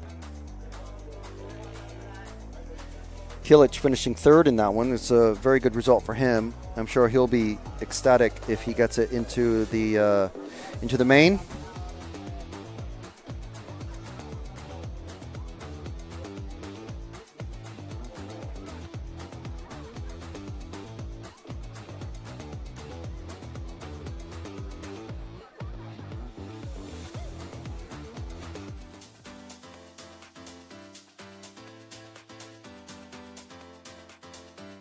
Makes an error. Marcus Carrup is through. No, it's a four-way battle. And Ben's on the inside. He's got him. I love RCTV News. There's RC in the background. We're here. Hi, everybody. This is mine. Okay, fantastic. Yeah. So we are here at ETS round number 3 of season 17. Davide Ongaro, associated European champion, and didn't he deserve it? Bruno Coelho is your champion. Today, mamma mia, super happy. It's like a real now. It's like a real.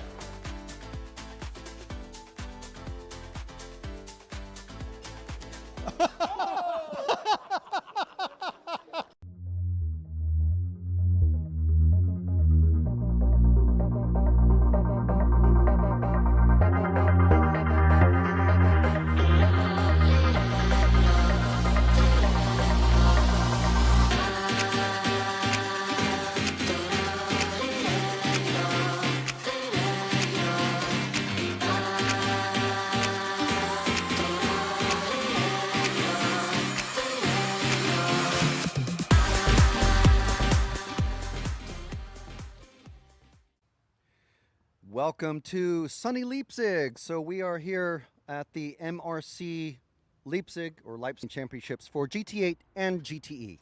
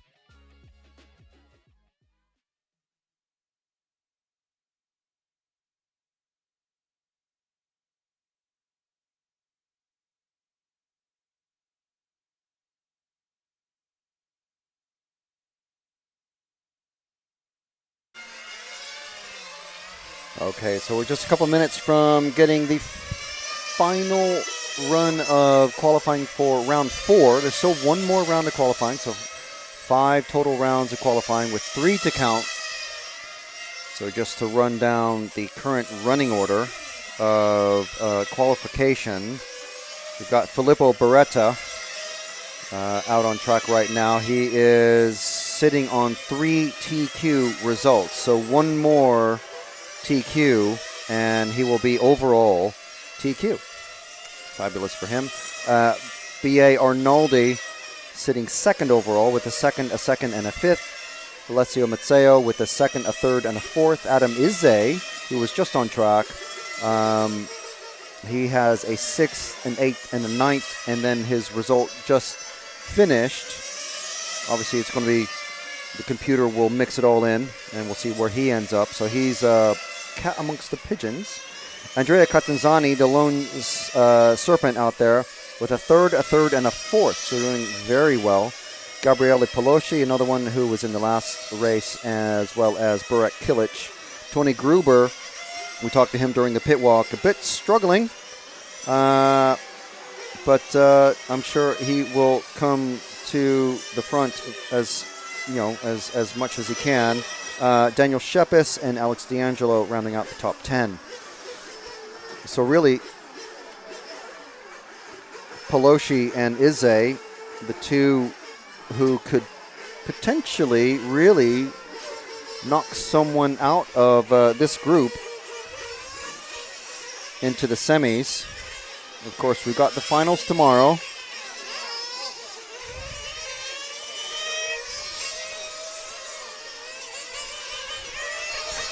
There's no super pole. So Alex D'Angelo having some issues, and we're with Senesi going down the main straight, following Mazzeo. D'Angelo being pulled into the pits by the mechanics, so he is out of this round. Senesi trying to climb his way back up the ladder, chasing Mazzeo. Senesi in his own design car. Mazzeo running the Raptor and pulling away from Senesi. So Senesi saying he actually broke an engine earlier in the weekend. So Mazzeo now working his way to catch the other orange car of Tony Gruber, not that far ahead of him.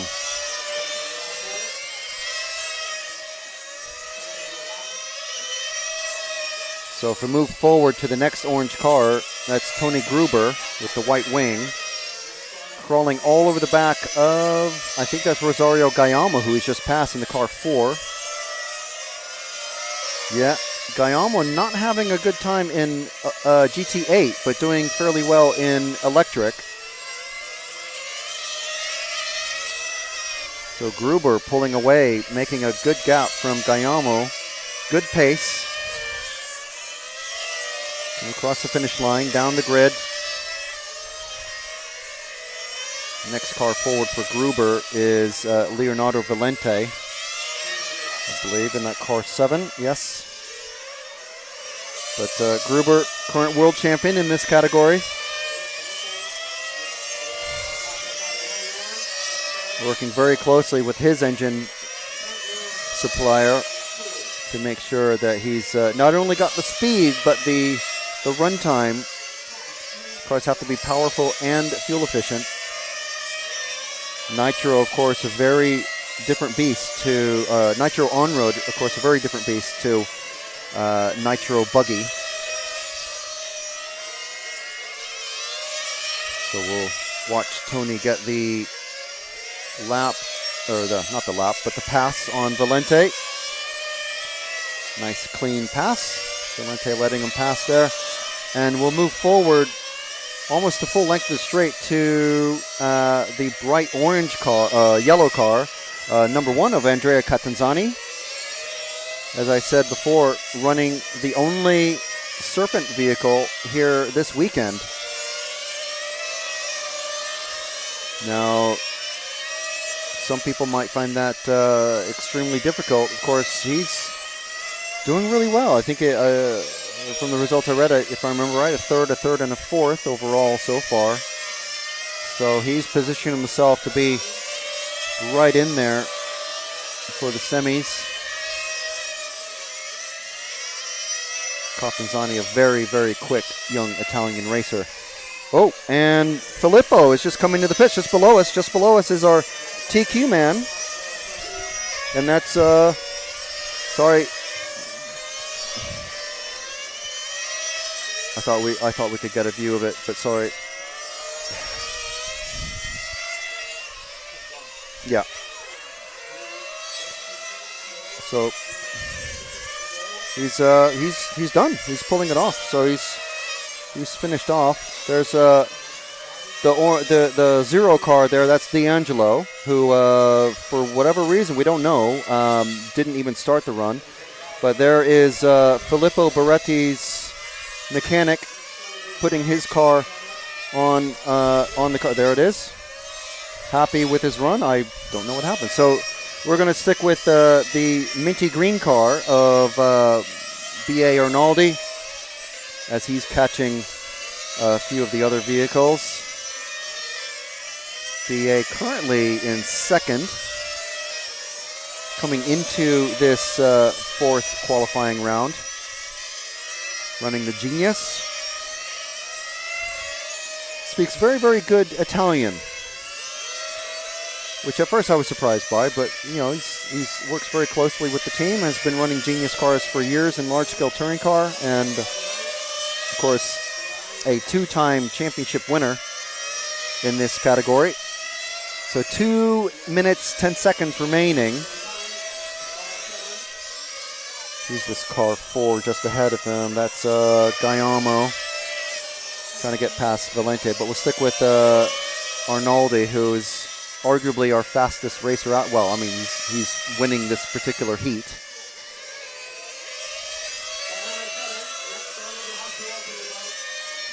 Making up loads of time on Guillermo, as we can see just visually.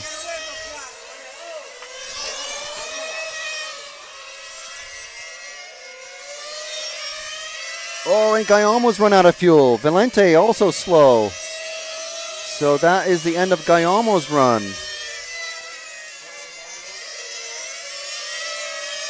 Arnaldi with a minute. How did Guillermo run?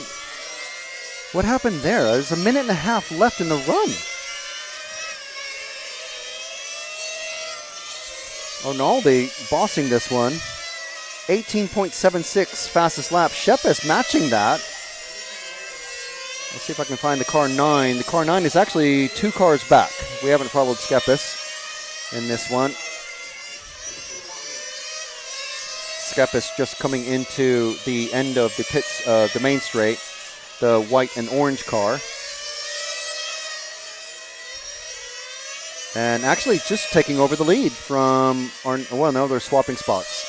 So they're running very, very, very close. And I think Shepis was that him just slowing very slightly? You can see it just, you can hear it now. It's running so lean. 15 seconds left. We'll see who makes it this time. Gruber's still running. Alessio is being pulled into the pits. Netanelli's still running. Gruber not running anymore. So time is just about to finish. So Skepis still running, Senesi still running, and Arnaldi. The only 3 cars out of 10 still running.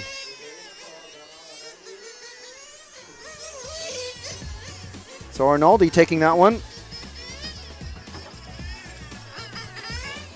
We'll see if we can get a quick word with him.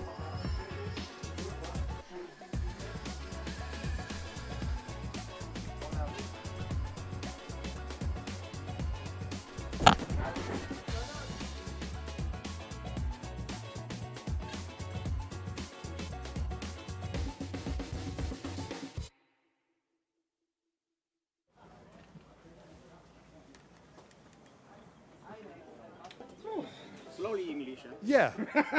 So electric was good, nitro's getting better. Yes, nitro good read for fuel, and for me with little bit more temperature work better my car, and it's happy. This moment is happy with my package. The race all about fuel, right? Yes, for qualifying, yes. This is difficult. Okay. Normally 0.5 seconds faster for every driver for push. First 7-8 minutes of the final, no pit stop, right? Yes, for first run in the final, it's same for in it. After a push, maybe a lot of surprise. Second, after that, the race will be seriously much faster. I hope I go work for this. Thanks. Well done. Thank you. Thank you. So B.A. Arnaldi there. It's celebrating a TQ, his first TQ in a GT8 this weekend. And also, we'll see what that does to the standings as we just play this out.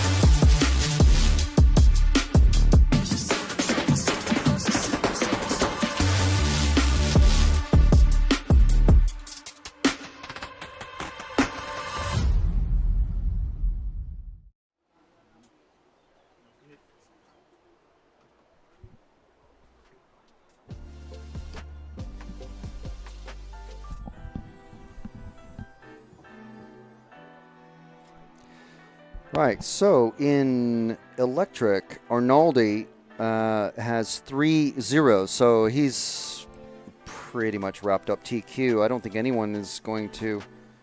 No one else. Izze is the only one with a 0. Only other one with a 0. So Arnaldi with the TQ in electric.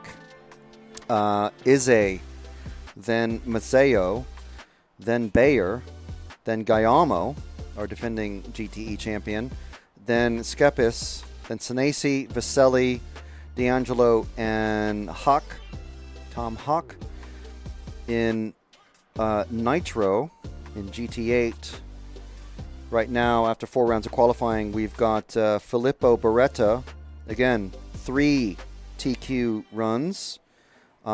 We saw him out in that last one, but he came into the pits fairly early, so I'm assuming checking something with the engine. There's no need for him to run for the rest of the day, but who knows? Potentially he was running in some tires to get to scrubbing in some tires, is a guess. And then we saw Bernard Arnaldi, BA, taking the TQ there for the last round. So assuming he can do that again in round 5, he'll have a 0, and a 2. He has 2 2-point finishes, meaning second place. And then Alessio Mazzeo, overall 3rd at the moment, with Skepis, Catanzani, Itze, Pelosi, Gruber, D'Angelo, and Kilic. Senesi on the bubble with 11 in 11th. And then it's Neumann, Valente, Magno, Rocky. That's your top 15. So still plenty to play for in the final rounds of both electric and nitro, and we'll see how that wraps things up going into tomorrow. So we will be wrapping up the program today without a mechanics race. We thought we would have one, but we're not, because the top drivers who would be allowing their mechanics to run their cars don't want them to drive them into the ground, basically. So after the fifth round of qualifying coming up. It's about to start in 2 and a bit minutes. We'll be ending the program, and we'll be back tomorrow.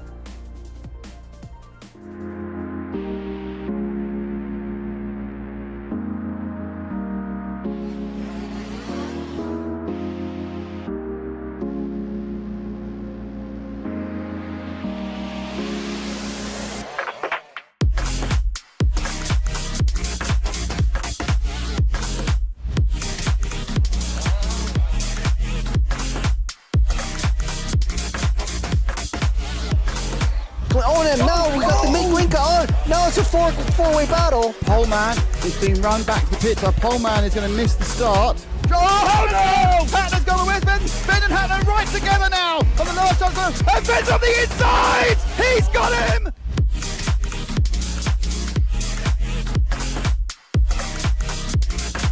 Fantastic display of driving from these two drivers who have pretty much carved up the touring car world between them this year. Hobbywing made an error, so Commentator makes an error. Marcus Carruth is through.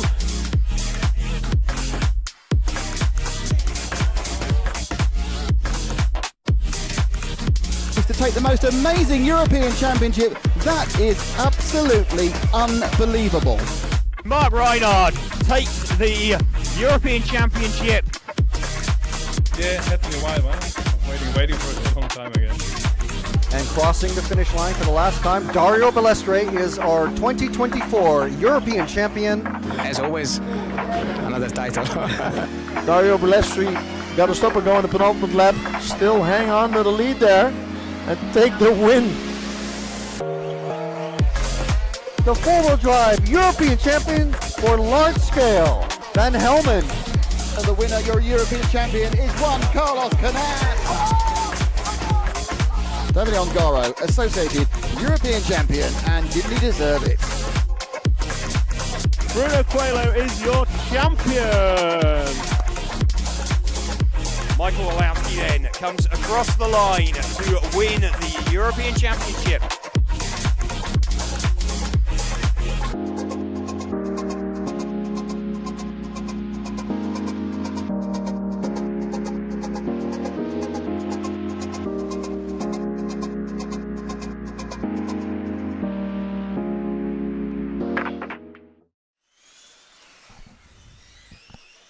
All right, so time has just started for the final round of qualifying for GTE Heat number 1.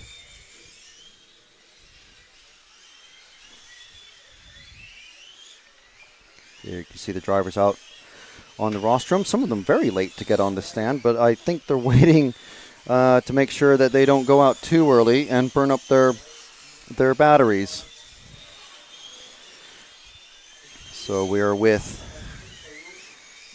one of our Croatian racers. That is Matosic, I believe. Yes, our leading car. That white and red. Very easy to spot the Croatian racers. Loving the red and white checkers.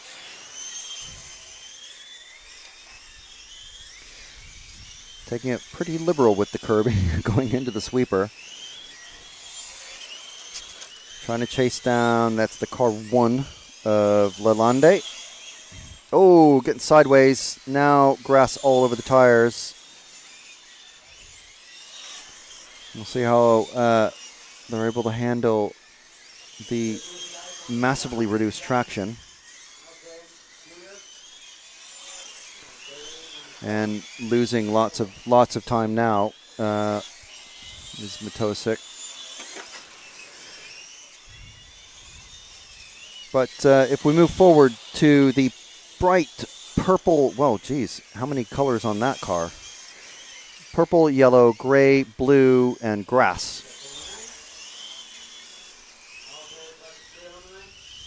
So again, another one who's going to be missing out on a lot of traction through this infield section. It's car 8 of Fekel.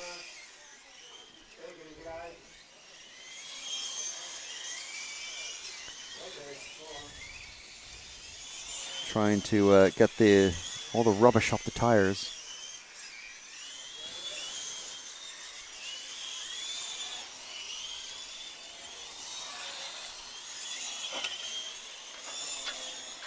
taking that center chicane fairly good.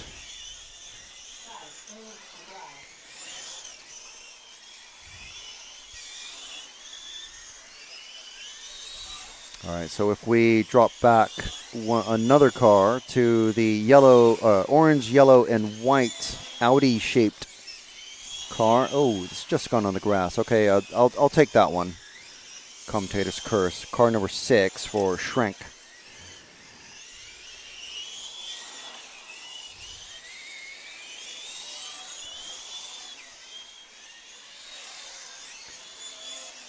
If they come off the track again, they're going to be well into the clutches of the car that's behind, which is a half orange, half blue. It's another one of these cars that's got the left half is one color and the right half is another. It's the car 3 of Moring. And, making it past the car number 8.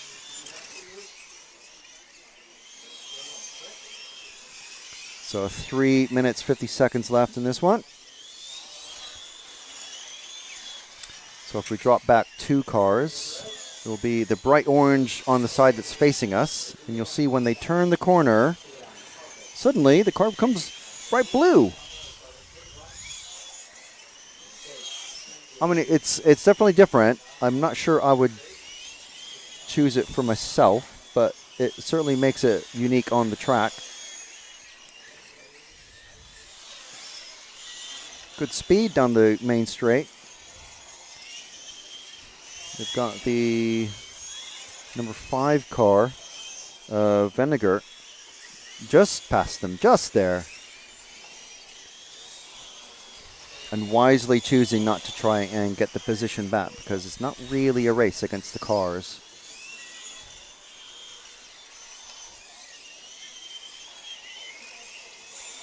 Oh, but able to get the position back when that car 5 spun round.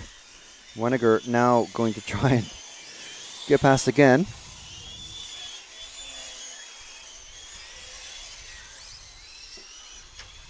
We have seen Weniger go into the grass a couple times, though, just off camera. So it's a case of one of these drivers who is legitimately pretty quick, but makes just too many errors. So if we drop back 1 car to this very interestingly painted, I think there's so many colors and stripes on it, I can't actually make out the number. I think it's a 1 of Lalonde, I think it's a 1 on the side. Coming across a massive pack of cars. It is the 1 of Lalonde, one of our leaders, and deciding to keep things fair and interesting by going on the grass. So minute 45 left. Oy! That's purely a racing incident.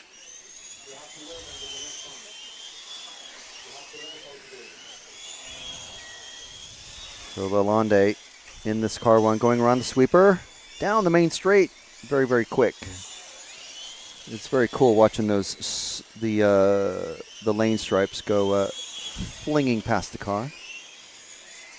And then around that very roughly serrated curb, we covered that in the pit walk during the lunch break.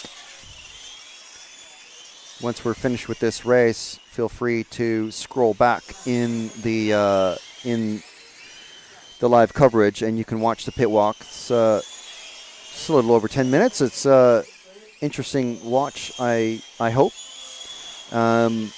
And we do go out on the track and just show a couple of the corners where the drivers are able to just cut the track a little bit and get a close-up of what the serrations look like. They can be pretty intense. If you see why. I'm sure some of these drivers tried driving over those red and white curbs, but it's one of these things that you do it once, and that's the last time you try to do it because they're very rough serrations on these curbs. So 15 seconds left in this one. We're going to stick with Lalonde because, that's not the quick way. Trying to get around that number 5 car of Vinegar. So everyone coming across to finish. See, without just the electric engines going, you can actually hear the computer voice count off the cars as they finish their run. So not really easy to do that with the nitro cars.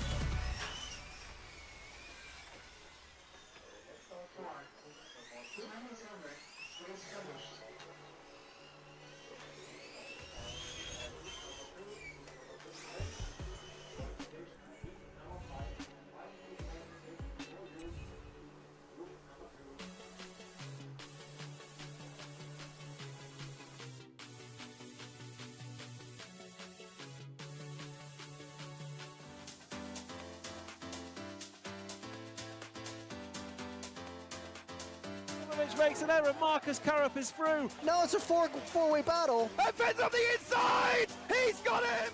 I love RCTV News. As I'll see in the background. We're here. Hi, everybody.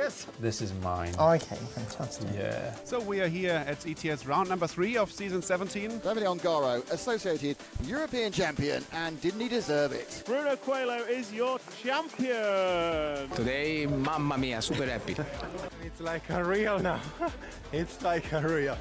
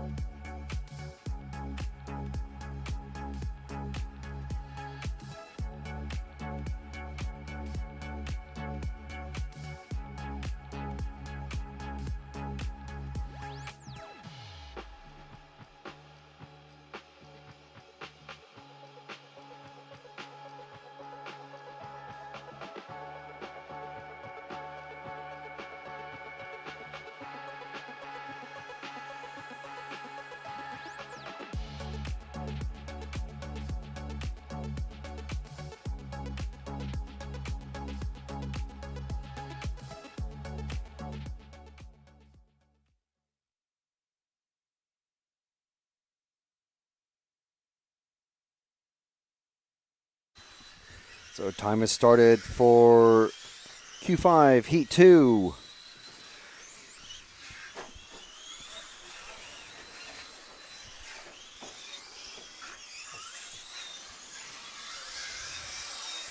So first couple of laps in the books.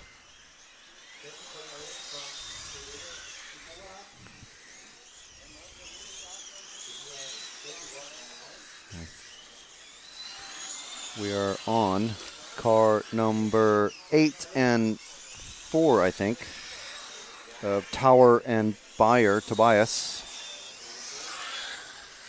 Oh, let's stick with Tobias.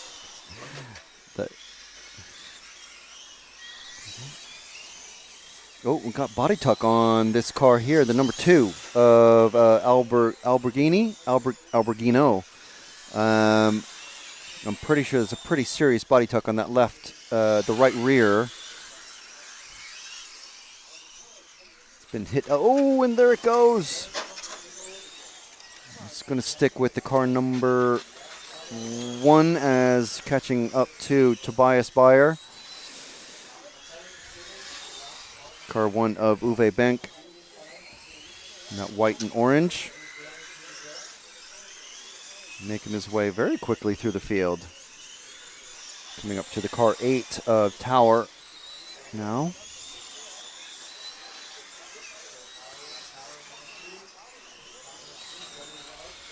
I mean, moving very quick, but let's hope that he's able to finish the run. We've seen plenty of racers lose out on a lap or more when their cars dump or they run out of fuel. And 2 cars in the grass. One of them able to get out.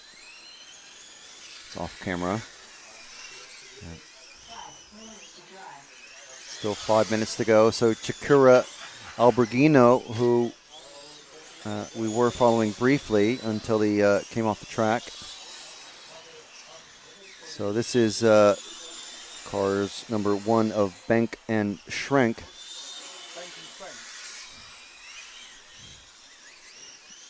That's right, Benck and Schrenk. Oh, and hitting the jump. That's another bad way to hit the curbs. So that's Alberghino getting past Schrenk now, or Benck, and chasing down Benck. So it is now Benck, Alberghino, Schrenk. Oh, and a huge error, and still with the body tuck is Alberghino. Oh. The only thing that driver of car 5 can hope for is to hopefully not have any grass on his tires after all that. So let's see this car here. Let's see, follow this one. Looking familiar, a little bit too much steering there into the dirt. So it's car 3 of Katura. Well, our leading car. We followed Zdenek. I think it's Zdenek. But we followed Katura quite a bit. Yes, it is Zdenek. Look at that. I remember things. Still quite a lot of steering. Ooh. Having so much steering that they slow down a lot. Just way too much.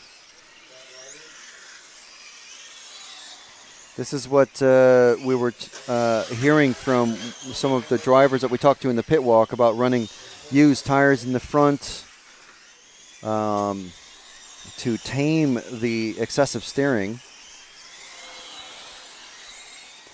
Or tires, used tires at the back as well to just calm down the back end of the car as well. So it's all sorts of tuning that needs to be done on these cars. No, remember, no tire sauce, no tire warmers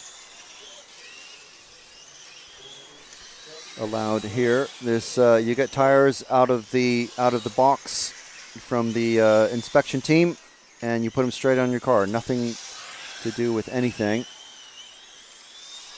In a way, it's simple, but in a way, it changes the way you have to learn how the tires operate during the rounds of practice that you get.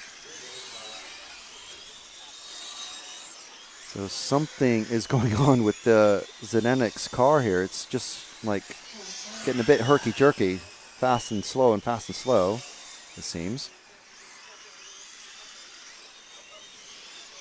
So under 2 minutes remaining now. I'm trying to see, well, unfortunately the car that I wanted to move to is stuck in the grass. Just there. So we're with sticking with Katura for the moment. Who's someone Alberghino moving back up into the top spot, even with the body tuck. So if we move to the green car, just come underneath us on the about to pass the yellow car on the main straight. Wow. Okay, now is he just giving a body tuck to that number 5 car? I think he has. That's unfortunate.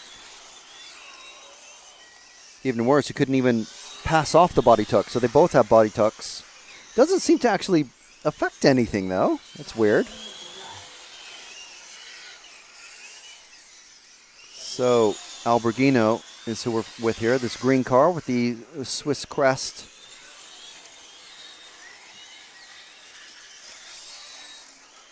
So 45 seconds remaining.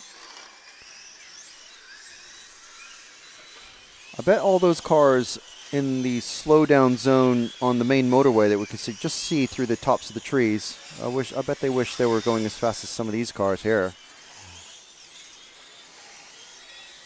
Friday afternoon traffic.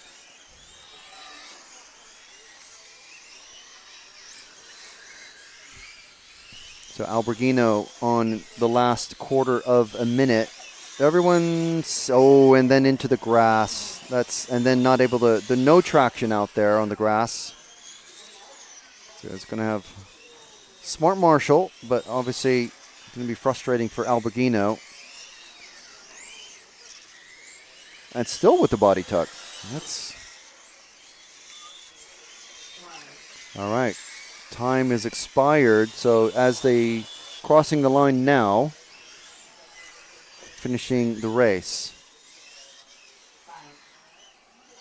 So that order finishing. Oh, Alberghino.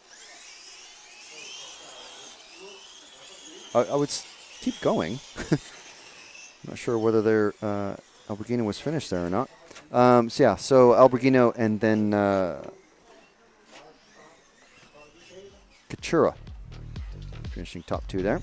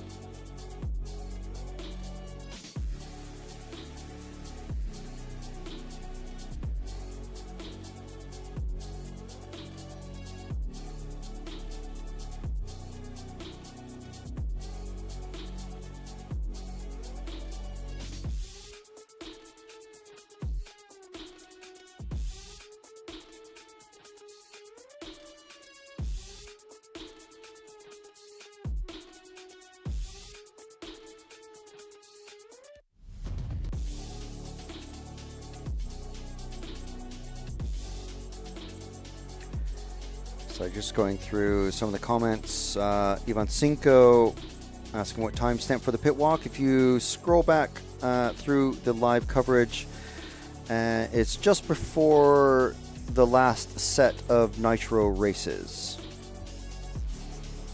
So probably, what is that?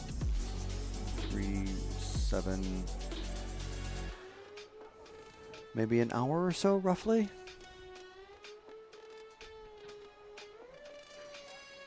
Lasso Kid asking, do these run turbo timing or not allowed? I believe they do. Nigel W asking, will they be changing tires in the Nitro main final? Unlikely. It'll just take a massive amount of time. If I remember right, they are allowed to, but no one does. It would just take far too much time.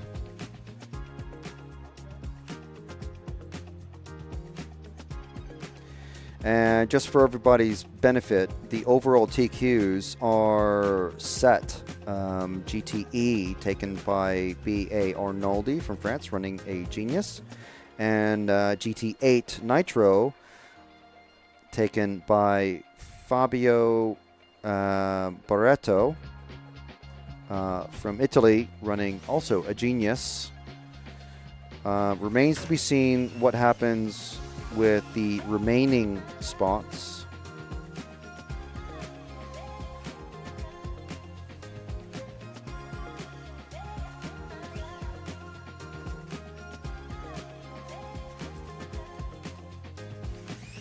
And we do have some interesting specs here from EFRA, from the driver supplied information that they ask for. There's at least half a dozen cars that I haven't even mentioned that are actually present here. So obviously we've got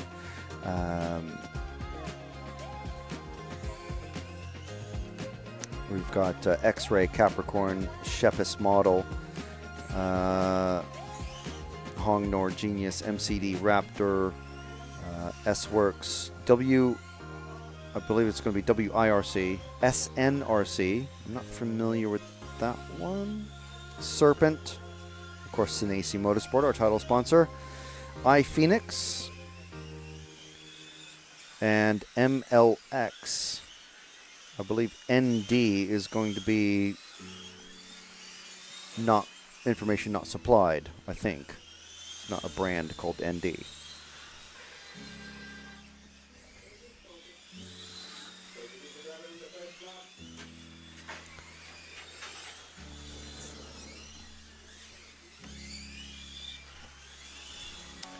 So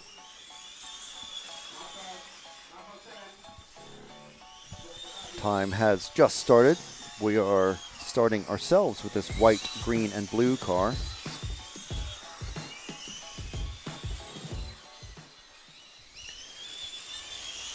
Coming off the straight through the chicane, the car number 2, Cerveni. What a nice, clean paint scheme as well. Going around the sweeper. 6.5 minutes to go. And hopefully everyone is still running in 6.5 minutes. Everyone so far has. It's only the top guys who seem to be having problems. But they're running at such high spec. And everything on the edge. It will be interesting to see how the remaining places on the starting grid finish up for GTE. Well, and GT8, of course. So if we just wait there and catch the next car back, it's the orange and white, number 8. Going through the sweeper now, that is Sandhofer. George Sandhofer.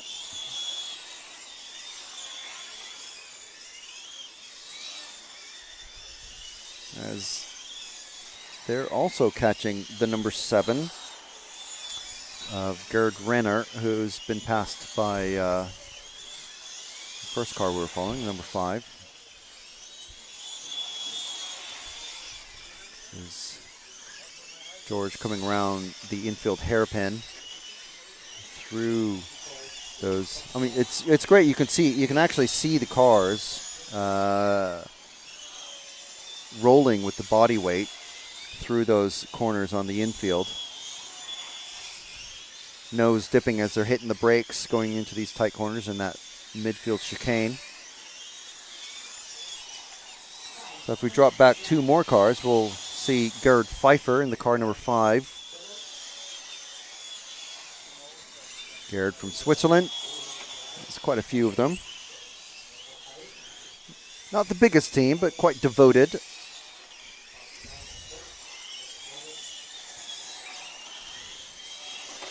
Gerd running the Genius. And some RCTV stickers, which if you want to know how to get those, hit the join button underneath the viewing window on YouTube on the RC Racing TV channel. Hit the join button and you'll get all the details about how to get free stickers and merch discounts on rcracingtv.com gear, and hats and shirts and jackets and hoodies and all sorts of great things. Car just in front, sliding off into the grass, making plenty of space for Gerd. Have a big kerfuffle in the chicane, but that was happened off camera. There's a huge amount of open space behind and ahead of Gerd. He's literally in a whole space of the track that's completely on his own. So if we go to the infield hairpin to the right there and catch this red car, that is going to be Jiri Pfeiffer, I believe. Car 6. Sorry, no, it's Stolze. There is a Jiri Pfeiffer. Oh, Jiri's running a different. Yeah, okay, I see Jiri's car there. But this is Christian Stolze running in 4th at the moment.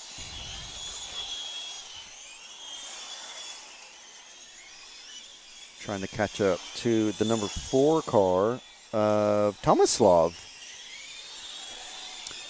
And we saw Tomislav give us a fantastic race highlight, or event highlight, actually flying over the fence on the far side of the track.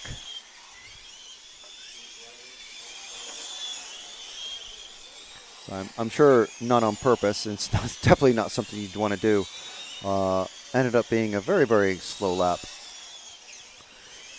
being retrieved by one of our young local marshals. In fact, let's give Tomislav a little bit of love and move forward 1 car to the dark red and black car. Is that black or blue? Doesn't matter. Dark colors. Dark. Yay! Yay!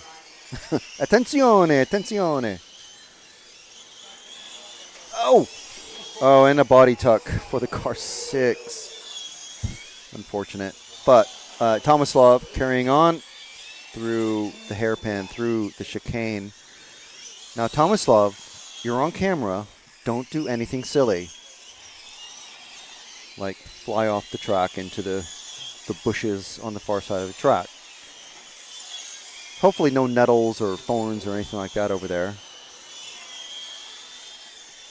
But we want to give Tomislav some love because that was literally a fantastic highlight. And obviously to let him show his friends back home that, you know, he can get around the track just fine. Assuredly much better than I possibly could. That's the car 4 of Tomislav. Let's see, who haven't we followed? If we move forward another car, this will be Jiri Pfeiffer. No relation to Gerd Pfeiffer. In the car 3. So 1 minute remaining. Oh, Jiri going pretty slow around that corner. I'm not sure if there's a body tuck happening there as well. No.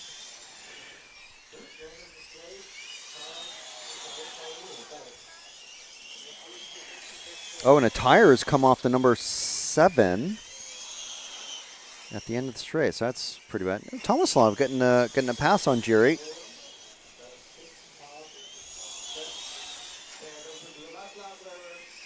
And as the referee has said, it's the last lap for everybody.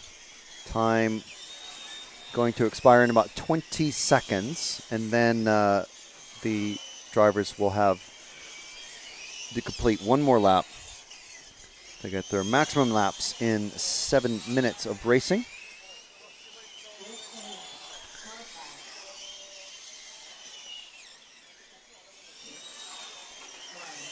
And that is time finish. So cars starting to finish as they cross the line. Carlo Bank, Gerd Pfeiffer taking the win this time round with a 19 flat fastest lap of everybody.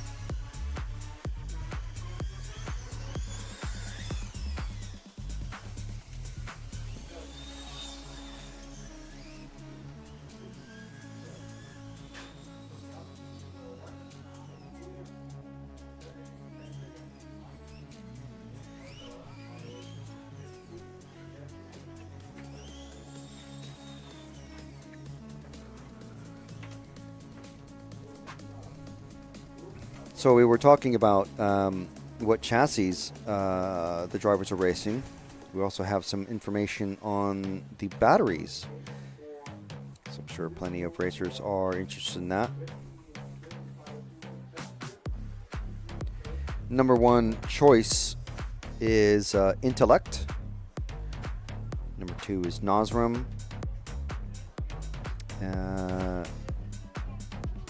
Also LRP. Right up there. Next most popular is Corsatec. And then a variety of brands.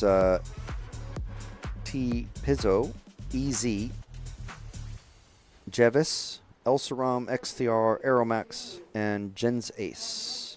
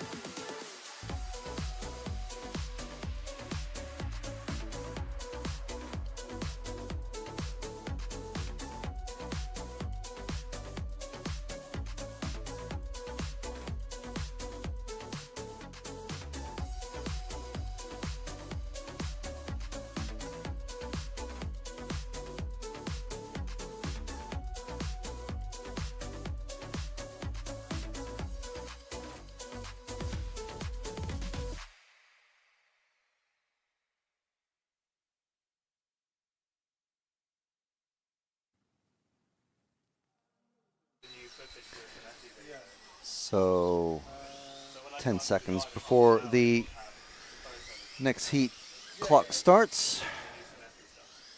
Looks like Uri is back to his main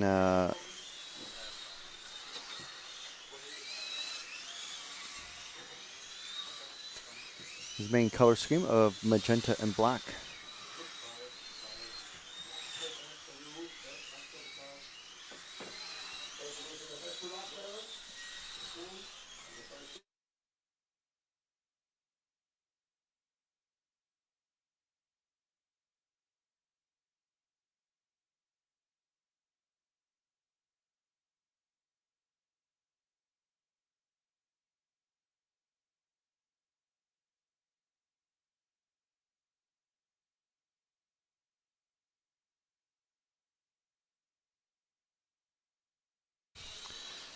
Okay, sorry, just looking at a technical thing. Right, so we are back with Heat 4 of Round 5 for GTE, the electric category.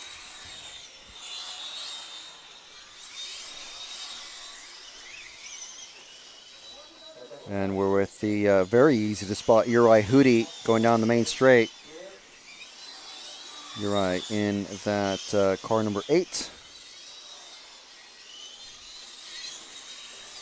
Moving quick. And he's got Dan Jones trying to catch up to him in the car 4.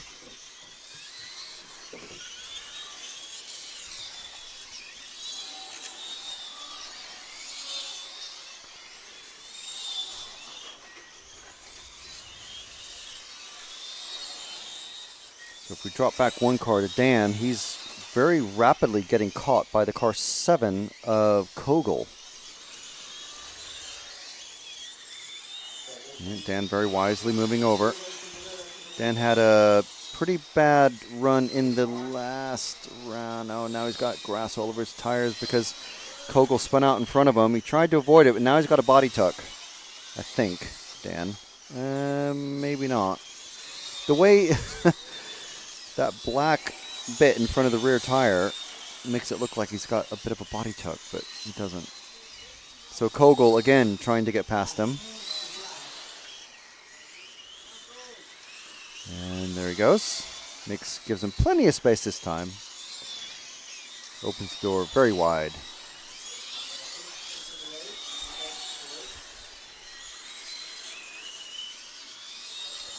Oh, someone trying to do some rally. I thought we were just about to switch to a car. Well, 2 cars now trying to do rally.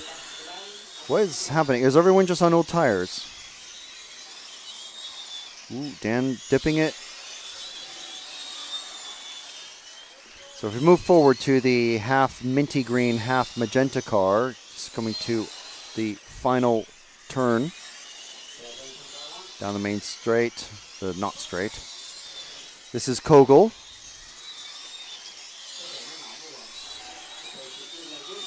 Ooh. Taking it liberties with the curbing there.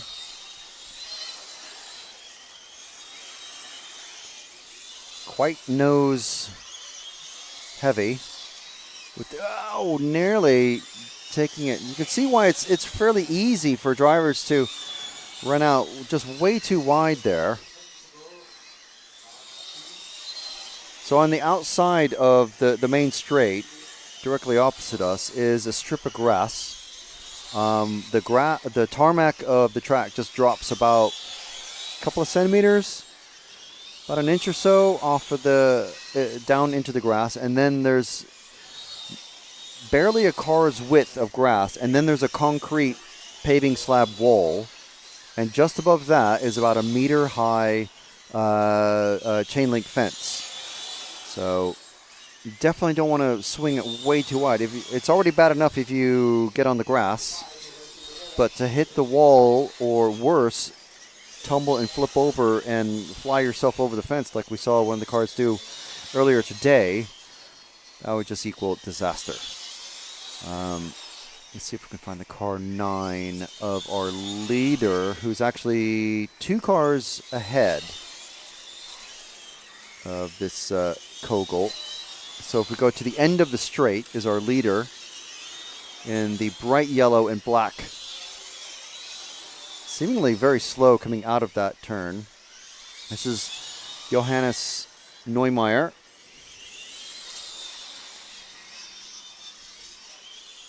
Trading fastest times with Mauro Dostal, I think in the gray car. Marcel Dostal. So they're about a half a lap apart, so they're nowhere near each other on track. They're just purely racing each other by the clock, but they are trading the top spot position, so eventually they'll sort each other out. But, ooh, that might cost the number 9 car the top spot in this qualifying run. That little mistake. So the next car going on the straight now is the gray car. It's at the end of the straight now. This is Marcel Dostal, who is now the overall leader, or the current leader of this qualifying run.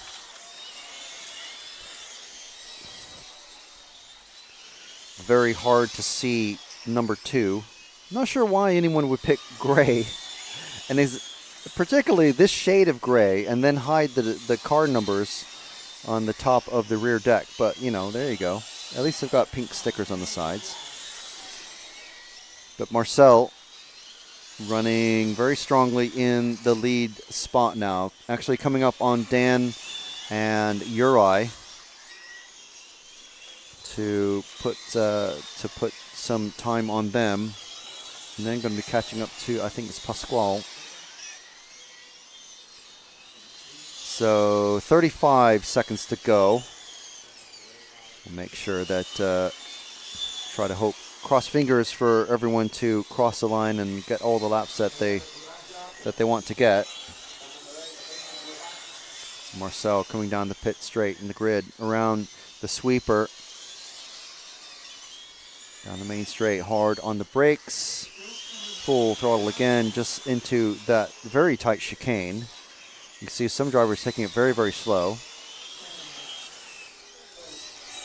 And then over the finish line there and straight into the pits. So Marcel Dostal and Dan Jones, and then Johan Neumeier. That's your top 3.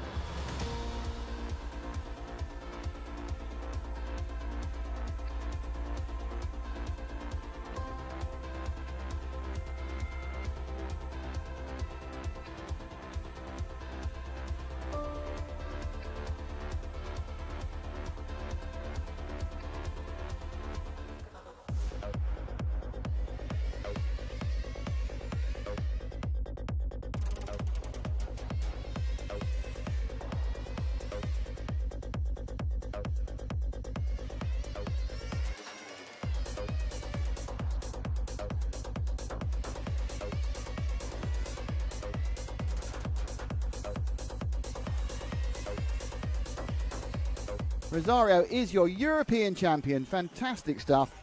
Nathan Senesi wins the most amazing race to take the most amazing European championship. That is absolutely unbelievable. It's like a real now. It's like a real.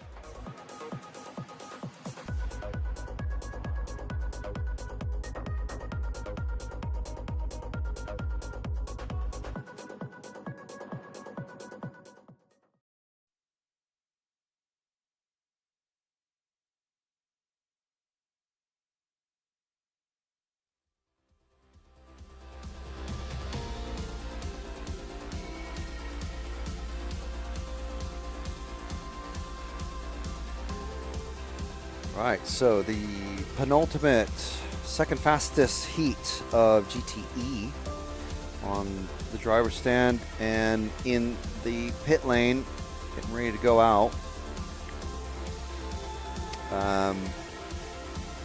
So obviously, for those of you curious, the GTE category will be operated just like every other electric championship. 3 A-final races to decide the winner. 7-minute races. 7 minutes? I'm pretty sure it's 7 minutes. Hard pressed to make 8 or 10. The top 4 drivers in GT8. And remember, we do have the pole drivers for each category has been decided, but the rest of the top 3 yet to be figured out. But the top 4 racers in GT8 will go straight into the main final. And then from the semifinals, the top 3 drivers from each semifinal will go in. And then, yeah, there's a last chance final. So the winner of that one will be the 11th car. So it's 3 from one final, 3 from the other final. That's 6, plus another 4. That's 10. And then the last chance final winner.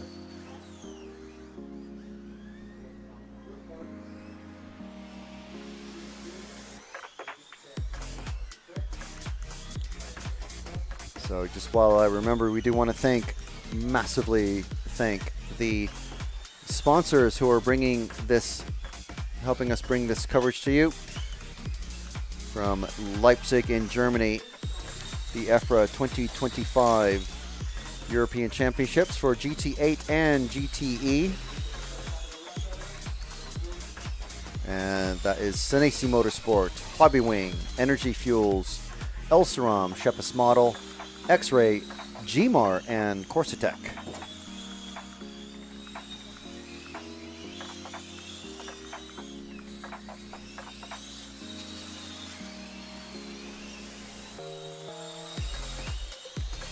Drivers out on the track,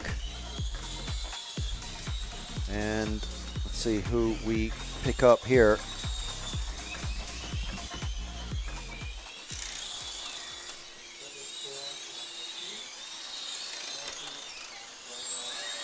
White car with the all black wing. Of course, everyone running the same tires as the car number 5 of Schutz. Very heavily on the nose. Lots of steering in this car.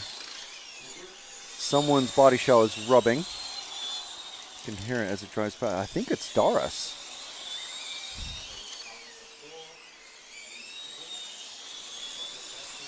So this car actually looking pretty good. Oh no, it's not Doris. It's the car's 0 again. You can actually see the body shell bounces. So if we drop back one car. This is the 0 of Nick. That gray nose on it. Oop, that's not going to help. See, as it goes past, you might be able to just see it vibrating, and it goes into the wall at the end of the straight.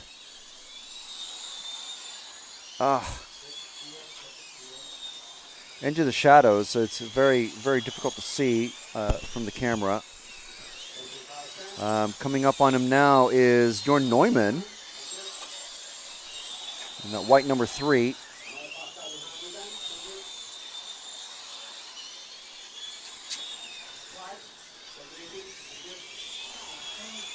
Jorn looking pretty quick, but possibly struggling to make it into the top 10.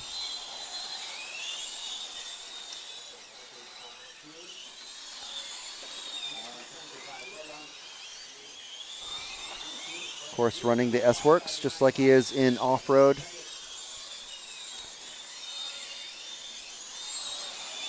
Interestingly, not running the black wing like he used to in off-road. He changed it for off-road, and he's sticking with it for GTE as well. Someone taking the rally route at the end of the straight. Who's that car 9 that he just passed? Sunkar.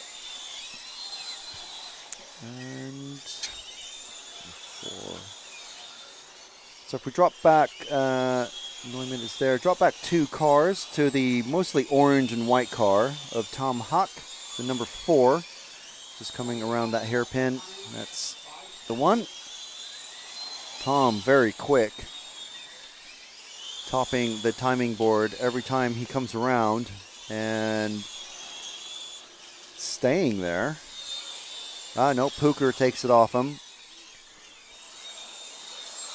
Puker is car 2, so we'll have a look for him next, but he's probably about halfway around the track compared to where Tom is.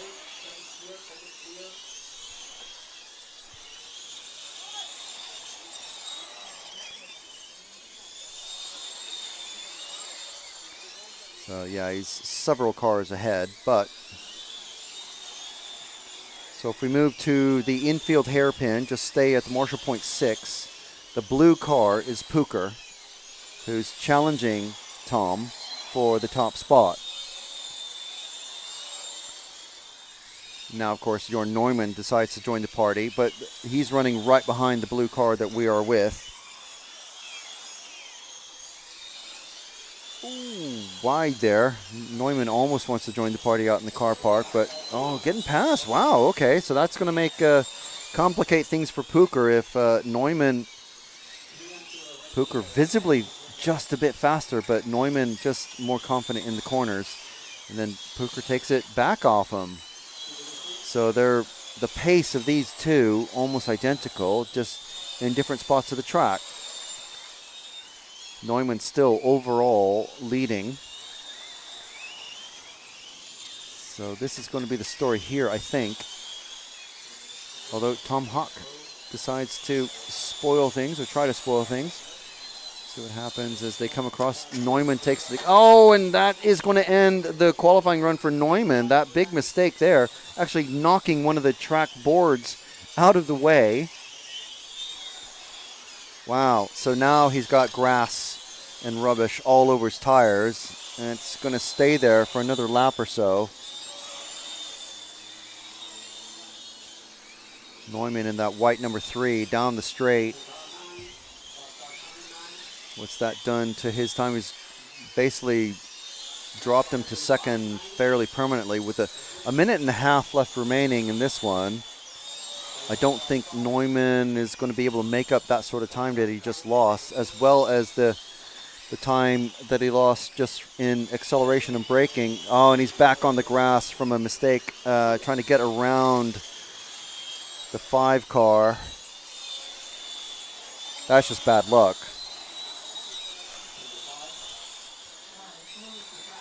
But 1 minute remaining, so that is going to give Tom Huck a bigger lead now.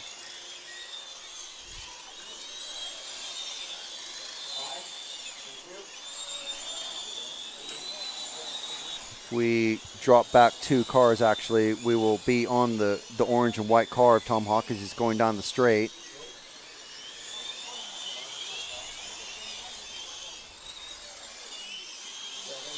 He's our leader with 30 seconds to go.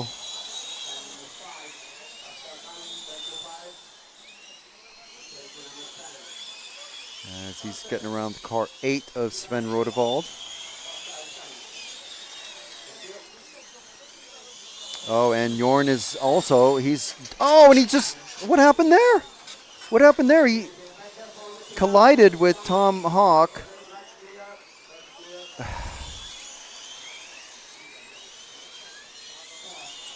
I am mildly flabbergasted at that. So that's going to give the win to Pucher, to Highfield Pucher, dropping Tom Hawk down to third. Pietro Luciforo taking second.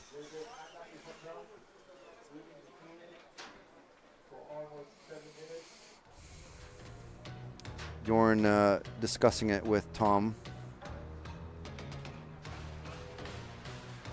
Just shrugs all around.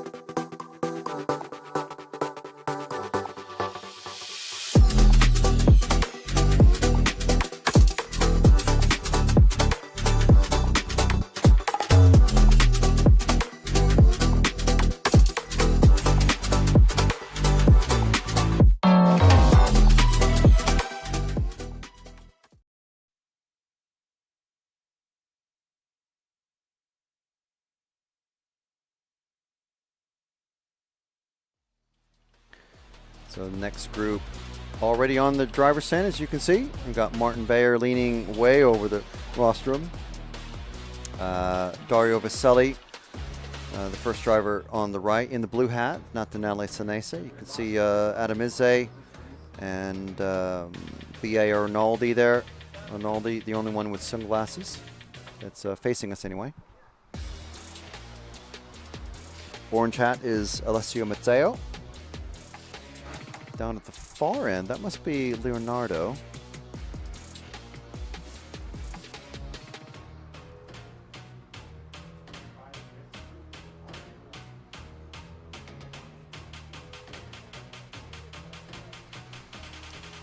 Right, so just so we're clear, B.A. Arnaldi basically has wrapped up the TQ in this one. He's already got 3-0 results, so 0 for top spot, 2 points for second spot, 3 points for third, and so on.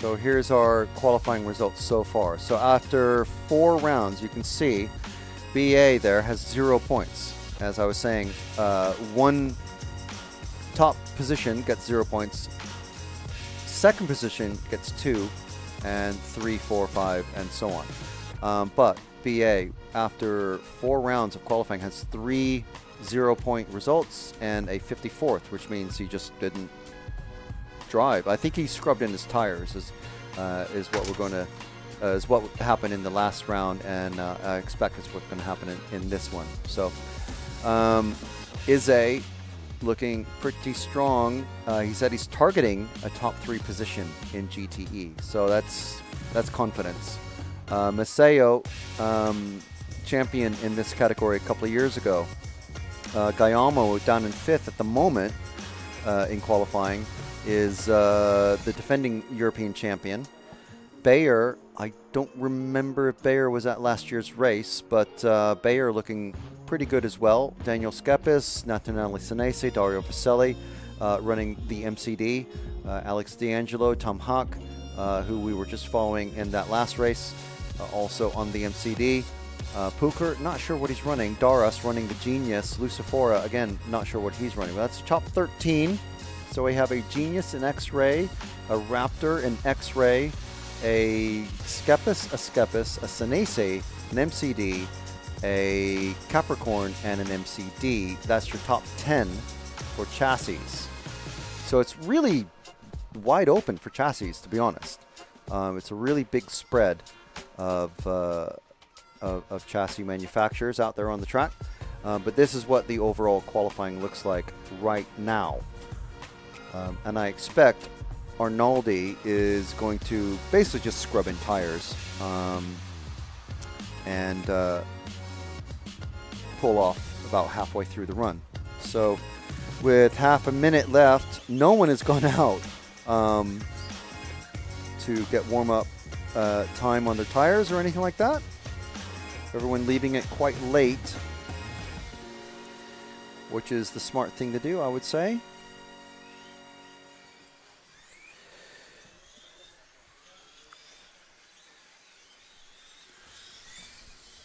So everyone driving around very tentative. Time has started now.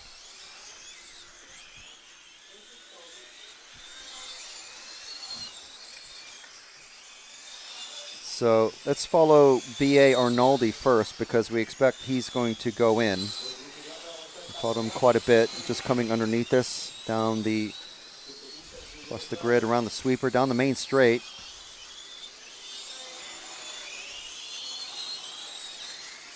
Through the chicane, nice and smooth. Going to be catching up to Alex D'Angelo, who I believe it was the last run in GTE. He didn't finish, I believe it was.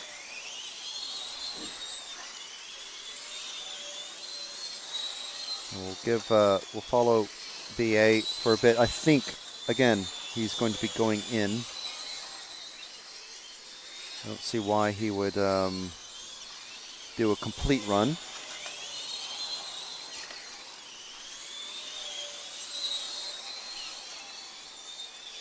Ize is going to be the next driver that we follow in that very bright blue car.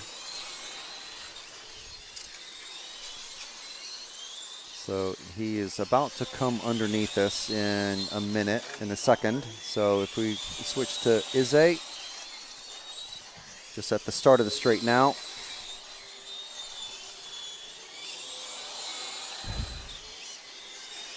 Adam Ize in the X-ray. Very close to Senesi.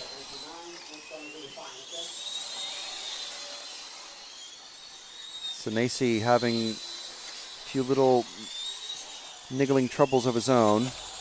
Lets Ize by very easily. And Ize actually is he catching Matseo, who is his challenger for one of the top 3 spots. Okay, now there's a clear track between them. Ize going a little bit wide there. Oh, and getting sideways coming out of the chicane. 5 minutes left. Matseo actually topping the leaderboard right now. So if we move forward 1 car to the all-orange car, as the number 4 of Alessio Matseo from Sicily.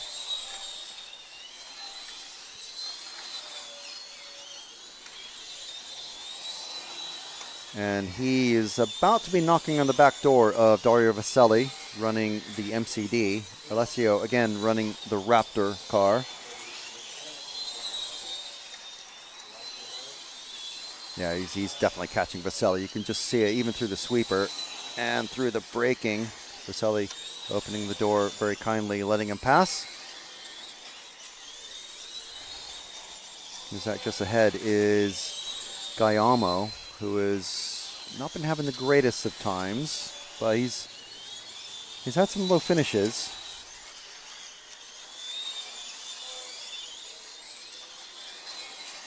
So if we move forward 1 car to the white and yellow car of Rosario Gaiamo, just at the end of the straight.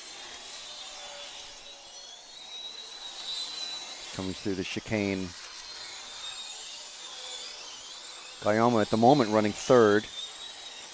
And of course, he'll be wanting to improve. Battle on track, of course, is between Alessio and Ize. Can see that Ize seems to be very slightly stuck behind Vaselli, but he has made his way just now. But I think Alessio has pulled away. So Alessio still overall winning this one on the clock, but Gaiamo running 4th. very, very close on fastest lap time. 17.49, 17.49, 17.50. Guillaume very briefly in the second spot.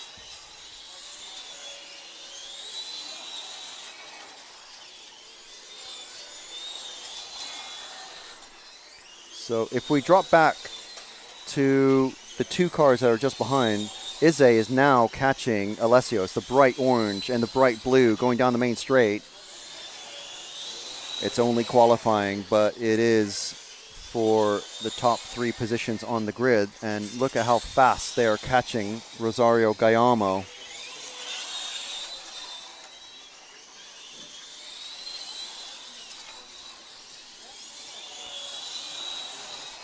It seemed like, Guillaume needs to be very super careful here. I think something's rubbing on Guillaume's car, something, a body or something. You can just about hear it. He's very just holding up Ize, tiny bit. Oh, and he gives him the tiniest amount of room. Ize now has free track to try to catch Matteo. Matteo has about almost a third of a lap clear ahead of him. These two battling for the remaining top three spots in qualifying. Advantage to Ize as we entered this round of qualifying, though. 1 minute and 8 seconds left on the clock. Ize just making a very slight bobble there, I think. Going tiniest bit wide. Alessio, European champion 2 years ago in this category, and also in 10th IC several years back. So he's got the hardware to back up his skills. And Ize certainly has the skills himself. Consistently in the A finals in touring car. Ooh, and now there's a visibly smaller gap between them. Guillaume has pulled off the track.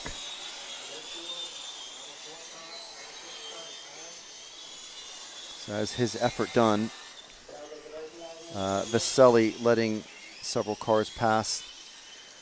Oh, and that's it. That is Alessio's run finished. Ize, clock has just finished just now. So is Alessio going to be able to complete it? Ize finishes with a little nudge from D'Angelo.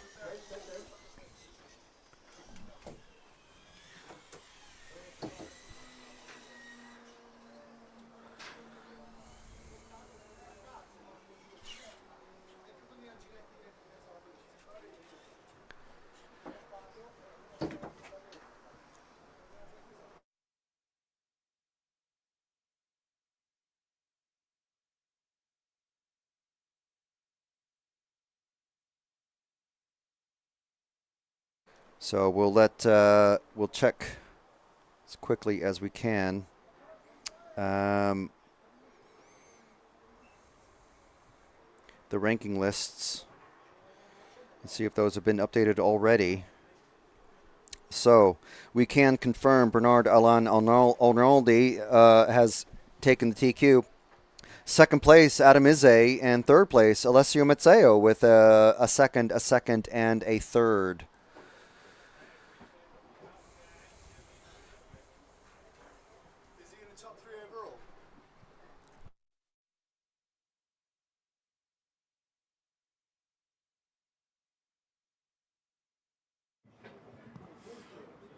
Well, that went pretty well. Yeah, it was a great run. I knew that we will fight out for the second place with Alessio, so I was just trying to follow him at the beginning, and I hope he will dump. And he dumped on the last lap, so it all worked out. Arnaldi pulled off, obviously, because he's already TQ'd. Is it going to be hard to overtake from second on the grid? Well, I think he has a little bit of pace advantage, because he can use more power and still finish the run. But you know, tomorrow is a new day; it can be all different. Thank you. Best of luck for tomorrow. Thank you.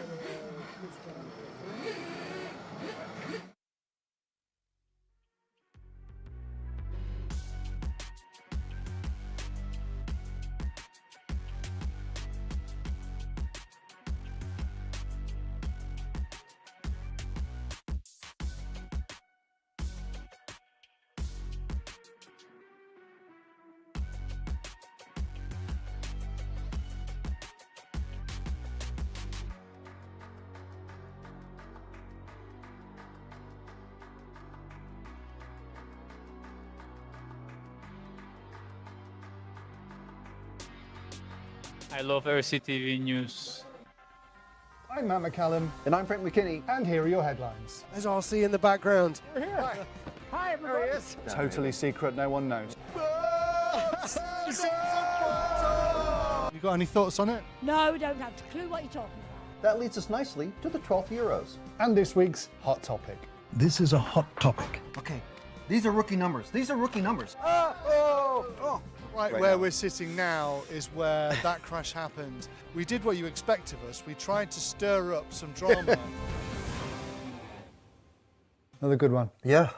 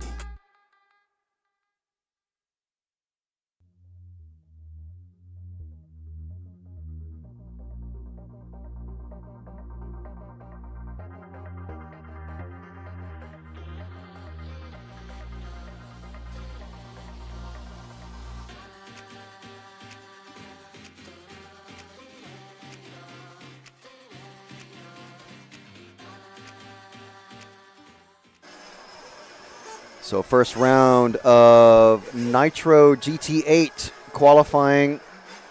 Sorry, the first heat of Nitro GT8 qualifying for the final round.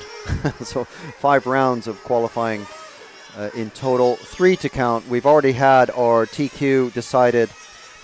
Our electric GTE top 3 is decided, and that is B.A. Arnaldi, Adamize, and Alessio Maceo. So France, Hungary, and Italy in the top 3 spots. You see the rest of the order on my rcm.ch.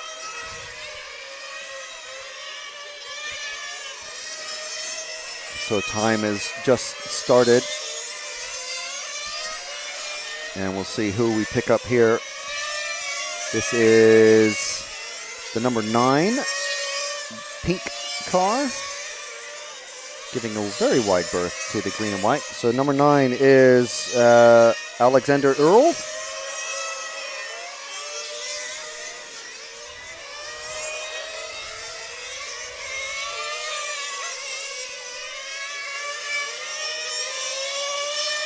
Yep. Oi, no, you don't have to give that much room. But able to get back on track, it's all right. Get back out there.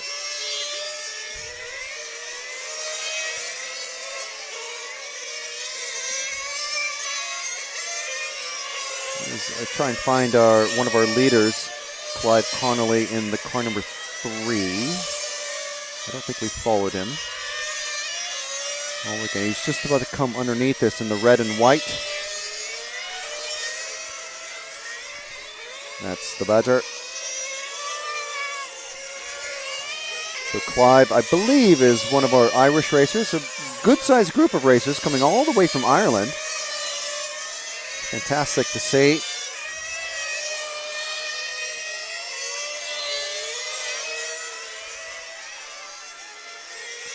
The number 8 car of Locascio being carried into the pits.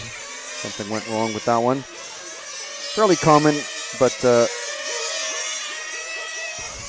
much cooler temperatures today than earlier in the week. So heat probably not that much of an issue for the drivers this time around. Still going to be careful the last minute or so. Well, actually the entire race, because you don't want to use up all your petrol, your nitromethane. You want to be able to run, but we do see a lot of cars die in the last moments of the race, and it costs drivers quite a lot of positions in the overall qualifying results. So we're with Clive Connolly. If we move forward 1 car to the number 4, that is Westenfelder, one of our top 3 racers. Clive, who we were just following, or actually immediately behind, is currently top position. So Uli running 3rd, but Clive catching slowly. Whoa! Clive collides off camera. Or no, we caught it. So Uli, who's this? It's the number 7 that we were following earlier, I think. So Uli in the car 4, now in 2nd position after Clive coming together with a back marker. I think that was a number 10, who's now also been carried into the pits to get restarted, hopefully.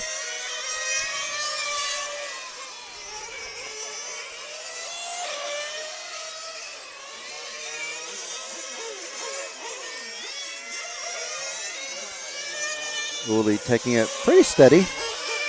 The number 2, the Gulf colored, one of the, well, how many, we must have 2 or 3 different Gulf colored cars here this weekend coming into the pits. That is Milvik, who was running 2nd. Now Clive Connolly taking that position back. So this is our overall leader at the moment of the heat, Uli Westenfelder. Clive Connolly was leading this one and then came together with a back marker. Dropped down to 3rd and has just popped back up into 2nd after I think it was Dennis Milvik in the 2 car. Yeah, who is back out there in the Gulf colors. But Milvik now down to 5th. And actually the next car behind on track, but running in 5th. So a couple of laps down probably. Actually you can see on screen, yes, at least, or just over 1 lap down. Who else would be good to catch is car 6 of Noonan, who's battling for 3rd. with Johann Strasser.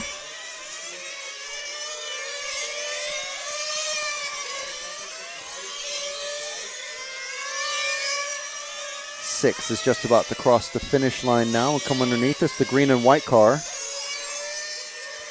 There we go, that's car 6, Jason Noonan. As the car 10 is being carried into the pits again, so a pretty bad run.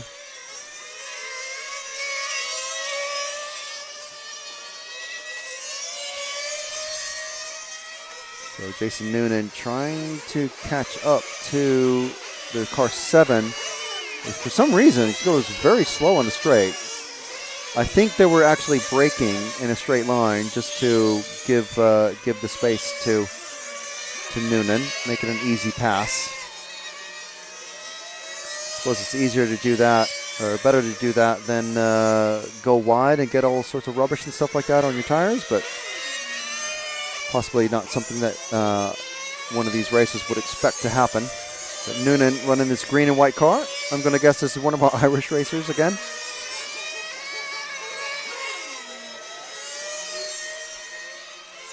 I don't have the country information on the screen in front of me. So Noonan running second. Uli Westenfelder still running first in the car number 4.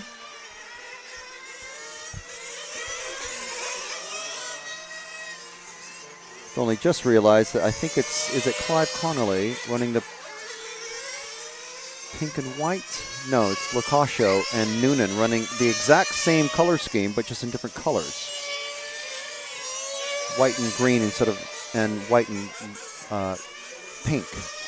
Where is Uli? Uli has come off the track somewhere. He's got some trouble. Oops, sorry about that. Car number 4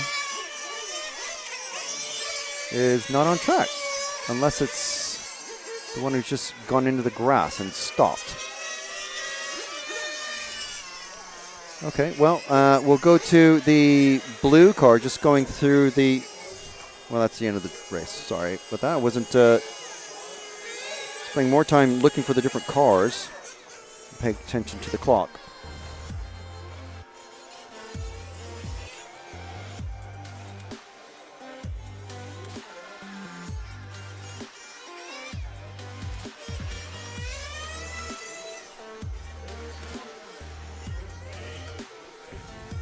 So it's Noonan, Strasser, and Milvik, top 3. Westenfelder did come off the track at some point there, lost a couple laps.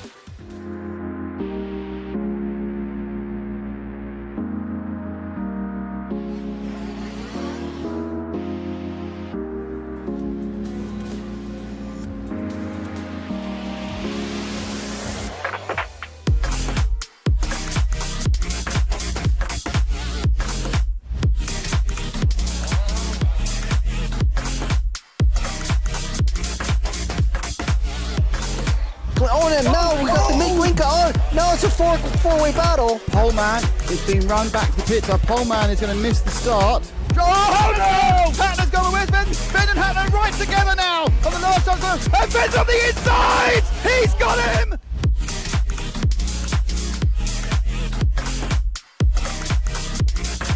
Fantastic display of driving from these two drivers who have pretty much carved up the touring car world between them this year. Commentator made an error. So Commentator makes an error. Marcus Karup is through.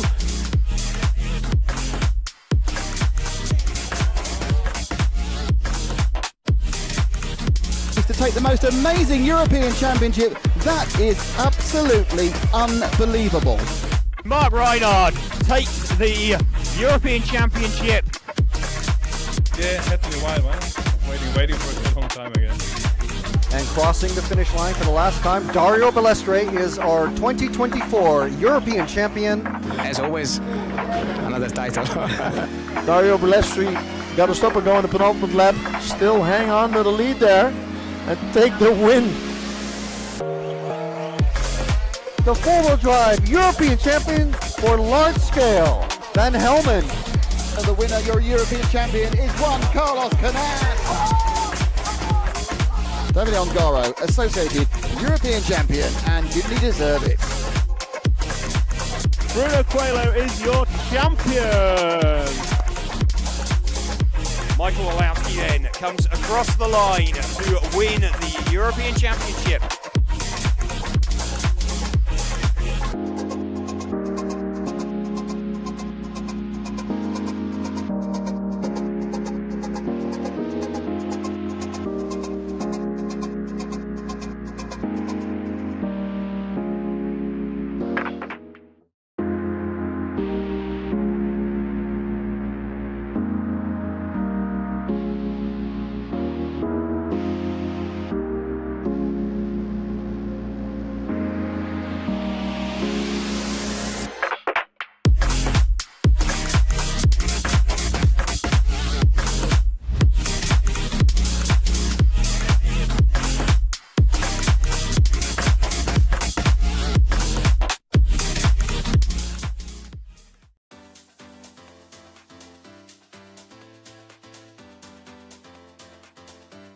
Makes an error. Marcus Currup is through. No, it's a four-way battle. And Finn's on the inside! He's got him! I love RCTV News. There's RC in the background. We're here. Hi, everybody. This is mine. Okay, fantastic. Yeah. So we are here at ETS round number 3 of season 17. Davide Ongaro, associated European champion, and didn't he deserve it? Bruno Coelho is your champion. Today, mamma mia, super happy. It's like a real now. It's like a real.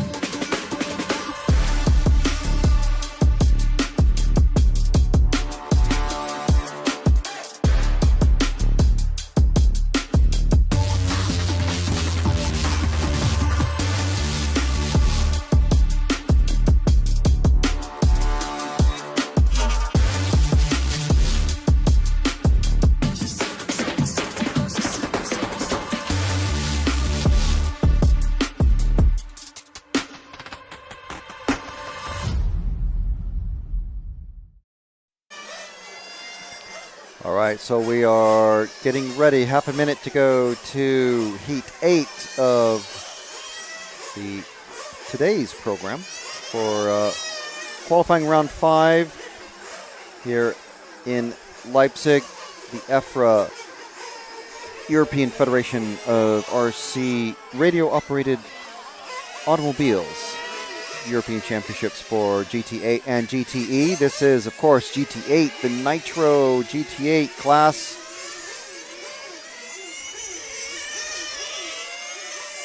This one and 2 more to go to decide. Well, we have our top qualifying racer already decided. That is Filippo Beretta. But we have 2 more positions to decide, and that will come in Heat 10. So this race and 2 more. So let us go to our main camera and see who Will has picked up. I think that's going to be Dan Jones. Oh.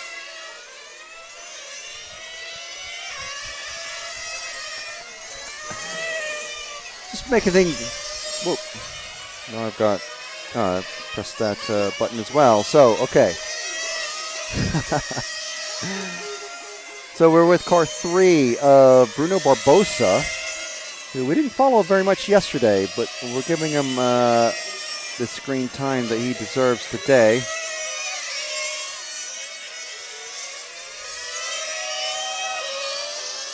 Very interesting, fairly realistic, full-size sort of type of color scheme.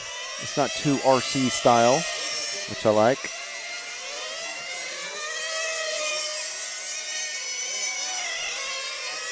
Going fairly smooth. Could be a little tighter on the turns, but I'll cut him some slack. Rapidly catching is that the car 0?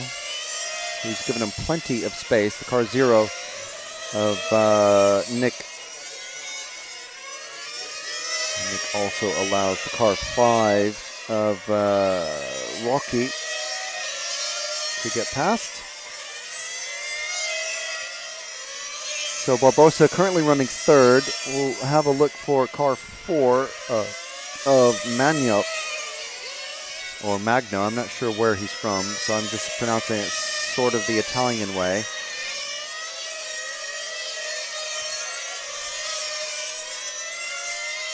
Where's he at? Ah, okay, so just underneath this wheel, the next car is the bright yellow of Magno. Daniel Magno, our leading car in this qualifier. Final round of qualifying, once again. Extremely important to make all 7 minutes so you can get, if you don't, you're going to miss at least 1 lap. In the last top qualifying round, we saw Rosario Gayamo drop out, I think with 1.5 minutes to go. We're guessing it was something to do with a glow plug. But Magno here looking like he's going pretty solid. 4 minutes and 10 seconds left to go.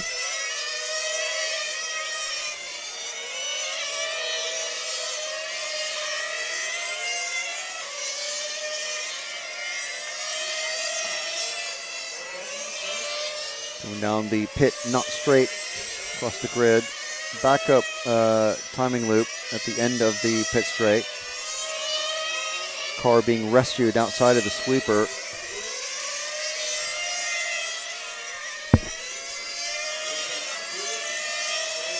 So Magno still running a very seemingly safe lead position. Bruno Barbosa, who we were following earlier, was running second, now just taken over by Caligari. Rocky in the car 5. Looks like Barbosa, Caligari, and Rocky all trading spots for that second position. So second, third, and fourth all running very, very close times together.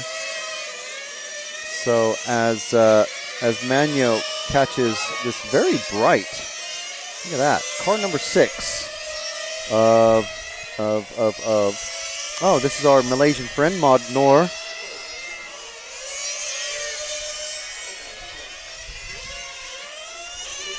All the way from Malaysia with his Chinese friend who lives in Malaysia as well. Apparently, he was telling me that the Chinese population in Malaysia is second only to Malaysians themselves. It's very interesting. So lots of crossover. And not giving up too much ground there.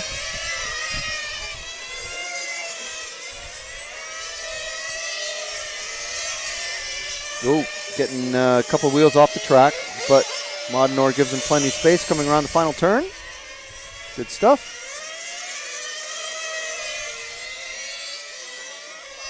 And who's he just passing now? Is this Magno giving us a good tour of everyone else on the track. That, ooh, what happened there? That was, is this car 8, I think, yes. That's very sort of like dull brown of Dell'Aquila. Ahead of him in the white car is the number 9, and he's trying to get past a little bit eager. Dell'Aquila. Whoa. The 8 and the 9, I mean, pretty much coming together. But Dell'Aquila trying to keep Magno behind him for whatever reason, nearly taking it to the grass. Almost had another highlight shot there, Will.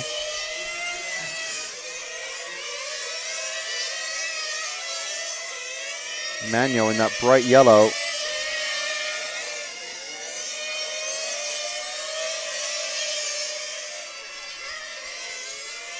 Dell'Aquila able to just pull away almost at will, it seems there. Whereas Magno seeming to fall behind a bit. So we're with Dell'Aquila in this sort of like purpley pale blue. I'm not sure what color to call that, as he's gotten past the green car, the all green car of number 5. That is Rocky.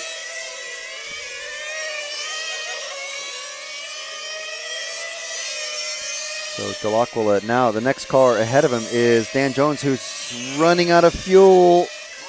That is not great.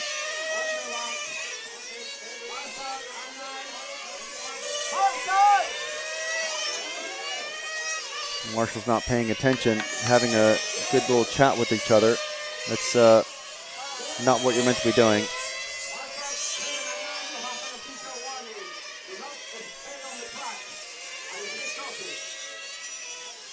I don't think they've heard any of this warning that they were just given. So 3 cars coming off of the track.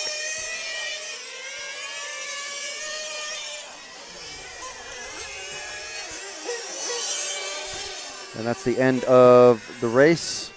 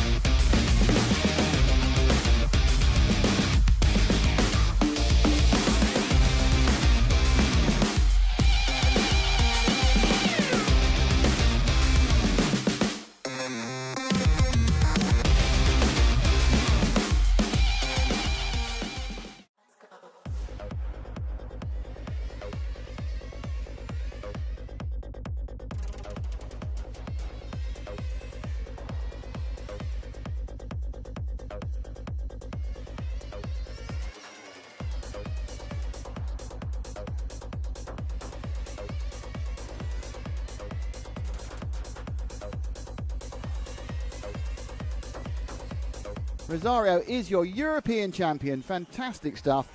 Nathan Senesi wins the most amazing race to take the most amazing European championship. That is absolutely unbelievable. It's like a real now. It's like a real.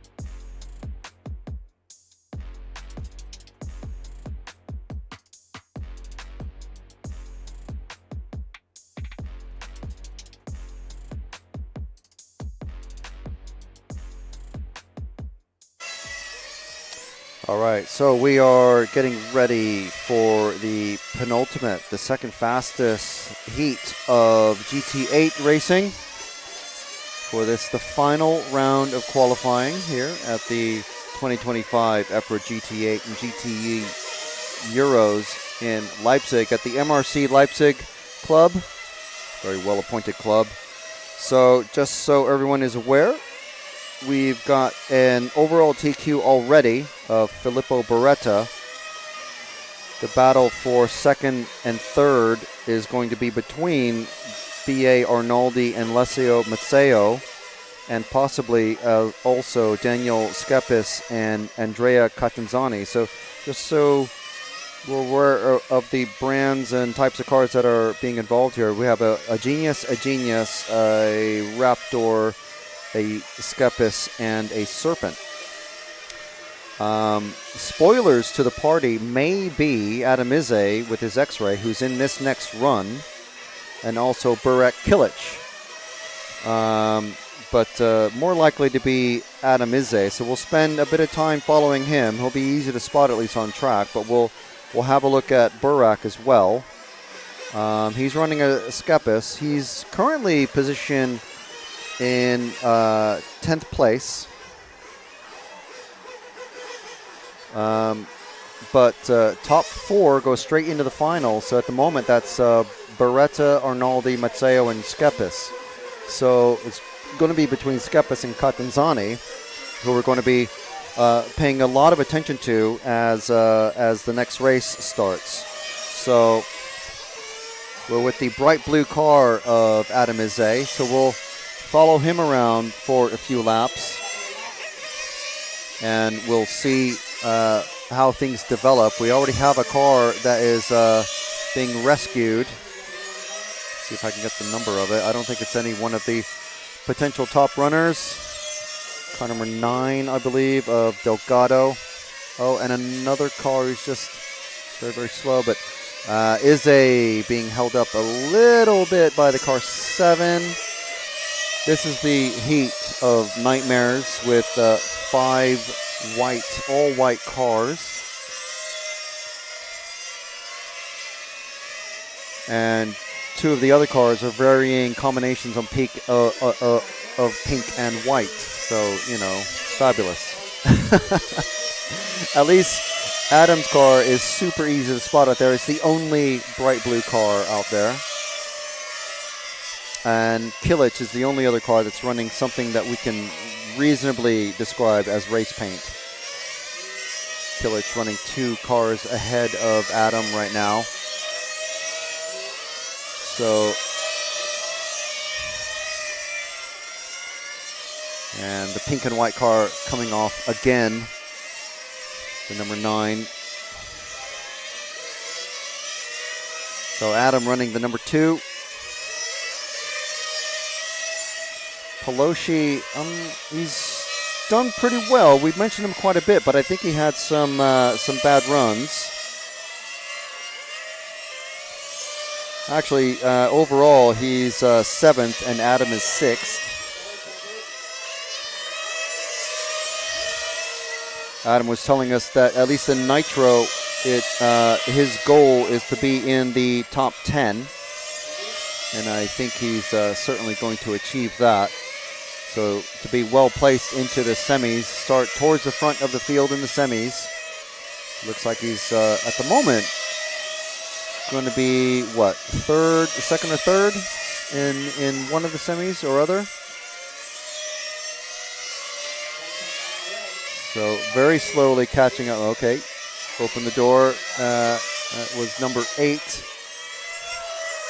of Jorn Neumann running the S-Works. And now Adam is caught up to. We have a frustrated driver smacking the podium. You can actually feel it through the scaffolding poles that we're using here. So now Kilic just been passed by Ize.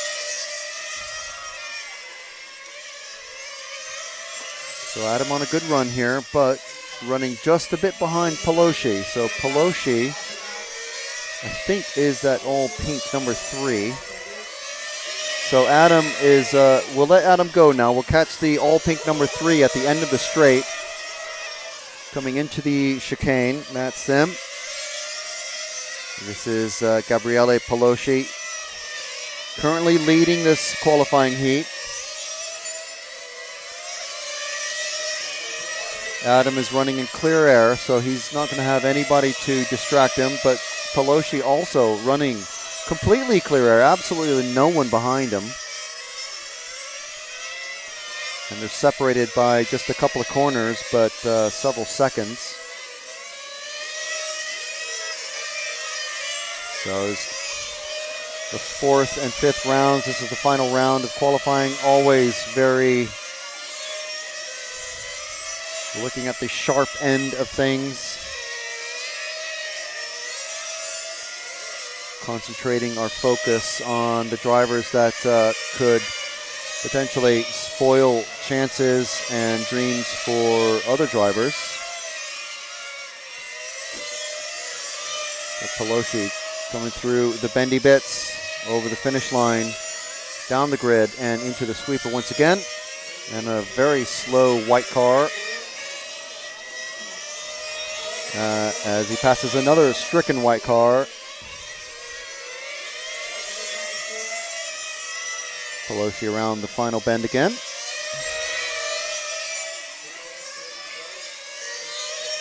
So Martin Bayer taking over second spot. I'm not sure what happened. I think Martin running. Oh, Palosci getting caught up with the other pink and white car. So what is that going to do to the order? Let's see. When the next 2 cars come by, we're going to have Bayer and Izze. Izze's popped into second, so he's lost some time. Palosci's lost some time. But still, overall, 5 seconds ahead on the clock. And actually, Palosci, a full... Yeah, so Izze is 5 seconds behind on the overall clock predicted time. So we're still with Palosci.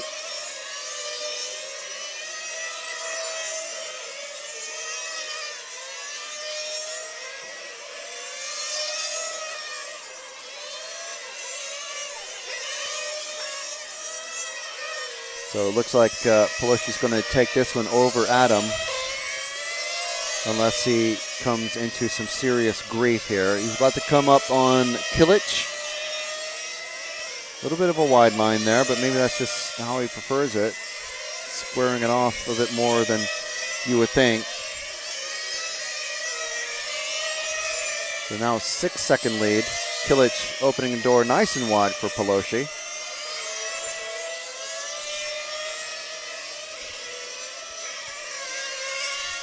And another white car stricken in the grass.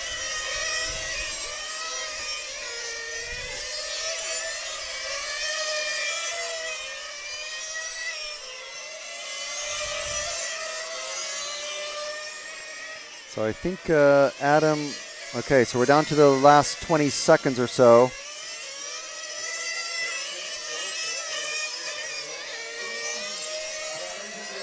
So this is where we're going to start seeing cars drop out, like one by one by one. Palosci's slowing down. Palosci's slowing down. This might be Adam's chance. Palosci is not going to finish this lap. Adam has slowed down. Oh, Adam has also run out of fuel. Just he was slightly quicker than Palosci, so that is going to end up with Palosci taking the win. Izze, Kilic hopping up into third, then Bayer, Neumann, Daras, Lougheed, and Tarragoni, Delgado, and Lewis.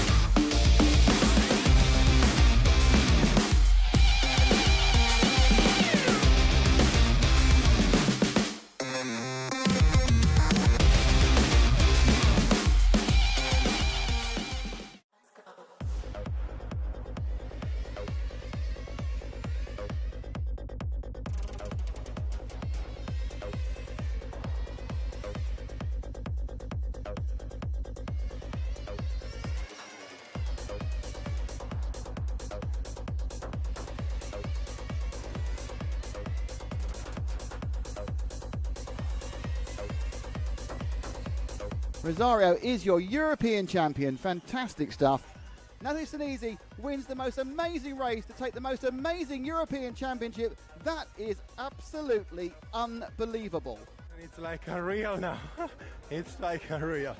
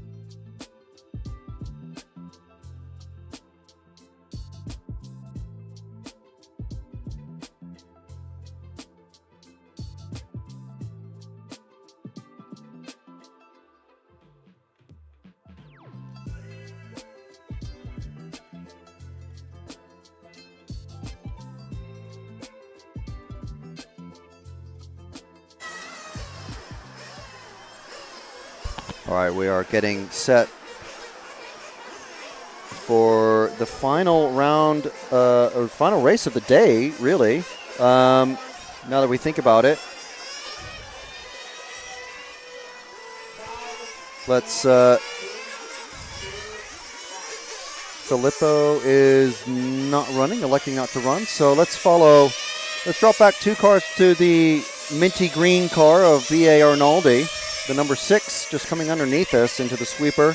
This is B.A. Arnaldi from France running into Genius. We're following him because he is very likely going to be one of the protagonists at the end of qualifying today. His teammate Filippo Beretta has already claimed the TQ position, so we know what's going to happen there. However, Arnoldi and Alessio Maceo are two of the racers that could end up in the second and third positions on the grid. Remember, from qualifying, top 4 goes straight into the main final. So top 4, there's no more Super Pole. That is gone. So Arnoldi, the Frenchman, who speaks incredibly good Italian after racing for the Genius brand for many, many years. He's one of the stronger drivers to follow.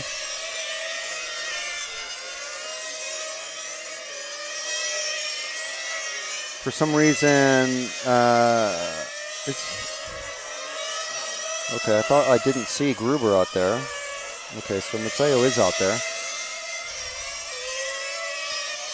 So we're following Arnoldi. Arnoldi is one of these drivers who you follow him lap by lap by lap by lap, and he just does not make a mistake. He's like Balestre in 10th and 8th IC.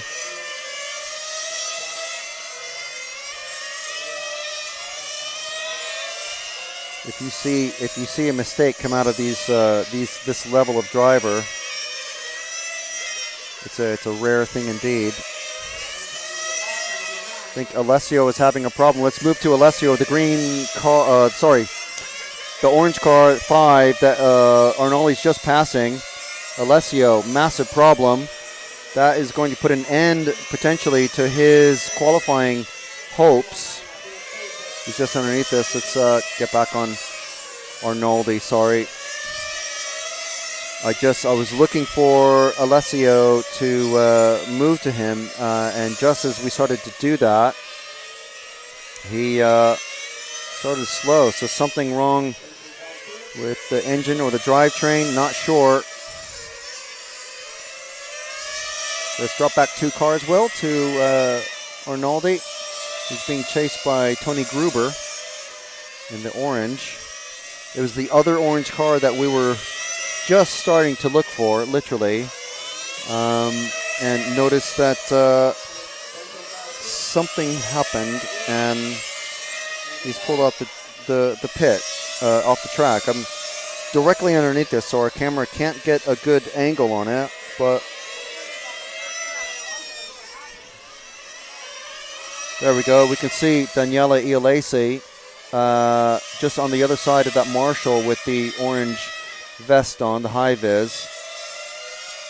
Unfortunately blocked by the cardboard tire box. Iolesi checking the drivetrain, checking the spur gear. So yeah, you can see, Marshall gets back in the way again, unfortunately. Wanting to have a good look himself. So I've got a prime view, but we just can't get a good angle on it with the cameras, unfortunately. Sorry about that. So yeah, still on Gruber. So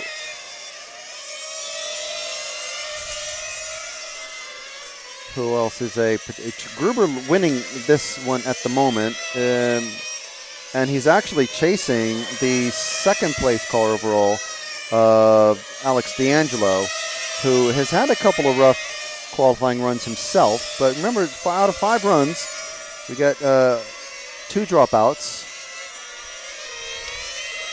So I think that it's going to put this run for sure is going to put Arnoldi on the second position on the grid.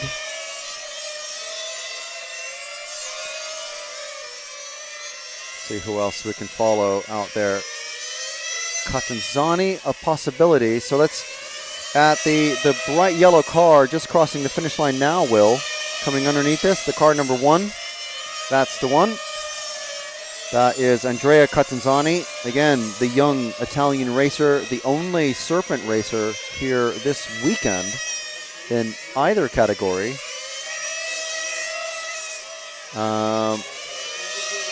He's a good racer, a strong racer. Very forceful when he needs to be, as many of these Italian racers are. And Arnaldi has pulled into the pits, somewhat as expected. I'm slightly surprised that he's been out for this long. Gruber has just pulled into the pits with a minute and a half to go. And his dad pulling the car off and stopping it. Another car stopping at the end of the straight. We're still with Catanzani. Guyama's still running. So some cars seeming to come in on their own, others stopping unexpectedly. You see the train going past there. We're right next to a commuter train line and a very busy motorway leading to Dresden.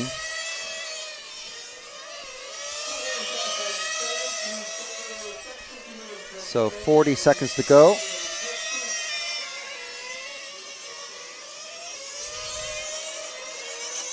So D'Angelo, Catanzani, who we're following, running second. Shepis is another one who might be able to challenge Catanzani for fourth place on the grid. Where is Shepis? I think is still running. Shepis running the car number 9.